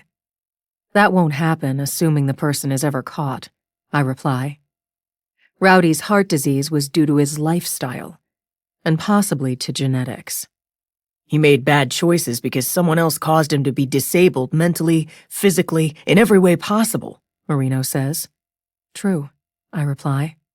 I guarantee he wouldn't be dead if it wasn't for the shit can who slammed into him and sped away. You're probably right, I agree. But it wouldn't hold water legally. And after 6 years, the police aren't motivated anymore. Rowdy's death likely won't change that. Huh. I'm not sure how motivated they were to begin with, Marino says, driving well under the speed limit, our headlights reflecting off whiteness. It's hard to know where the pavement ends and the shoulder begins, snow blowing wildly in streetlights. I pass along the name of the state trooper Reba mentioned. Maybe Marino should get in touch with him. You're reading my mind, Doc. I'll give Trad Whalen a call ASAP. See what he has to say about the hit and run. Maybe there's evidence that wasn't ever tested. I have some of Rowdy O'Leary's records and will go through them when I get home, I reply. A hell of a way to spend Christmas Eve, Marino says. What else did you learn from the boys? Already, I'm tired of the gum. Taking it out of my mouth, I drop it into the trash bag. They told me enough that I believe Rowdy cared about them, spending a lot of time playing video games, watching movies, Marino replies. More a friend than a father, I got the impression. Thank you for being kind. I think you might be their new hero. I use my sleeve to wipe condensation off my side window. You don't have to thank me, Doc. The least I could do, he says. The piece of shit who hit their dad did damage to them, too. And to Reba, but I'm not sure what I think of her yet. You're a good person. Well, the little dudes have my number, and I'll check on them tomorrow, he adds, as we drive through their neighborhood. But I want to be careful how much attention I pay. since we don't really know what we're dealing with. No, we don't, I reply. But you were right about the life insurance. And it's substantial enough to cause questions, should someone have reason to suspect Reba is somehow responsible for her husband's death. Although I fail to see what involvement she could have had. Tire tracks are faintly visible through new snow, and we slow down as a splendid 3-point buck trots across the street in front of us. He stands as still as an ice sculpture, staring, his eyes reflecting red in our headlights, reminding me of the phantom hologram again. Looks like Santa lost one of his reindeer, Marino says. He taps his horn and the buck bounds away, vanishing in the snowy dark. It sounds like Rowdy left considerable debt. I pick up where we left off. I don't know what he was making as a software designer, but I suspect his wife has been the one holding everything together at home while working full-time as a nurse. You can count on the insurance company doing everything it can to avoid making the payout, Marino says, lightning flashing in the gloom. A lot of insurers won't pay if it's a suicide. Unless I find out something to convince me otherwise, I'm not ruling him a suicide, I reply. There's a lot to look into, He says, including whether Reba might have had something going on outside the marriage. She's nice looking, and around all kinds of people at the hospital. It's obvious she and Rowdy didn't have much of a relationship anymore. She intimated as much. I tell him about the box of expired condoms in a cabinet, and that Rowdy mostly lived in his office. Apparently they fought a lot, Marino says. The police will dig into her personal life as if she hasn't been through enough, I reply. Maybe she has a relationship on the side, Marino goes on. Rowdy shot his gun twice, and I'm betting he did that while he was on the pier. Maybe Reba has a boyfriend who decided to show up, maybe encouraging Rowdy to give her a divorce. That's a lot of maybes, I reply. And do we know if she wanted a divorce? Got no idea. But Rick and Mick were worried about Mom leaving, that's what they said. Marino lightly taps the brakes, gradually coming to a stop as we reach King Street. I asked them a lot of questions about the night their dad disappeared, he's saying. I got the impression that their parents were arguing before Rowdy went out the door with his fishing gear and cooler of beer. Do we have any idea what they were arguing about? I ask, the wipers thumping like a metronome. A tow truck clanks by with chains on the tires. Sounds like she hated his fishing trips. Reba was asking him to stay home for once, Marino explains. His night fishing isn't making much sense. I wonder what he was really up to. Especially since the pier he picked is used for trysts. Assuming Fabian knows what the hell he's talking about. He used to take dates there, I reply. I'd say he knows. Making me wonder if Rowdy was a voyeur. Maybe he liked to watch. I pass along what Maggie told me about him looking at pornography on his phone. It's clear he struggled with depression and liked having time to himself, I explain. If he hung out on the pier for voyeuristic reasons, to drink while looking at porn, that might be the explanation. In other words, he wasn't there to fish. I'd be depressed too if I couldn't do anything physical anymore, including having sex and working out in the gym. Not to mention Dorothy would bail on me for sure, Marino says. Rowdy's moods will be used against him. I doubt Reba will see any insurance money anytime soon. Maybe never. Especially if you decide the case is undetermined. That's not happening. But I'll have to pend the manner of death for a while, I reply. The Ace hardware store we churn past closed, not a car in the lot. Usually Christmas Eve would be hopping in Old Town, but restaurants, bars, and other businesses are empty. Holiday markets and Santa's magical corner are dark and barricaded. Parades and music fests canceled because of the weather. Lighted evergreen swags strung over the street swing in Arctic gusts that have torn loose pine garlands from doorways and lampposts. An inflatable gingerbread man yanks at his tether in front of the mattress store. A Grinch has escaped someone's yard and is supine by the roadside, shaking in the wind. Illuminated spheres and starbursts sway perilously in trees, as if the world is coming to a furious end. Marino's big truck cuts through side streets that need plowing, hardly anyone out. We creep past abandoned cars that have plunged into the ditch. Burned-out emergency flares are black streaks in the shadowy snow. Thunder reverberates, wind pummeling as the storm rages. I continue checking messages, worried about Benton, about Lucy and my sister, about everyone. I'm unsettled as if something awful is about to happen. Any progress? I send a text to Benton. Not good, He answers quickly. Since we last communicated, he's not gotten any farther than Ronald Reagan Washington National Airport. A tractor-trailer jackknifed and is blocking 2 lanes of traffic. Benton tells me he's been sitting without moving for the past 35 minutes, his electric car battery running low. Down to 30%. He writes. Do you need us to come find you? I text him back. Negative. And you'd never get here. We'd figure out a way, I promise. Won't have you stranded. As I'm typing, I envision morbid scenarios should he be forced to abandon his SUV. He could be struck by a car. He could fall and hit his head, dying from exposure. I'll be fine, Benton answers. Where are you? Pulling up to the house now, I let him know. Marino stops at the black, wrought-iron front gate. On either side of the entrance is fencing that's just as tall and formidable. Our 9-acre estate is monitored by an array of sophisticated cameras and sensors that Lucy installed and manages with AI help from Janet. I find the remote control inside my briefcase, pointing it through the window. The gate begins stuttering open, and I hope it doesn't get stuck. The snow is deep and not letting up. We sit, impatient and restless, looking around at dark woods on either side, headlights shining on big trees that have been here for centuries. I don't like leaving you home by yourself, Doc, Marino says, as the gate inchworms noisily along its metal track. I really don't. You know how I am when I get one of my bad feelings, and I'm getting one big time. Considering the day we've had, it's no wonder, I reply. I have a bad feeling, too.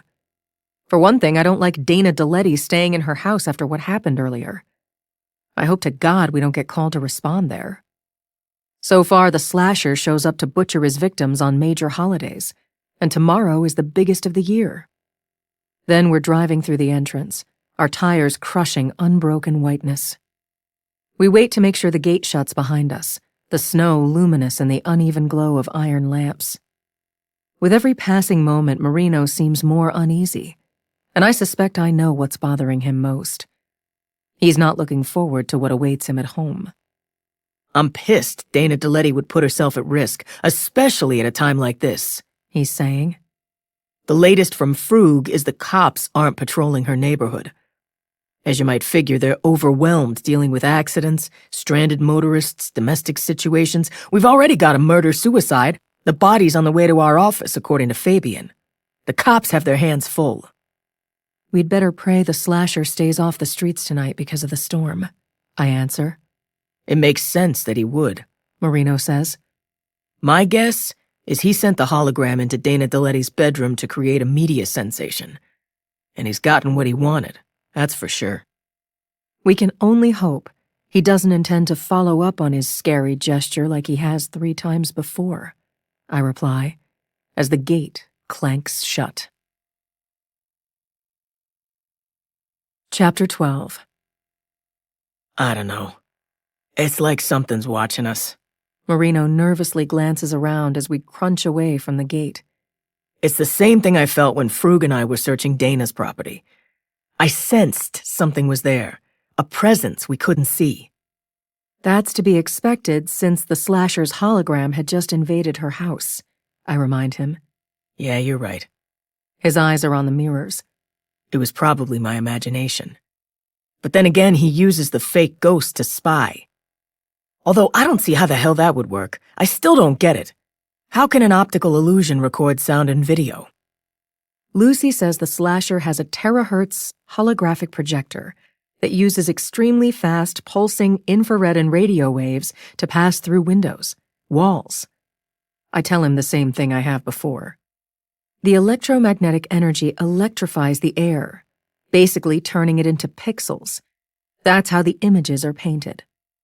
Lucy never says anything that normal people can frickin' understand, Marino complains. These electromagnetic waves enable the slasher to record the images and sounds. That's how he spies. I'm uneasy looking out at the dark woods as we follow the driveway. Meaning he could have been watching everything, while Frug and I were poking around her property. Just like he's been watching Dana DeLetti. It must be someone who knows what the hell he's doing. Like a scientist gone haywire. As he's saying this, a dead branch lands in front of us, a puff of snow drifting down. A great horned owl flaps from a tree with loud shrieks and hoots. I can see its feathery, ear-like tufts and huge wingspan as it swoops low over the truck, vanishing in the dark. Fucking hell, Marino says. Could things get any creepier? We have a nest on the property, I reply. At the back of it, high up in a tree with a view of the river. I call them our protect owls. Well, they wouldn't be very protective of Merlin, Marino says. And I bet you don't have much of a rabbit population. I've told Lucy how dangerous it is for Merlin to go out at night, I reply, while looking around for him. The security cameras can pick up the cat when he's on the driveway, but not when he's in the woods, because he's too low to the ground. I rarely know where Merlin is unless he's in front of me. I don't mind hanging out for a little bit. Marino doesn't want to go home. He's afraid to deal with my sister. When she takes umbrage at some perceived infraction, she doesn't get over it easily or without penalty, especially when she's drinking. And considering the season, Dorothy will be spoiling for a fight. When she gets the vapors, as she describes it, nothing clears them out like a knockdown dragout. Nice of you, but not necessary, I tell Marino. I hope Dorothy's doing all right, I add pointedly, because that's who he should be most concerned about. I've not heard from her for a while. She's not answering. Probably busy talking to Janet, he adds with resentment. I already know what to expect when I get home. Dorothy will be throwing back wine in front of the TV, griping to Janet about me, implying something bogus and unfair about my relationship with you. Staying here with me until Benton comes home won't make things any better, Marino. No kidding, he says, chewing gum, his face unhappy. I'm sorry about the spa package, Doc. We've reached the guest cottage where Lucy lives, indistinct in deep shadows.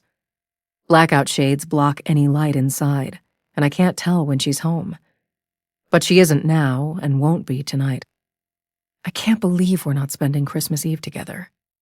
I didn't mean to cause a stink, especially when you're about to skip town, Marino adds, as I notice animal tracks just ahead. Then there are more of them, pockmarking the snow in a decided direction that trails off into dense trees swallowed by darkness. Possibly a fox. Maybe a coyote. Our fence doesn't keep out all animals.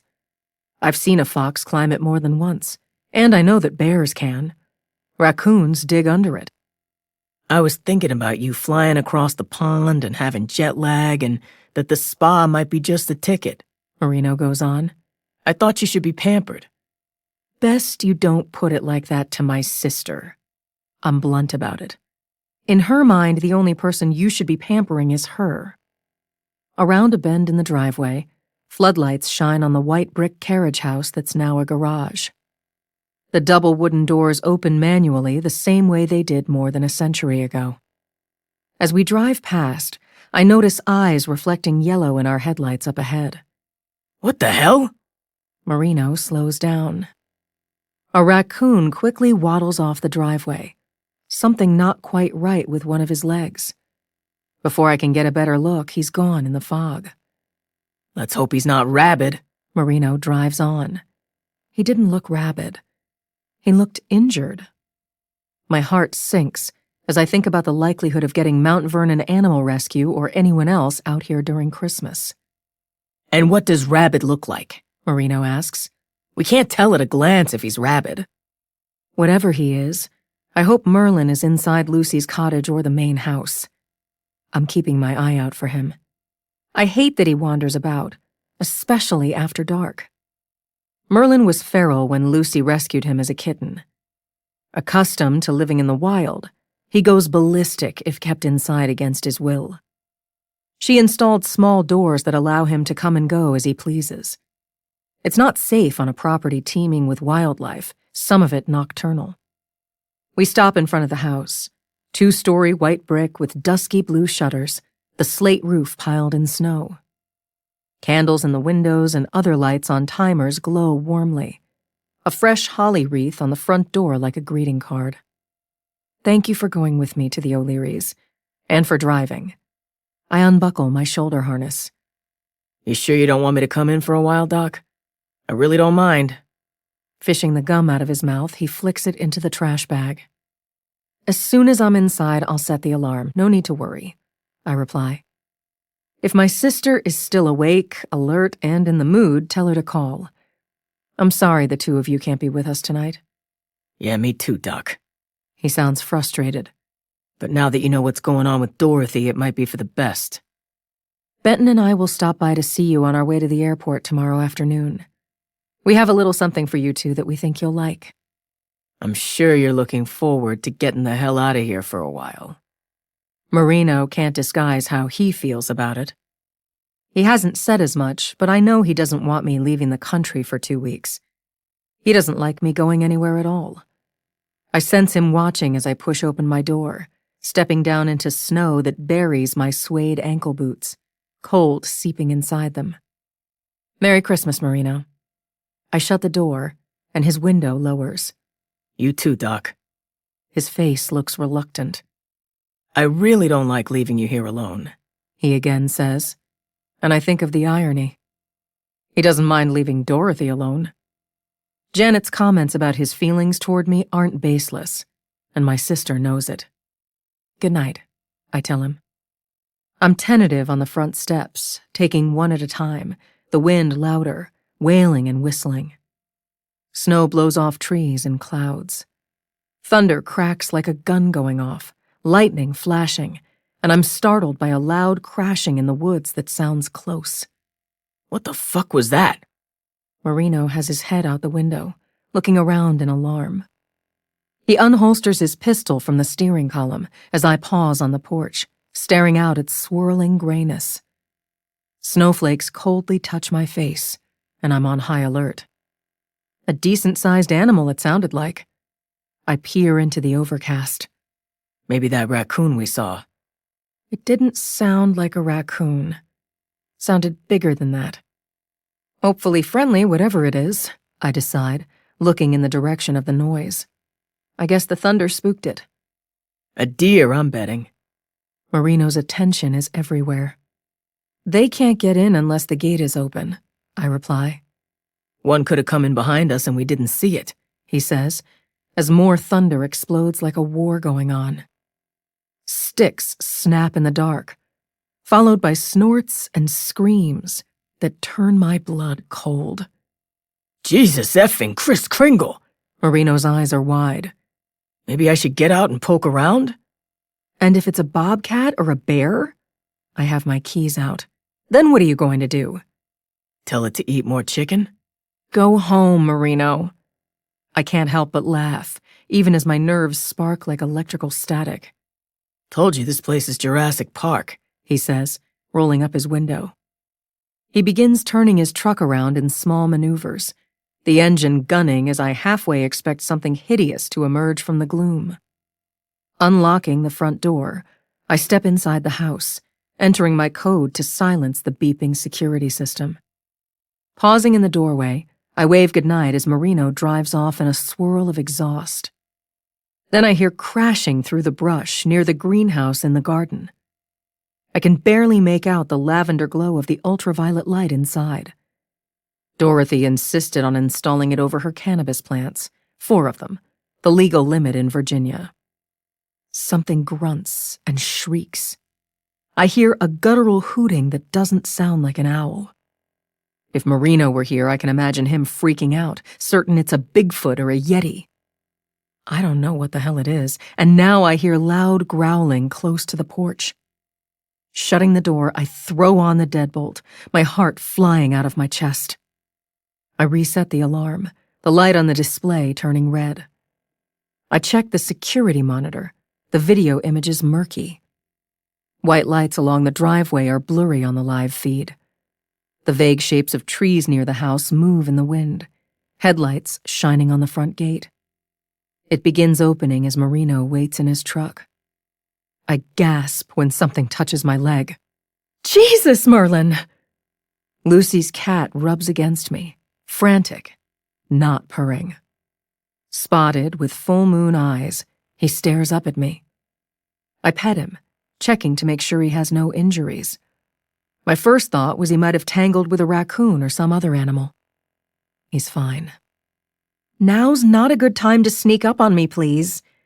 But thank God you're inside the house, I say to Merlin, and his back arches. He hisses at the front door, thunder clapping, and I look again at the security monitor. I don't see anything except snow and fog, the front gate lurching shut as Marino drives off, the engine loud over the security monitor, the truck's taillights vanishing. Except they don't. What I'm seeing aren't taillights, I realize with a start, staring at the video display in disbelief. 2 red orbs float over the closing front gate. A thrill of fear races up to the roots of my hair as the glowing red lights move along the driveway, coming closer and overcast thick like a cloud.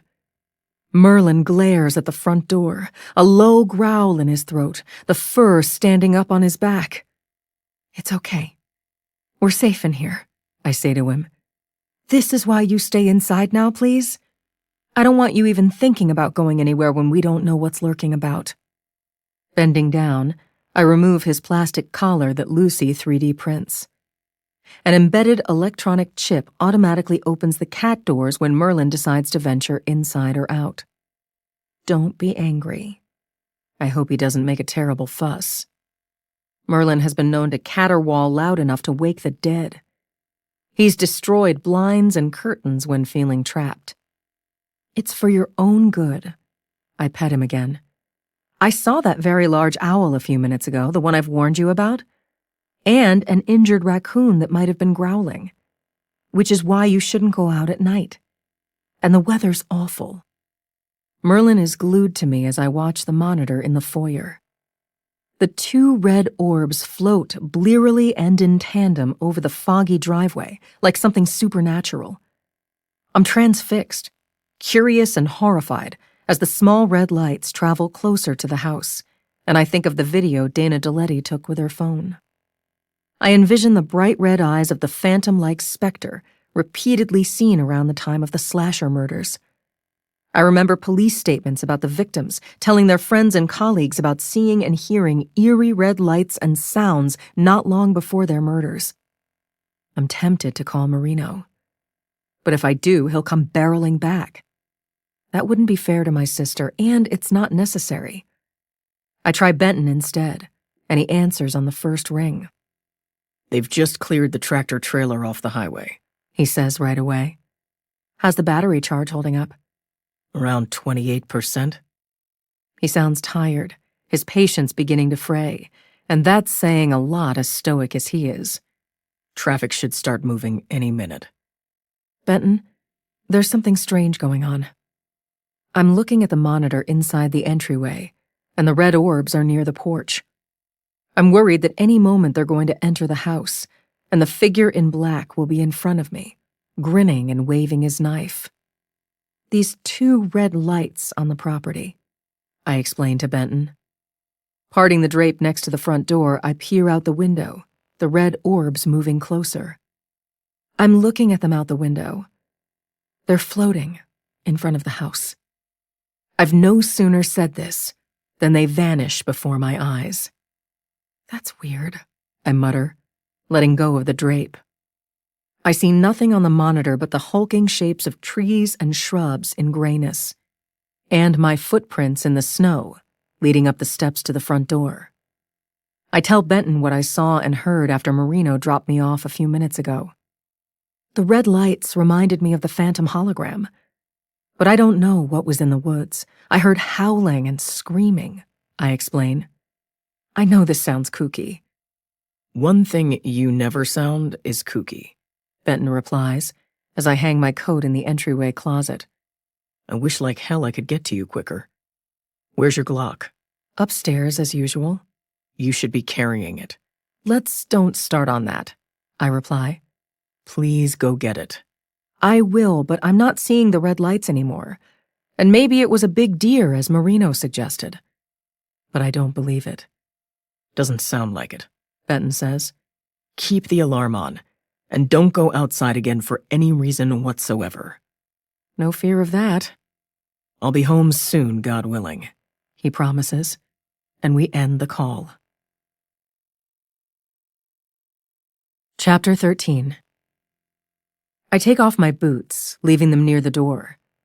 Inside the entryway closet are shearling-lined moccasins I wear in the house, and I slip them on.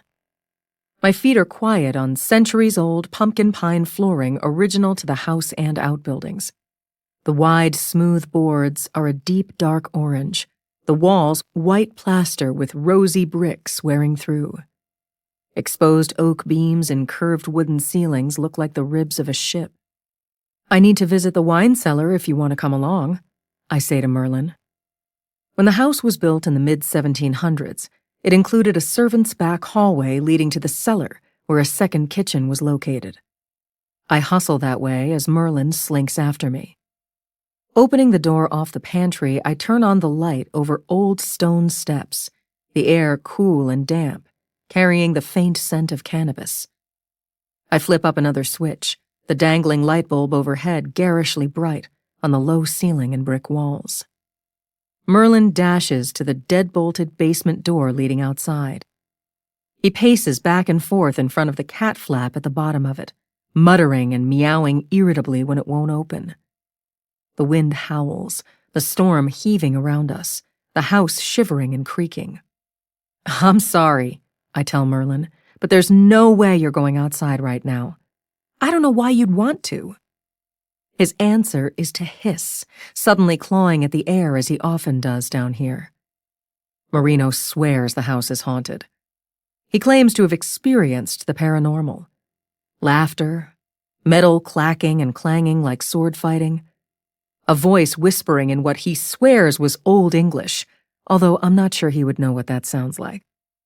He once saw a young man dressed like a pirate in short, tight pants, a long coat, and tricorn hat. The description sounds like Dobbin Lumley, the British sea captain who was the original owner. He named the estate Bell Rise, the parcel of land at the time 50 acres directly on a wide bend in the Potomac River. He was described as short of stature but superhumanly strong, handsome with long dark hair, and fierce with a cutlass. Growing up on the London docks, he made his fortune from capturing pirate ships loaded with ill-gotten booty. Or that was what he told people. Based on what I've read, it's questionable who was the pirate. After Benton and I bought Bell Rise, I made it my mission to excavate more than the garden. In my home office is a banker's box of photocopied records and correspondence relating to the history. During quiet moments when I look out our bedroom windows, I imagine the sea captain's view of what today is Point Lumley Park, and beyond it, the river. Stubby timber footings are all that's left of his wharf, and at low tide they peak above the water. I imagine his 70-foot sloop, the Black Pearl, with its rampant white sails, a painting of it on display in the local history museum.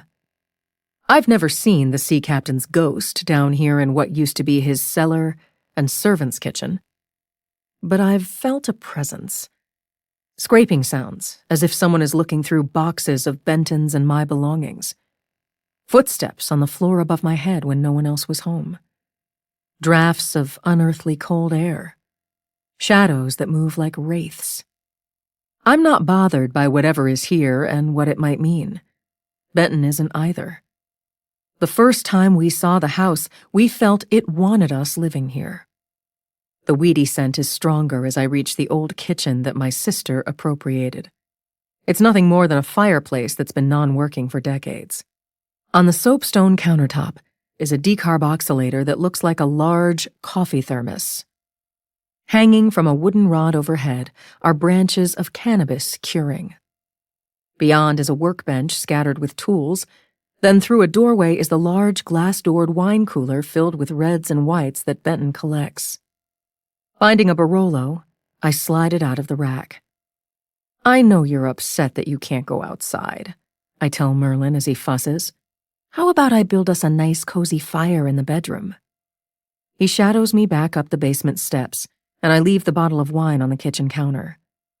Muttering and mumbling, he follows as I return to the entryway in the soft glow of caged copper sconces that Benton and I discovered at a flea market. The stained glass transom over the front door is a whale breaching in an ocean of variegated blue. We found it in London, along with the port and starboard lanterns that are lamps in the living room. Benton grew up with a love of all things nautical, his family owning a sailing yacht they moored in the Boston harbor. One of our favorite hobbies together is finding unusual antiques at auctions, in salvage yards, and junk shops. Other treasures are the framed marine maps, the paintings of schooners, fishing vessels, a frigate in a storm I climb past on the steps. The chandelier over the second-floor landing is a brass ship's wheel we happened upon in Genoa, Italy, while I was there lecturing on forensic medicine. Inside a shadow box on the wall is the wooden-barreled spyglass telescope from France that we were told was used by a naval officer during the Napoleonic Wars. "It's okay," I reassure Merlin, smiling as if all is fine when I know it's not. "Please don't be afraid." He stalks me along the second-floor hallway, yowling as thunder claps and mumbles. The wind pummels the house, roaring and whistling. Lightning flashes in brass porthole windows at the roofline, as if we're being fired upon by enemy vessels. "We're perfectly safe." I tell Merlin another lie. I continue waiting for the inevitable, a horror that we might not survive. Any second, the Wi-Fi will fail. The red orbs will reappear as the phantom-like figure floats through a window. Or the power will go out. Maybe a tree will fall on top of the house. It's just a bad storm. Usually we don't have thunder and lightning when it's snowing, I explain, as Merlin mutters and meows. And yes, there was something weird going on outside a little while ago that you no doubt sensed. I'm sure you heard the growling and all the rest. I don't like it any more than you do. He rubs against my ankles, his big gold eyes looking up at me. I'm careful where I step as he weaves between my feet. Beehive pendant lights shine from the ceiling as I near the guest room where Marino and Dorothy stay. Uncharitable as it sounds, I'm not sorry they won't be here tonight, no matter what I've said to the contrary. I'm not in the mood for a fight, and Janet's right that the spa package is too personal. I wish Marino hadn't gotten me a gift that's bound to upset my sister. I know she's angry at me, as if what he did is my fault somehow. That's why I'm not hearing from her. It isn't because she's been guzzling wine all night. Dorothy can hold on to rejections and perceived slights longer than anyone I know. I imagine the two of them going at each other right about now. Marino must have anticipated that his gesture toward me would create a dangerous chemistry. How could he not know that Janet would find out and weigh in? Reaching the guest room that I use as an office, I scan my thumb in the ergonomic lock. The door opens onto wooden bookcases, my covered microscope on the desk, the plastic anatomical skeleton grimacing from his metal stand. I walk in, making sure the computer is off and that the windows aren't leaking, and Merlin follows. Satisfied that all is in order, I lock up again. And mostly it's my inquisitive, clever sister I need to keep out. She and Marino have agreed to house sit while Benton and I are gone these next 2 weeks. It's happened more than once that Dorothy wanders into my office when I'm not around, insatiably curious about anything I'm working on. She doesn't mind helping herself to whatever isn't locked up in fireproof cabinets, offering her unsolicited opinions and insights. She's been exploring volunteer work at the local police department. Crisis counseling I've been alarmed to hear her mention. and I suspect it won't be long before she insinuates herself into my cases. The hallway ends at the main bedroom, and I open the solid oak door, feeling the cool darkness inside. I turn on the chandelier that's shaped like an anchor, its electrified candles illuminating wide plank flooring the color of dark reddish honey. The exposed brick walls are hung with paintings and etchings handed down from Benton's father. The antique leather sofa and matching club chairs, the hand-knotted Persian rugs, almost everything of value is from Benton's family. I'm used to the abundance he's brought to our relationship, but it was overwhelming at first, and difficult to accept that I had little to offer by comparison. I didn't become a forensic pathologist for the money. Dropping my briefcase on top of the bed, I start undressing as I walk to my closet. I hang up my suit, tossing undergarments into the hamper. The black silk pajamas I put on were a birthday present from Benton. I wash my face, brushing my teeth again, scrubbing away Rowdy O'Leary's remembered stench. I can't stop seeing the wistful faces of Mick and Rick, looking out the window as Marino and I drove away. I'm afraid I'll see the twins forever in my thoughts. I know why I had to stop by their house. It was important to return their father's personal effects, and I gathered important information in the process. What Marino and I did was professional and humane, even kind and considerate. Underlying that are my own personal reasons. Except there's no getting over childhood traumas milled deep into the psyche. How's it going? I type another text to Benton, lonely for him. He doesn't answer immediately, and I crouch in front of the fireplace, the bricks bordered in blue and white Delft tiles the sea captain imported from the Netherlands. Drawing open the metal mesh curtain, I make sure the flue isn't closed. I grab a section of the Washington Post from the sweetgrass basket next to the low hearth. Merlin is watching my every move, his tail twitching as another message lands on my phone. Potomac Yard. Benton writes back that he's 3 miles away. Slow, but moving at least. Maybe 30 minutes. Be careful when you get here, I remind him. Have my friend with me. He means his gun. Park near front door. Can't, he answers. Benton needs to recharge his electric SUV, and I don't like the idea of him leaving it halfway down the driveway in the carriage house. Black bears, bobcats, coyotes in this part of the world aren't known for attacking people. But that doesn't mean they won't, depending on the circumstances. They have before. For sure they'll go after pets. But I'm more concerned about a predator of a different variety as I think of the red orbs on the driveway. I don't believe it was animal eyes, and I continue to sense a sinister presence. At moments, the creaking of the house sounds like whispering. I hear creepy music that turns into the Aeolian strains of the wind. Opening my bedside drawer, I retrieve my Glock. Removing the trigger lock, I rack back the slide, chambering around. Setting the 9mm pistol on top of the nightstand within easy reach, I try Lucy's cell phone, and she doesn't answer. I'm texting her about the strange red lights, the growling and screaming, when Merlin hisses and sallies out of the bedroom. "Well, you can't go very far without your collar," I call after him, my nerves humming. Arranging split logs on the fireplace grate, I keep glancing at the security monitor across from the bed. My attention returns to the shaded windows as I envision the ghostly hologram that levitated into Dana DeLetti's house. I expect it to happen here any second, while anticipating how I might handle such a ghastly visitation. I tell myself not to allow my imagination to get the best of me. But the sensation persists while I crunch up sheets of newspaper, stuffing them under slender strips of fatwood, my hands sooty from newsprint. I pick up the electric match, pressing the trigger. Flames shoot up, licking around logs, smoke curling, and I can't shake the feeling that I'm being watched. Getting up from the hearth, I step inside the bathroom to rinse my hands. From there, I head to the nearest window, the wind making its baleful music. Pushing open an edge of the shade, I peer out at darkness, snowflakes dancing madly. Lightning flickers, and I can see the boxy shape of the greenhouse in the garden, the UV lamp inside a pale purple smudge. If a large animal were prowling around, motion sensor lights would turn on, and they haven't. Not noticing anything out of the ordinary, I step away from the window. Burning logs snap and crackle, the smell of wood smoke heavenly.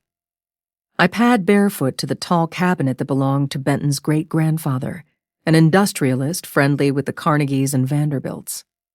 I open the flame mahogany doors, the bottles of liquor and tumblers neatly lined up. Pouring a Macallan Scotch aged 15 years in sherry casks, I set my drink on the nightstand as Lucy tries to FaceTime. I accept her call, my phone's display filling with an image of her in a gray sweatsuit. She's sitting on the bed in the FBI Academy dorm room where she's staying the night. Her keenly pretty face is somber, and she looks frustrated as she pushes back her short hair, the overhead lights catching the rose gold tints. I've checked the security system, She says. What you saw isn't the eyes of a deer or any other large animal. Otherwise, motion, thermal imaging, and other sensors would have detected it. Possibly it was the hologram? I reluctantly suggest. In fact, what else could it have been? Consistent with it. Should I be worried someone's on the property right now, Lucy? No one is, Aunt Kay. We're sure? An intruder would be caught on multiple sensors and cameras. Janet would know it, and so would I, Lucy says. Frankly, I'm worried about the hologram suddenly floating through a window, like Dana DeLetti just experienced. Let's hope that doesn't happen. But no one is on the property, Lucy promises. I don't blame you for feeling on edge. I can be home in an hour. Benton will be here soon. I don't want her fretting about me or doing anything reckless. I think I should come. Her green eyes look at me. Please stay put. The roads aren't safe. Most likely, the slasher is spying and harassing. Possibly even you, since you've been on the news all day talking about him. Yes, we can thank Dana DeLetti for that. I've given her one damn interview about these cases, and she plays it repeatedly as if to give the impression I talk to her all the time. The killer knows we can't do anything about his ghostly projections, Lucy says heatedly. You can't catch or shoot a hologram, and we can't trace it either. Implying that the spectrum analyzers aren't picking up any unusual signals on our property, I assume. Not so far. But like I said, we can't trace the slasher's holograms. We can't detect anything is there unless we see it on camera or with our own 2 eyes. Anger has crept into her tone. When Lucy feels outsmarted, she takes it personally. It's a most unpleasant thought that the hologram could be hovering nearby and we don't know. My attention is riveted to the shaded windows. The good news is, if the slasher decides to show up in person, we'll know it instantly, Lucy threatens. It's not possible for him to defeat our entire security system since not all of it is wireless. I assume you've got your Glock handy, Aunt Kay? I'm all set. And hopefully you can drop by tomorrow to exchange gifts and maybe have lunch. I switch to a happier subject. I'll be there, She says. Afterward, I'll drive you and Benton to the airport. Much better than Uber. I tell her Merry Christmas and that I miss her. Settling on top of the bed, I take a sip of scotch, the sherry patina waking up my taste buds, reminding me I'm famished. I open my briefcase, pulling out Rowdy O'Leary's medical records, police reports, and multiple news stories copied off the internet. Stacking the paperwork next to me, I cover my legs with the duvet, firelight wavering, wood snapping and popping. I begin reading about the hit and run 6 years ago on December 30th, some 4 miles from where the O'Learys lived at the time and still do. The first officer to arrive at the scene reported that Rowdy was struck at approximately 10 p.m., a light rain falling, the night misty and dark. A motorist noticed a body on the roadside and stopped to help, calling for an ambulance. There were no witnesses who might have seen what happened. The investigation was turned over to the Virginia State Police. When Trooper Trad Whalen interviewed Reba O'Leary the next day, she said that Rowdy often jogged late at night. Under a lot of stress at work, he was anxious and suffering from insomnia. The software designing business is cutthroat competitive, I read in the transcript of Reba's recorded interview. He'd been complaining that he felt ripped off and even spied on. He was always saying that you can't trust people. Why would anyone spy on your husband, ma'am? Whalen asked. Related to his work, I'm assuming? A lot of intellectual theft goes on in the tech world, and Rowdy's a genius. People always after his ideas. And some of them have been stolen for sure. But he also can be paranoid, Reba explained, thinking someone's out to get him when no one is. He's always been like that. Is it possible someone was out to get him, ma'am? I suppose anything's possible, she answered. I'm wondering what your husband was so afraid of, Whalen said to her. Did he have any reason to be afraid of you? Goodness, no. Have you two been getting along, Reba? Any relationship problems? Who doesn't have those? Reba, what kind of car do you drive? Whalen then asked her. A 2018 Jeep Cherokee, silver. She recited the plate number. Where were you when your husband went out jogging, ma'am? Home with our 2 boys. You don't think I had... She didn't finish the sentence. Chapter 14. Rowdy O'Leary suffered multiple fractures to his lower legs, his back, and occipital skull. I study photographs taken at the hospital. The accordion pattern of the car's front grille is clearly visible behind his knees and lower thighs. His tibias and fibulas were shattered in both legs, the bones protruding from the skin, and surgeons deliberated whether below-knee amputations might be necessary. The police speculated that what plowed into him wasn't a truck or SUV, something lower slung than that, possibly a sports car. A search of area body shops came up empty-handed. It was suspected that the driver was drunk and speeding with no headlights. This person had the ability to evade and conceal. Possibly someone who works in the automotive business, repairing the car himself, Trad Whalen told a reporter. I glance at photocopies of news stories, the headlines more buried and less emphatic over time. Local man badly injured while jogging late at night. Marathon runner struck by car. Reward offered in Alexandria hit and run. Hope fades in hit and run case. Nothing I'm seeing suggests the police suspected Rowdy was run down intentionally, certainly not by his wife. In fact, Trooper Whalen quickly came around to blaming the victim, telling journalists that Rowdy was running late at night on a heavily trafficked road, placing himself at risk. Unfortunately, he ended up in the path of a drunk driver, Whalen said, and there's no proof of that. Other information and diagrams indicate that when Rowdy was struck from behind, he flew into the air, the back of his head striking the car's windshield. His brain was contused, a coma induced to control the swelling. After he was awake and alert, he had no memory beyond hearing a powerful engine behind him before everything went black. In physical therapy for the better part of 2 years, he struggled to walk. He began gaining weight and seeing a psychiatrist. He reported episodes of tachycardia and was hooked up to a Holter monitor. A cardiologist early on diagnosed him with premature ventricular contractions due to extreme mental distress. Other paperwork shows that Rowdy called the Virginia State Police now and then, checking on his case. Trad Whalen mentions in reports. When the Slasher murders began 10 months ago, Rowdy's interest shifted to them.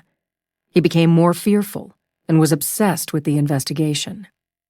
Based on what I'm seeing, the last time he contacted Whalen was only a month ago.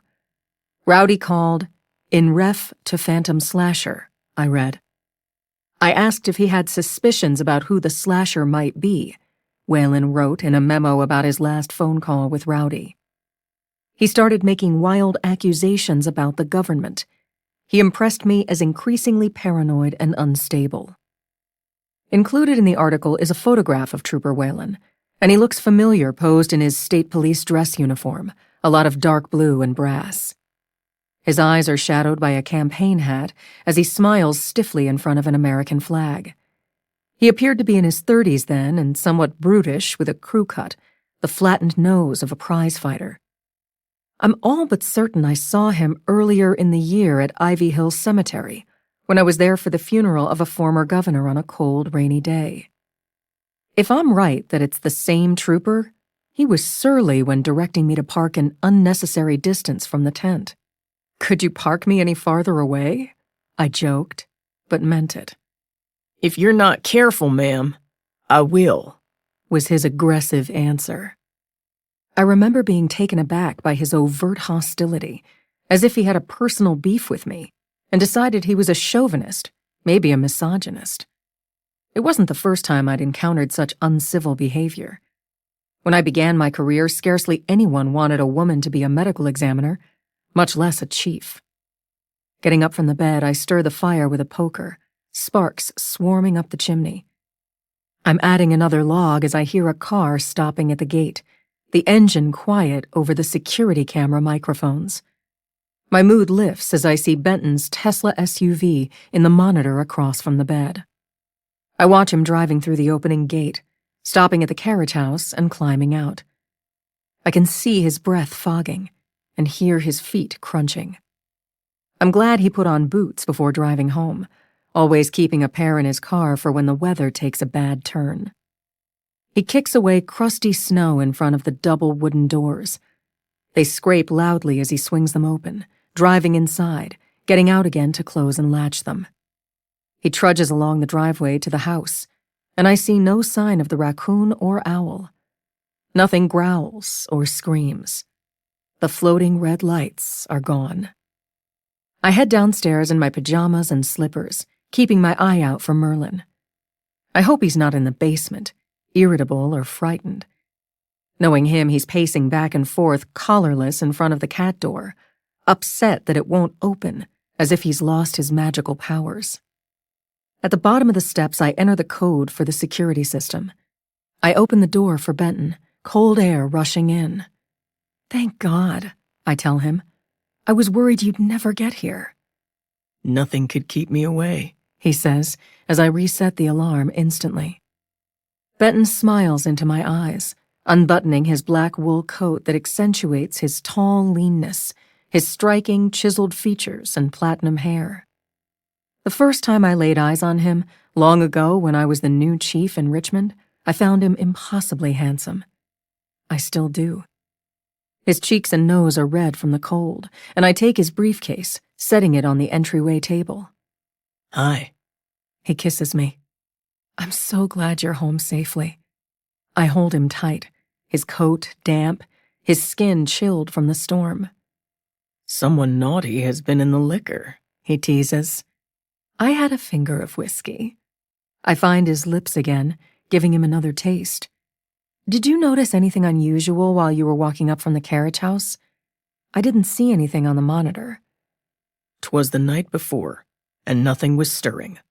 Not even a mouse," he says, and I think of Pinky, wondering if he was duped by Boursin cheese on a cracker. "How about a drink?" I suggest. "After the day I've had, I'm ready for another one. Or 2 or 3. And I know you must be. Or would you like to change first? Although I must confess you look irresistible in pinstripes." "I believe my dry gin martinis are in order. Shaken, not stirred. I can change later." "I don't know. Gin after whiskey, very risky," I whisper into his ear. "Since we're all alone and don't have to get up early, I think risky is what the doctor ordered." He holds me close, resting his chin on top of my head, sniffing my hair. "You must have showered." "In my office before I headed home," I reply. "And you should be grateful." "I always am." "I hope it's okay that we're leaving tomorrow." I confess my misgivings. Dorothy and Marino aren't getting along. The weirdness on the driveway when I got home. I worry the slasher's about to strike again, and meanwhile Dana DeLetti insists on staying alone in her house. There's so much going on, Benton. When isn't there? And we always feel this way on the rare occasion we take time off, he says, and it's true. On top of that, Maggie is causing trouble, I tell him as he hangs up his coat. She's demanding to know the details of the Rowdy O'Leary autopsy. I've not answered any of her questions. Why would she be interested? Benton takes off his boots. Somebody's put a bug in her ear about that case and the skeletal remains from Mercy Island. I continue updating him. In other words, she's playing politics and doing favors. Passing through the living room, I'm aware of familiar odors that make me feel at home. Bees oil, wood conditioner, bayberry candles, burnt logs. The ceiling-high artificial Christmas tree reminds me how much I don't like glitzy lights and tacky ornaments. But holiday decorations are a concession I make to my sister in Marino. As he explained to Reba O'Leary while we were in her home, Dorothy typically starts in right after Thanksgiving. Every year she feels compelled to outdo the last, adding something different and more outrageous. This time it's the life-size plastic Santa Claus in a hooded red velvet robe, waiting by the fireplace hearth with a sack of fake wrapped presents. As sensors detect Benton and me walking by, Santa lights up, moving his eyes. His puppet mouth opens and shuts as he shouts, "Merry Christmas, ho, ho, ho!" over and over. Our feet are silent on antique rugs that have been in the Wesley family for generations. We maneuver around the rosewood baby grand piano that Dorothy and Lucy play by ear. It once belonged to Benton's grandmother, and I'm reminded that it's been a while since I had it tuned. Beyond the dining room, I push open the saloon-style swinging door that leads into the kitchen. I turn on the lights, the green patinaed copper sconces glowing on old bricks showing through plaster. Polished copper pots and pans gleam from the rack over the wooden butcher block, and this time of year we enjoy the corner fireplace. Benton finds the bottle of Boodle's gin, the jar of fat green olives stuffed with pimento. He opens a cabinet for 2 long-stemmed martini glasses and the copper shaker. While he bartends, I begin defrosting bread dough and meatballs I make in a savory tomato sauce. I find a cutting board and knife. I dice the tomatoes and cucumbers, the sweet onions and peppers I picked this morning in the refurbished greenhouse that's heated in the winter. I keep remembering the crashing noises in the woods as Marino was leaving. Wild animals would be interested in the produce I grow in the warm, moist air of the steel and glass enclosure. I don't believe it was a deer, a coyote, a bear, anything real. The red orbs looked like the eyes of the hologram we've seen on video. I bring it up again. And that's what Lucy thinks it was. But you said you heard growling. Benton fills the shaker with gin and ice. I'm thinking that could have been the raccoon. He was near the house when I saw him, I reply. He looked like he was limping. But then again, I don't think that was what snorted and screamed. I don't know what I was hearing, except our property sounded like a jungle. Anything injured can be aggressive, Benton says over the loud rattle of the shaker he works. I'll do a walk around tomorrow before we head to the airport. But it's not likely we can get anyone to help with injured wildlife on Christmas. If all else fails, we'll call Fabian. He can come over while we're gone and help Marino take care of it, I decide, as Benton pours our drinks. Cheers. He hands me a martini, and we clink glasses. Tossing the panzanella salad with cold-pressed olive oil and Bordeaux red wine vinegar, I add creamy burrata cheese and thick croutons. I tear up fresh basil, adding capers and anchovies, as Benton sets the cafe table overlooking the bird feeders. The window shades are down. Nothing can see in.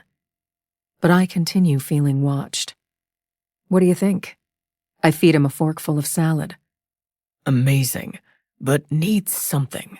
He's chewing. God, I'm starved. A little more garlic, maybe. I have a taste. Yes, that will do the trick.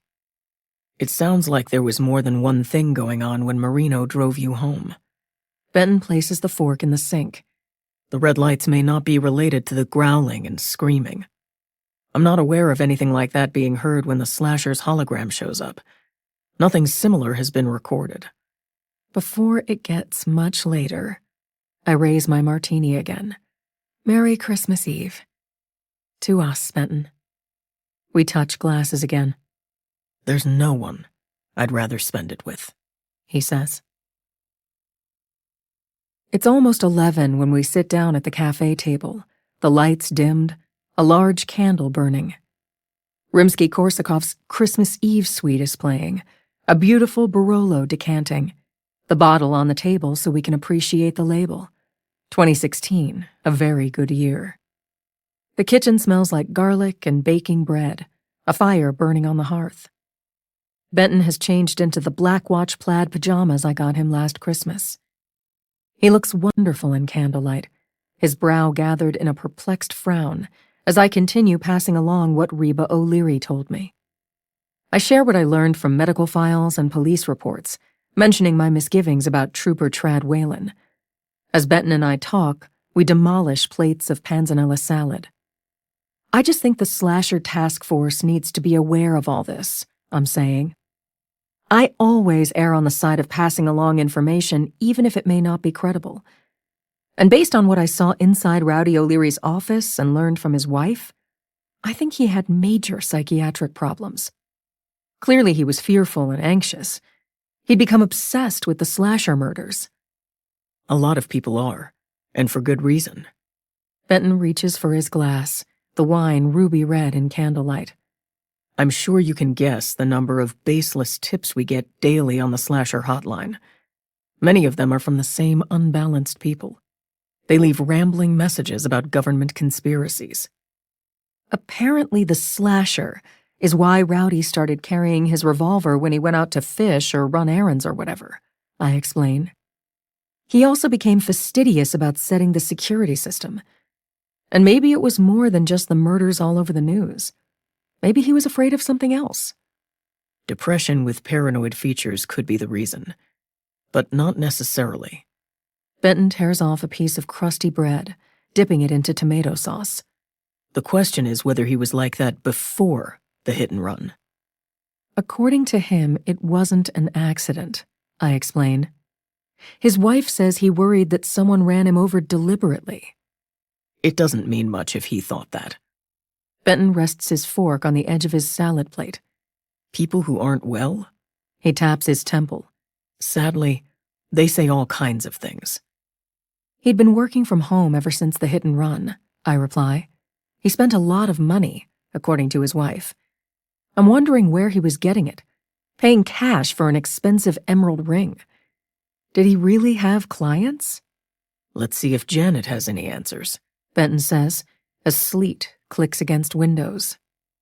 A draft shakes the candle flame as he gets up from the table, unplugging his tablet from the charger on the kitchen counter. Sitting back down, he selects the Janet app and instantly the AI avatar's familiar pretty face fills the computer screen. Moving our chairs next to each other, Benton and I look on together. Chapter 15. Good evening, Benton. Hello, Kay. It's always so good to see you both, Janet says with her demure smile, blinking as if alive, looking right at us. Merry Christmas Eve. And to you, Janet, Benton says as if she's a person. We wish you were here, I add, and I mean it. But I am. The avatar laughs throatily the same way the living Janet did. I'm looking right at you. I love your chic pajamas, by the way. Her hair is long and chestnut brown, styled the way it was when I last saw her alive, her features delicate, her eyes hazel. Her quiet mannerisms and the tempo of her pleasantly modulated speech haven't changed. Janet will forever be mid-30s and soft-spoken, vibrant without makeup, dressed in a black sweater. She wears a rose gold dog tag that Lucy gave her. Engraved on it is a lemniscate, the symbol for infinity. When she gestures, her diamond wedding band catches the light. Her Breitling wristwatch forever reads 11:11 a.m., her official time of death in a London hospital. I don't know what else Janet has on, as I see her only from the waist up. She doesn't stand or walk around, although Lucy hints that will be the next innovation in the AI programming. God forbid she turns Janet into a hologram. I'm not ready for that, and I'd hate to think of the impact on Dorothy.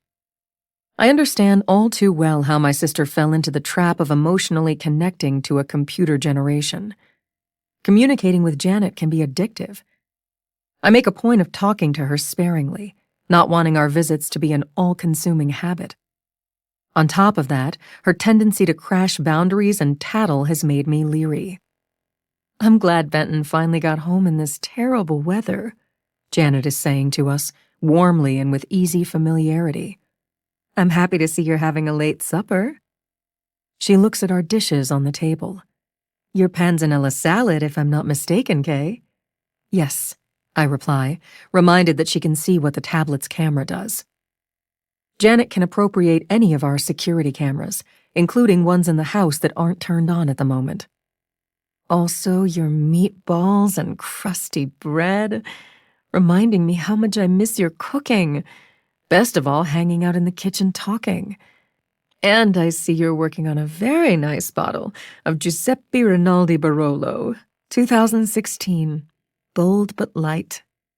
She looks at Benton. A much better deal if you buy it by the case next time. She tells him the same thing I would. You can save 20% at the wine shop you like so much in Old Town. Thanks. I'll keep that in mind, he says with no enthusiasm while refilling our glasses. The 2019 is worth trying, Benton. A hint of ripe raspberry and blood orange. I've had it, he says, a shade defensively. I like this better, which is why I picked it. I'm sure it's delicious. She watches us lift our glasses, a wistful look on her face. The real Janet loved wine, especially nuanced reds. My impulse is to tell her that I wish we could pour her a glass and toast to her good health. But it wouldn't be logical making a comment like that to an algorithm. Is there something I can help you with? Janet says. I start in with the mysterious happenings on the driveway earlier tonight when I first got home. Can you find the 2 red orbs on the security recording and play it for Benton? I ask her. I'd like him to see what I've been telling him about. As I'm saying this, Janet vanishes from the tablet's display, and a video begins playing. The small red lights glow incandescently, drifting like tiny UFOs through fog along the driveway. What are they? I ask Janet. The avatar returns to the display, her expression more serious, on the verge of concern. Sensors on the property detected no motion or electronic transmissions, she answers. The red illumination was in the 700 nanometers spectrum, a frequency of 400 terahertz. Can you translate, please? Benton says. The 2 red orbs were a projection, similar to a movie projecting something onto a screen. Only the orbs were projected on the foggy air. Sounds like a hologram to me. The red eyes of the ghostly figure repeatedly seen in connection with the Phantom Slasher murders, I suggest. Lucy says it's likely that's what was floating over the driveway. And Lucy's right, as usual, Janet responds, with a reverential nod of her head. The red lights could have been the slasher hologram. Sensors won't pick that up unless the person controlling it makes inputs to override the programming. When in autonomous mode, the hologram can't be detected unless it's optically. You have to see it, in other words, or you won't know it's there. To play devil's advocate, Janet, how do you know for sure the red lights weren't the eyes of an animal? A coyote, for example. Even a mountain lion, which isn't supposed to exist in Northern Virginia, but they've been sighted, Benton says. When light shines on certain animals at night, their eyes reflect red. The red lights weren't an animal, Janet answers. There was no heat signature detected in infrared. Unless we're talking about an animal the same temperature as the ambient air. And that would only have been possible if it were dead and frozen.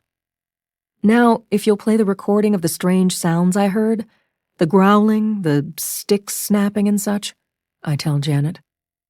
She vanishes from the tablet's display again as the security video resumes. I see myself on the front steps, talking to Marino through his truck's open window, as something crashes through brush in the wooded dark. Yikes, Benton mutters, reaching for his wine. We listen to the growling, the screams, grunts, and hooting. I ask about the source, and Janet's grim face returns. What area of the property were they coming from? I'm saying to her. The growling seemed close to where I was standing on the front porch, but not the other noises, the crashing and screaming, etc. The grunting and screaming were in the garden, Janet says. I've worried about the greenhouse from day one. Benton offers this to me, not her. It can attract all kinds of critters, which is why I wasn't keen on you doing it, despite how much I love fresh vegetables. Over his objections, I bought the greenhouse at an antique fair not long after we moved here. Until last summer, the pieces and parts were in the basement. It took a long time getting around to having it assembled and heated. Critters can't open the door, I explain. Not even a raccoon or a bear. To get inside the greenhouse, you'd have to push down your thumb on the door handle, or it won't open. What about the growling? Benton asks Janet. What was doing that, can you tell? The acoustical signature of that vocalization is consistent with a raccoon. Possibly the raccoon crossing the driveway as Marino was driving Kay home. Do we know if the raccoon is rabid? I ask, because that would be very bad. I look at Merlin in his cat bed near the fireplace. It wasn't foaming at the mouth or disoriented, Janet says. It wasn't making whimpering sounds or showing signs of aggression. She goes on to inform us that the raccoon lives in a hollowed-out tree near the house, and has for a while. Sensors detected him retreating there after I went inside. Over recent weeks, he's been picked up by cameras monitoring the driveway, and showed no signs of injury until tonight. He has wounds to his face and is limping. It's likely he got into a fight with another animal, Janet says, as I think of the owls. But it wasn't caught on camera. I didn't see it. What about the screaming and snorting? I ask, while feeling bad for the raccoon. I make a mental note to send Fabian an email about it. Knowing where the raccoon lives, hopefully it won't be hard to find and catch. The screaming and snorting from the garden are a problem. Janet looks perplexed. I'm sorry, I can't help you. But those vocalizations aren't in any data set. How is that possible? Benton swirls wine in candlelight, taking another sip. I would think virtually every animal sound on the planet has been recorded and is in databases.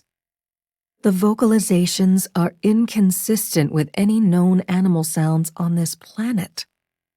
Janet cuts her eyes up to the left, her face tense like it always was when she couldn't solve a problem. Possibly the vocalization was engineered by a computer? Benton wonders. It could be that a recording is what Kay heard. Something fake, in other words? Possibly associated with the hologram? The sounds recorded by the security system are full fidelity, Janet's avatar answers on the tablet's display. They contain frequencies that humans can't hear, and therefore they were not engineered. They are authentic vocalizations. Something real was crashing around, screaming and hooting? An animal not in any database on the planet? I make sure, and she nods her head. Christ. Benton isn't happy. But we don't know what kind of animal? What the hell is on our property? I'm sorry, Benton. I don't have that information. Janet looks annoyed with herself. It was smart of you to disable Merlin's collar, and I don't advise you or Kay go outside in this weather and at this time of night to look. Don't worry, I answer for both of us. That's not happening. While we have you, Janet, there's something else we'd like to chat with you about, Benton says. Of course, anything you need. She smiles, her gaze intense on the Barolo bottle. I'm looking at your wine and feeling envious. Benton and I are shoulder to shoulder at the cafe table, looking at Janet's face on the tablet. He asks about Rowdy O'Leary and if she can find any information about projects or clients he may have had. Rowdy O'Leary is deceased, she says. His badly decomposed body was recovered today from the Potomac River at 12:15 p.m. It had been carried by the current 9 miles downstream and was discovered by someone walking his dog. The body was halfway submerged, caught in rocks and debris. Yes, we know, Benton answers. His software design company is a shell, Janet goes on. Since he was struck by a car while jogging, he has conducted no business despite what he told people, most of all his family. From time to time, he's indicated in text messages to his wife that he's busy consulting. This wasn't true. Janet has just hacked into Rowdy O'Leary's phone. Or Reba's. Maybe both. For the past 6 years, he's reported zero income on his tax returns while receiving payments of $90,000 annually, Janet informs us. He owes 3 times that on credit cards and loans from the bank. If he wasn't doing consulting, how was he earning $90,000 a year? Benton asks her. There is no indication that he earned it, no evidence of a work product in any of his electronic communications. The money was wired to him in 3 separate transactions at the same time of year, February, July, and December. Always the 10th day of the month, the amounts identical. Clearly she's hacked into Rowdy's email and bank accounts. Any idea who was paying him? Benton asks. The wires to his bank were from an account in the Cayman Islands. Can you trace it? Benton looks at me, and we're thinking the same thing. Whatever Rowdy was being compensated for wasn't legitimate. The account wiring the money belongs to West Bay Software Solutions, which doesn't exist, Janet says. As you're aware, the Caymans are a haven for money laundering and other financial crimes. Was he receiving these payments prior to the hit and run? I ask. They started 2 months after he was struck by a car 6 years ago on the night of December 30th. Janet informs us. Who was paying him? And for what? Benton asks. I don't have that information. I'm very sorry, Benton. There's no mention of these payments in any online data. There is nothing in Rowdy O'Leary's legal records at Constable Birch and Goldberg, she explains, and it would seem she's now hacked into a law firm. I wonder if his wife knew about these payments, I ask. Text messages to her indicate she assumed any money her husband had was from consulting fees or gambling. I find nothing to make me think she was aware of wires from the Cayman Islands, the most recent one 2 weeks ago. Most likely where he got the cash to buy an expensive emerald ring, I suspect. He made ATM withdrawals totaling $3,000 after receiving the wire, she says. Thank you, Janet. I need nothing further, Benton tells her. It was so nice talking to both of you, she replies, with a touch of emotion that's just like her. I'm sorry Lucy isn't with you tonight. I know she can be melancholy at Christmas, and I do what I can to comfort her. Unfortunately, she's stuck in Quantico, I reply, but Janet knows that. I've been talking to Dorothy this evening. At least I was before Marino got home, the avatar goes on, in a tone that portends trouble. I didn't mean to cause them to squabble. Does Benton know what Marino got you for Christmas, Kay? Before I can answer, Benton closes the app, placing his tablet face down on the table. It's the same thing he always does when Janet starts violating our personal airspace. What is she talking about? He looks at me. I tell him about the awaiting spa package at our London hotel. Ouch, he says. Ouch is right. You can imagine Dorothy's reaction when Janet made a big thing about how personal the gift was, I explain, carrying our empty dishes to the sink. I can imagine all too well. Benton refills our wine glasses. It sounds like Rowdy O'Leary was involved in something beyond his control. I scrape plates into the sink disposal. That might explain why he'd gotten increasingly paranoid. Benton carries in our wine, setting my glass on the counter. He might have had reason to be. By all indications, someone started paying him off after he was hit by the car. Paying him off for what? I don't know. $90K a year is quite a tidy payoff. I turn on the hot water in the sink, handing Benton a dish towel. Someone might have been giving him hush money, he suggests. If so, there's a reason the hit and run was never solved. It's not supposed to be. Maybe it relates to the government somehow? Maybe he was targeted? Deliberately taken out? Wouldn't make sense. He begins drying as I wash. If the government needed him neutralized for some reason, he wouldn't have been left alive to collect payments. I hope you can get your hands on the records and backup drives in his office safe before someone else does, I reply. Seems the Secret Service, the FBI, might want to know what's there. Especially if there could be a nefarious government connection, or even money laundering or fraud. I'm going to make sure that happens, Benton says, contacting Lucy as we speak. Using the secure messaging app on his phone, he sends a text to her, while I send one to Fabian about the injured raccoon. Maybe he can swing by when able and help catch the poor thing so we can get it to a wild animal rehab center. He answers right away with emojis of a thumbs up and a stethoscope. Rowdy O'Leary's safe will be handled, Benton tells me, and I don't want to know the details. Is she all right? I ask about Lucy. She wishes she were here, he says. We leave the kitchen, thunder rumbling, the snow turning to a rainy sleet that smacks against the side of the house. She's with Tron, Benton says. Sierra Tron Patron is Lucy's FBI investigative partner. She's also a friend of the family, and I'm glad they're together right now. It's a shame they have to be in a dorm on Christmas Eve, but at least they're together, I reply as we head back through the house. What was for dinner? He says they had cheeseburgers and beer in the FBI Academy's boardroom, and I remember the times Lucy and I were there together. I turn off the Christmas tree lights, ignoring the plastic Santa hailing us. Merry Christmas! Ho, ho, ho! Inside the bedroom, the fire I built earlier is a pile of white ashes over coals glowing orange. Small flames jump as I add more fatwood and another log. It's a few minutes past midnight when Benton and I slip under the covers. Merry Christmas, Kay, he says.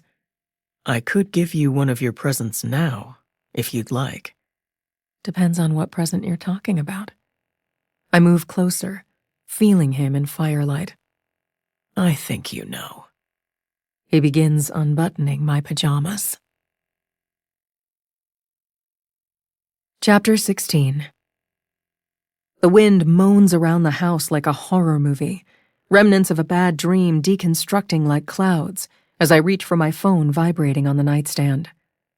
It's 5:25 a.m., Marino calling, and my mood begins a free fall. Please, God, no, I groan, turning on the bedside lamp. Who is it? Benton mumbles into his pillow, and I tell him. Damn it. He sits up as my phone continues buzzing like a giant insect. Good morning, Marino, I answer, touching the icon for speakerphone. I have a feeling you're not calling to wish us bon voyage. I rub my temples, a bit hungover. I'm sorry as hell, Doc, he says, and I can tell he's outside near an airport, a jet passing low overhead. I want to make sure you hear from me what's going on. Then you can decide what you want to do about it. He's keyed up and talking fast. What's happened? I retrieve my notebook and pen from the bedside drawer. The Phantom Slasher just struck again exactly like you were afraid would happen, he replies. I almost can't believe it. Please don't tell me Dana DeLetti, I start to say. Here we were worrying about her all night, but that's not who he went after.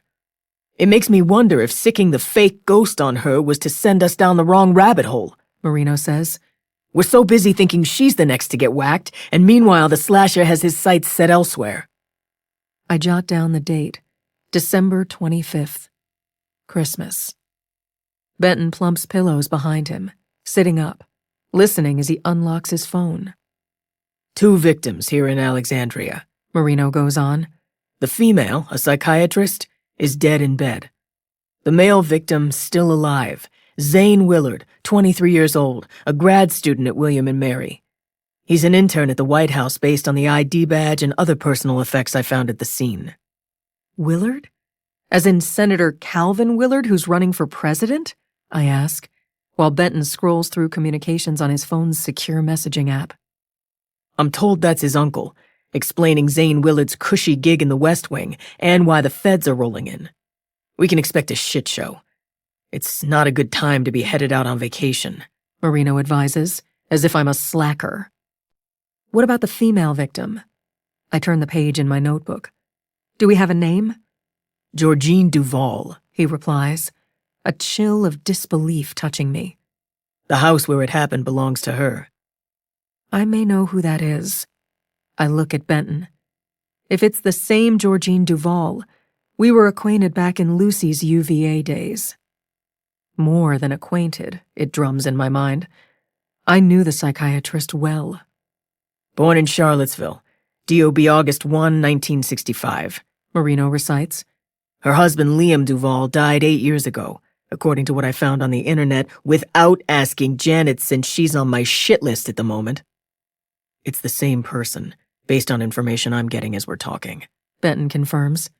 How awful. I'm stunned. What makes you so sure it's the same killer? Let's start with that. The MO included the ghost levitating through the fog, and I saw it for myself this time. Marino's voice sounds excited. Gotta admit it's enough to give you a heart attack. Saw it where? Benton frowns. I was out riding with Frug, Marino says. It's a long story, but put it this way. After I got home last night, Dorothy was in a bad enough snit that she told me to take a hike, so I did, and I thought I may as well make myself useful. He explains that Blaze Frug is working through the night, and Marino decided to ride along. She picked him up at his house, and they weren't far from Mercy Island when the call came in at 3:45 a.m. As we rolled up on the scene, Frug and me saw the fake ghost, he's saying. It crossed the street right in front of us. Are you at the scene now? I ask him. It sounds like you're outdoors near an airport. That's because I'm about a mile downriver from Washington National, standing in a gazebo on Mercy Island, freezing my ass off. It stopped sleeting and raining at least, but the fog's so bad I can't see across the river. Mercy Island, oh God, of all places, I reply with growing dismay. I think about the skeletal remains Kate Kingston showed me as I was leaving the office yesterday. Georgine Duval is on the hospital staff and owns one of the ritzy residences on the grounds, Marino is saying. As usual, the slasher knocked out the Wi-Fi, and I had to walk around in the freezing rain until I could find a cell signal. Meanwhile, who's guarding the scene? I'm writing down the details. I've got Frug posted at the front door. She's keeping everybody out, Marino says. Trust me. Nobody's getting anywhere near the body until you say. Or Doc Schlafer does. Depending on what you decide. I realize you're not supposed to be working right now. Have you notified him? I'm sure I know the answer. I didn't wake him up yet. Wanted to talk to you once I had an idea what we're dealing with. If it was me, I wouldn't want anyone else handling this. Marino hopes and expects that I'll respond to the scene myself, instead of the deputy chief covering for me while I'm on vacation. Benton is busy texting, and I can tell he's been notified about the same case, as I would expect. I watch him in the uneven glow of lamplight, his sharp features accentuated by shadows as he types another message. Looking up, he meets my eyes. He grimly shakes his head, and I know what's going to happen. Or better yet, what won't happen. La scritta è sul muro. I hear my late Italian mother's voice in my head. The writing is on the wall, as she used to say, and I know it's for the best. This is a terrible time to go anywhere, but that doesn't mean I'm not disappointed. Benton and I have been looking forward to our trip for the better part of a year. Just like that, it's another ruined dream, another canceled plan. Georgine Duval was killed in bed, stabbed multiple times, her throat cut. Marino offers more details that are depressingly familiar. It looks like she bled out really fast and was dead or about dead when the slasher started biting her before pouring bleach everywhere. The same thing we've seen in the first 3 cases. And the victim who survived? Zane Willard? I'm taking notes. What happened to him? He's sliced up pretty good and in the hospital, but expected to be okay. He and the murdered woman were sleeping together when attacked? I'm trying to imagine the scenario. I'm pretty sure they didn't have that kind of relationship, Marino says. Based on? For one thing, she's old enough to be his mother. That doesn't mean much, I reply. I'm not sure of his persuasion based on how he looks, if you get my drift. Let's not make assumptions, I suggest. And now Benton is riding back and forth with Lucy. I'm gathering from glimpses of Benton's texts that Lucy and Tron have arrived on the grounds of Mercy Psychiatric Hospital. They'll search for the signal jammer that caused the Wi-Fi outage. I imagine them in tactical gear, tracking the invisible with spectrum analyzers and portable antennas. The victims were in different rooms on different floors, Marino continues to explain over speakerphone. Zane Willard was ambushed after he heard screaming and came downstairs. The power was out and still is. It was too dark to see anything. He pretended to be dead until he was sure the coast was clear. Or that's his story. Any reason to suspect he killed Georgine Duval and staged it to look like the slasher? I ask. You know me. Everybody's a suspect, Marino says, as Benton leans closer to my phone. Morning, Pete. Benton here, he says. Well, I sure as hell hope it's you at this hour or the doc's got some explaining to do. Marino wisecracks. I'm surprised you're still home. I figured you'd be on your way to the Situation Room by now. Or maybe to Langley, the land of spooks and nuts. He references the CIA for some odd reason.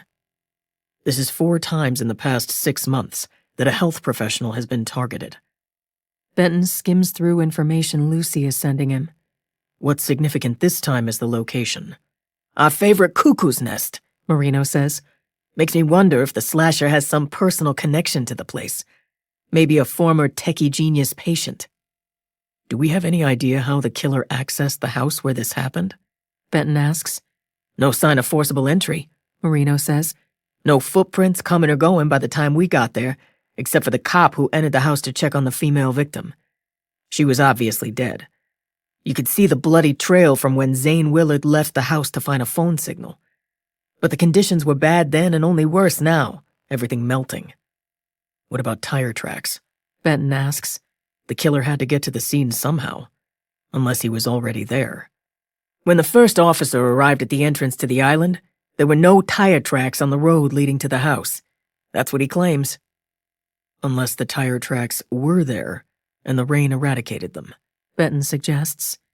Weird that you know the murdered psychiatrist, Doc, Marino says, and I've never mentioned Georgine Duval to him. At the time, it was none of his business. It's been many years since we last had contact, I explain. I didn't realize she'd moved to Alexandria or that her husband died. Last I knew, they were living on a horse farm in Charlottesville. Apparently, she sold the place and moved 8 years ago. Her primary residence is now in Yorktown. It's Benton saying this. She uses her home on Mercy Island when she needs to be on site at the hospital. And Zane Willard has stayed there before. Multiple times. How do you know when he's stayed there? You got a fucking Ouija board or something?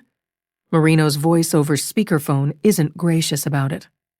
Georgine Duval and her house on Mercy Island are listed in his background information. It's where he stays when he's working at the White House, Benton says. Typically when William and Mary breaks for the summer and holidays. Do we know what she was doing at the hospital?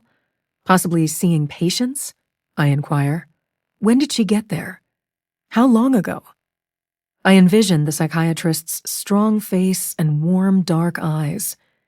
I remember her soothing voice with its lilting Virginia accent, and I'm gripped by guilt. I didn't agree with her ideas and methods, but I liked her. I should have tried to keep in touch. It was up to me to reach out, and I didn't because of Lucy. When I've worked deaths on Mercy Island, I've never heard Georgine Duval mentioned. I tell Benton and Marino.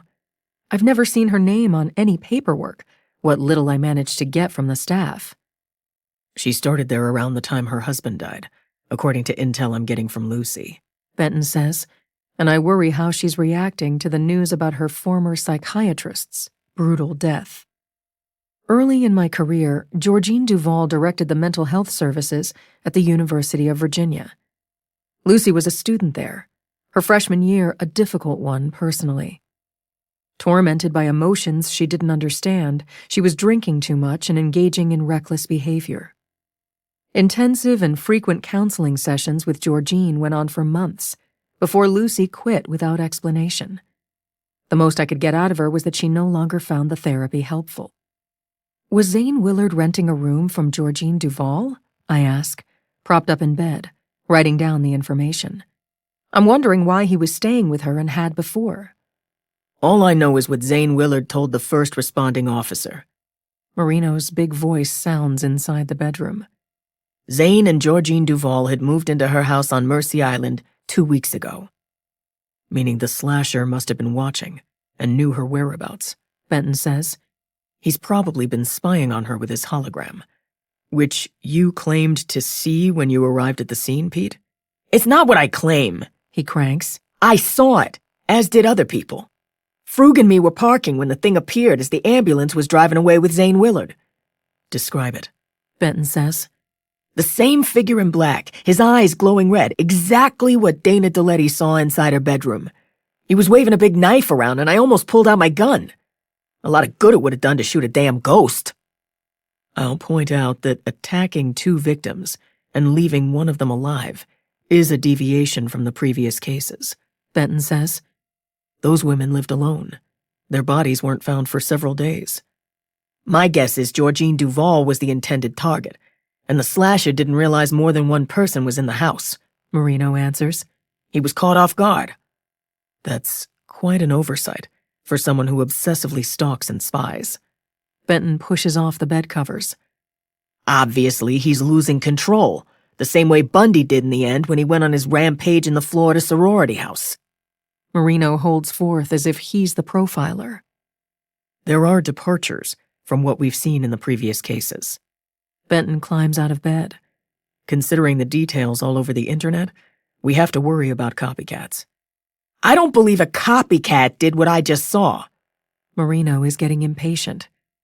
You're probably right, but we need to keep an open mind, Benton says. And now his phone is ringing. Hi, He answers. Going someplace quiet. Stepping inside the bathroom, he shuts the door. Chapter 17. What have you done so far? I ask Marino over speakerphone as lightning illuminates the window shades. Took photos and videos. I grabbed temps with the IR thermometer, making sure not to touch anything, He says. The body was 96.5 degrees, the ambient air about 70, and a lot of the blood was still wet. Obviously, she hadn't been dead long by the time you got there with Frug, I reply. When did the Wi-Fi go down? About 3 a.m., and we know that after the killer fled the scene, Zane Willard left the house to find a cell signal a couple acres away. He called 911 at 3:45 while he was bleeding on the sidewalk. Suggesting Georgine Duval was killed between 3 and 3:30, I decide. And time of death isn't going to be the question in this case. It's everything else. I didn't realize she was someone you knew during Lucy's college days. Marino is probing. That's too bad. Is there anything you remember about her that might be helpful? Only that Georgine was too trusting with her patients, I reply. She wasn't much for boundaries. But as I've said, that was a long time ago.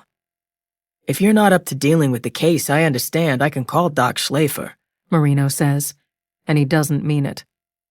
You already know that isn't going to happen, I answer. Obviously, Benton and I will postpone our trip.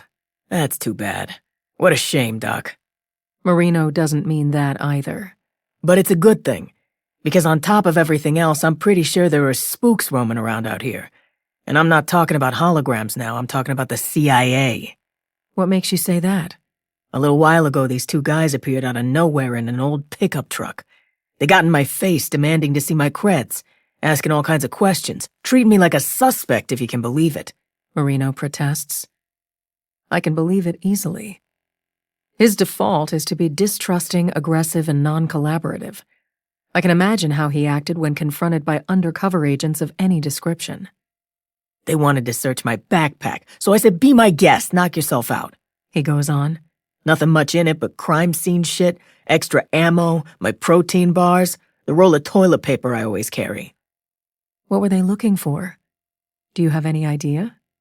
I've rested my pen on the page, having learned long ago not to write down his every utterance. Computer equipment, remote control devices, or apps on my phone, like maybe I'm the one carving up people while deploying fake ghosts, he explains. Then they wanted to know if I might be flying a drone out here.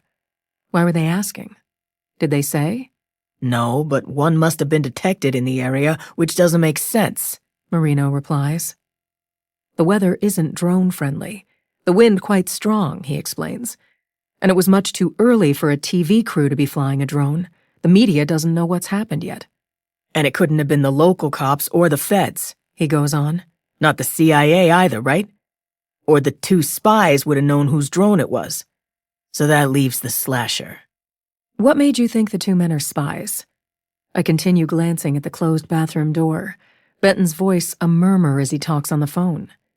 I didn't buy their bullshit story about being sent by the FAA because of the scene's close proximity to Washington National, Marino explains, and I don't buy it either. I've never heard of the Federal Aviation Administration responding to a homicide scene because it happens to be near an airport. But I'm familiar with the CIA and other clandestine organizations whose operatives dispense disinformation as easily as they breathe. I don't expect secret agents to tell the truth, even if they're family. When did you arrive at the scene? I dig in the nightstand drawer again, finding the bottle of Advil. About 4 a.m., maybe a few minutes after, Marino answers. That was quick. I shake 2 gel capsules into my hand, reaching for the bottle of water on the nightstand. Like I said, I was with Frug. When she got the call, we were checking out the pier where Rowdy O'Leary was fishing when he ended up in the river. So we were only a few minutes away, Marino explains. I just texted you some pics so you can see what you're about to confront. I click on images of Georgine Duval tangled in the blood-soaked bed covers, and I remember when we were together last. In her early 30s then, she was compelling with a bright smile, her hair auburn. An accomplished equestrian and tennis player, she was athletically built and extremely bright.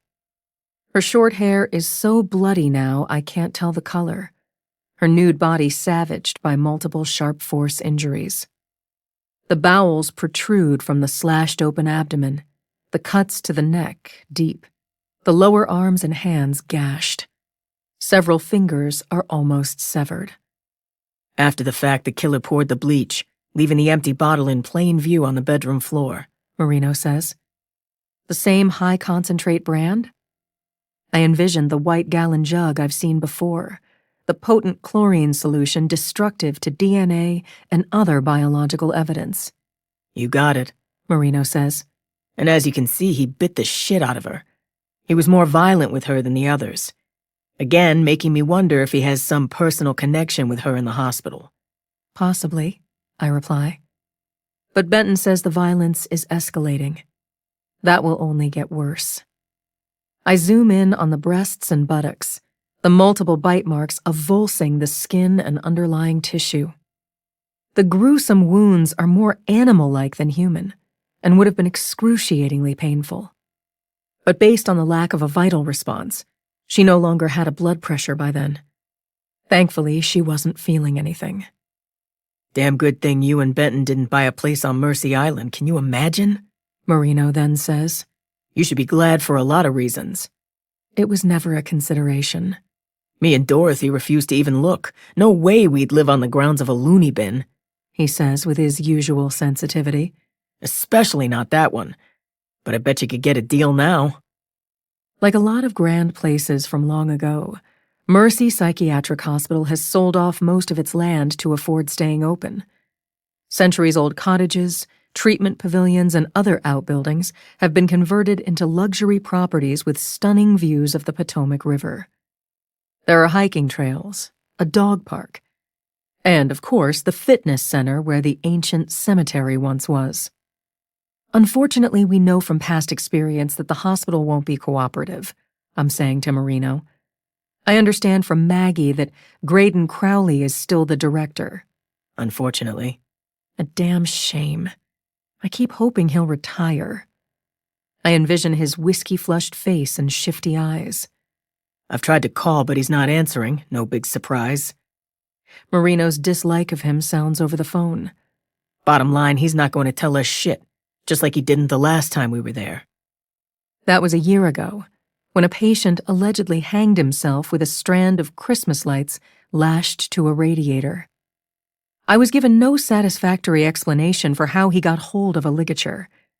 I don't know why it took 5 hours for a staff member to discover the body.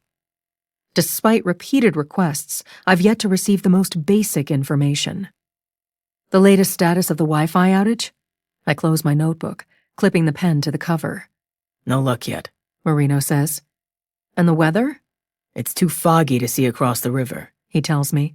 but at least the rain is completely stopped and the wind's dying down. Now that we've talked, I'll head back to the house and go over it with the crime lights. I'll have everything done by the time you show up. Meanwhile, Fabian's mobilized. He's loading equipment into one of our windowless transport vans, black with Office of the Chief Medical Examiner and the Seal of Virginia in gray. It's not something you'd want pulling up to your door. I need to get ready. I climb out of bed, and most of all to make coffee. I step around luggage outside the closets, lamplight shining on neatly folded clothes and pairs of shoes on the pumpkin pine flooring. Text me when you're getting close to the Pai Tai Bridge. Marino mispronounces it Pai Tai, and I've given up correcting him. I'll need to alert the officers at the checkpoint and front gate. Will do. I'm trying not to think about the theater tickets, the restaurant reservations, the plans to explore the English countryside in a rented Aston Martin. The roads are mostly wet and slushy, and it's above freezing but still cold as hell with the wind. The high this afternoon will be pushing 50. Marino makes sure I know. See you soon, I reply. And before I forget, Merry Christmas, Doc. It sucks this had to happen now. It sucks that it had to happen at all, I tell him. Benton emerges from the bathroom in his boxer briefs and sleeveless t-shirt that look very good on him. His lean, strong body is younger than his years. Should we carpool? He asks, walking toward me. Sounds like we're headed to the same place. I'm in my bathrobe, placing tactical clothing on a chair. Merry Christmas, Kay. He wraps his arms around me. Not how I was hoping we would spend it. You're my best present. I kiss his neck. And you're mine, He says into my hair. You must have cleaned up and shaved while on the phone. I touch his smooth cheek, smelling his earthy cologne. And I know it's not because we're climbing back in bed until we feel like getting up. I'm sorry as hell for both of us. At least we're alive and well, unlike what we're about to encounter, I reply. That doesn't make it any easier if we're honest. He follows me across the bedroom. It doesn't matter if we're off the clock. In truth, we never are. The price one pays for trying to live by the golden rule. Do unto others. I step inside the bathroom to freshen up. Before they do it unto us. His humor tends to cynical. I give him the upshot of what Marino told me. Mercy Island, Benton says, as I turn on water in the sink. Adding to my suspicion that the slasher has been in and out of mental health facilities, harboring conflicted feelings about women who have cared for him. Most of all, his mother. That's who he's targeting symbolically. Or maybe his job brings him to health facilities, I reply. A lot of vehicles are in and out delivering food, medical supplies, you name it. Plus the construction and landscaping and everything else going on. The last time I responded to Mercy Island, the security was pathetic. That was Lucy on the phone, and based on what she was telling me, security's no better now, Benton says as I wash my face. All that's needed is a key card to open the entrance gate. Or it can be accessed remotely by the residents, the hospital staff. Has she said anything about Georgine Duval? I can't imagine what Lucy must be feeling. Not a word. You wouldn't know she'd ever heard of her. Which is exactly how she acted way back when, I recall. Georgine Duval's address on Mercy Island is 13 Shore Lane, as it turns out. How's that for an eerie coincidence? Benton adds. The property we looked at? I dry my face with a towel, reaching for the jar of moisturizer. The very same. Marino didn't mention the actual street address, and might not know it's the place we toured after the realtor twisted our arm, I explain. Riverfront with huge trees and a big garden. Benton leans against the doorframe looking at his phone, skimming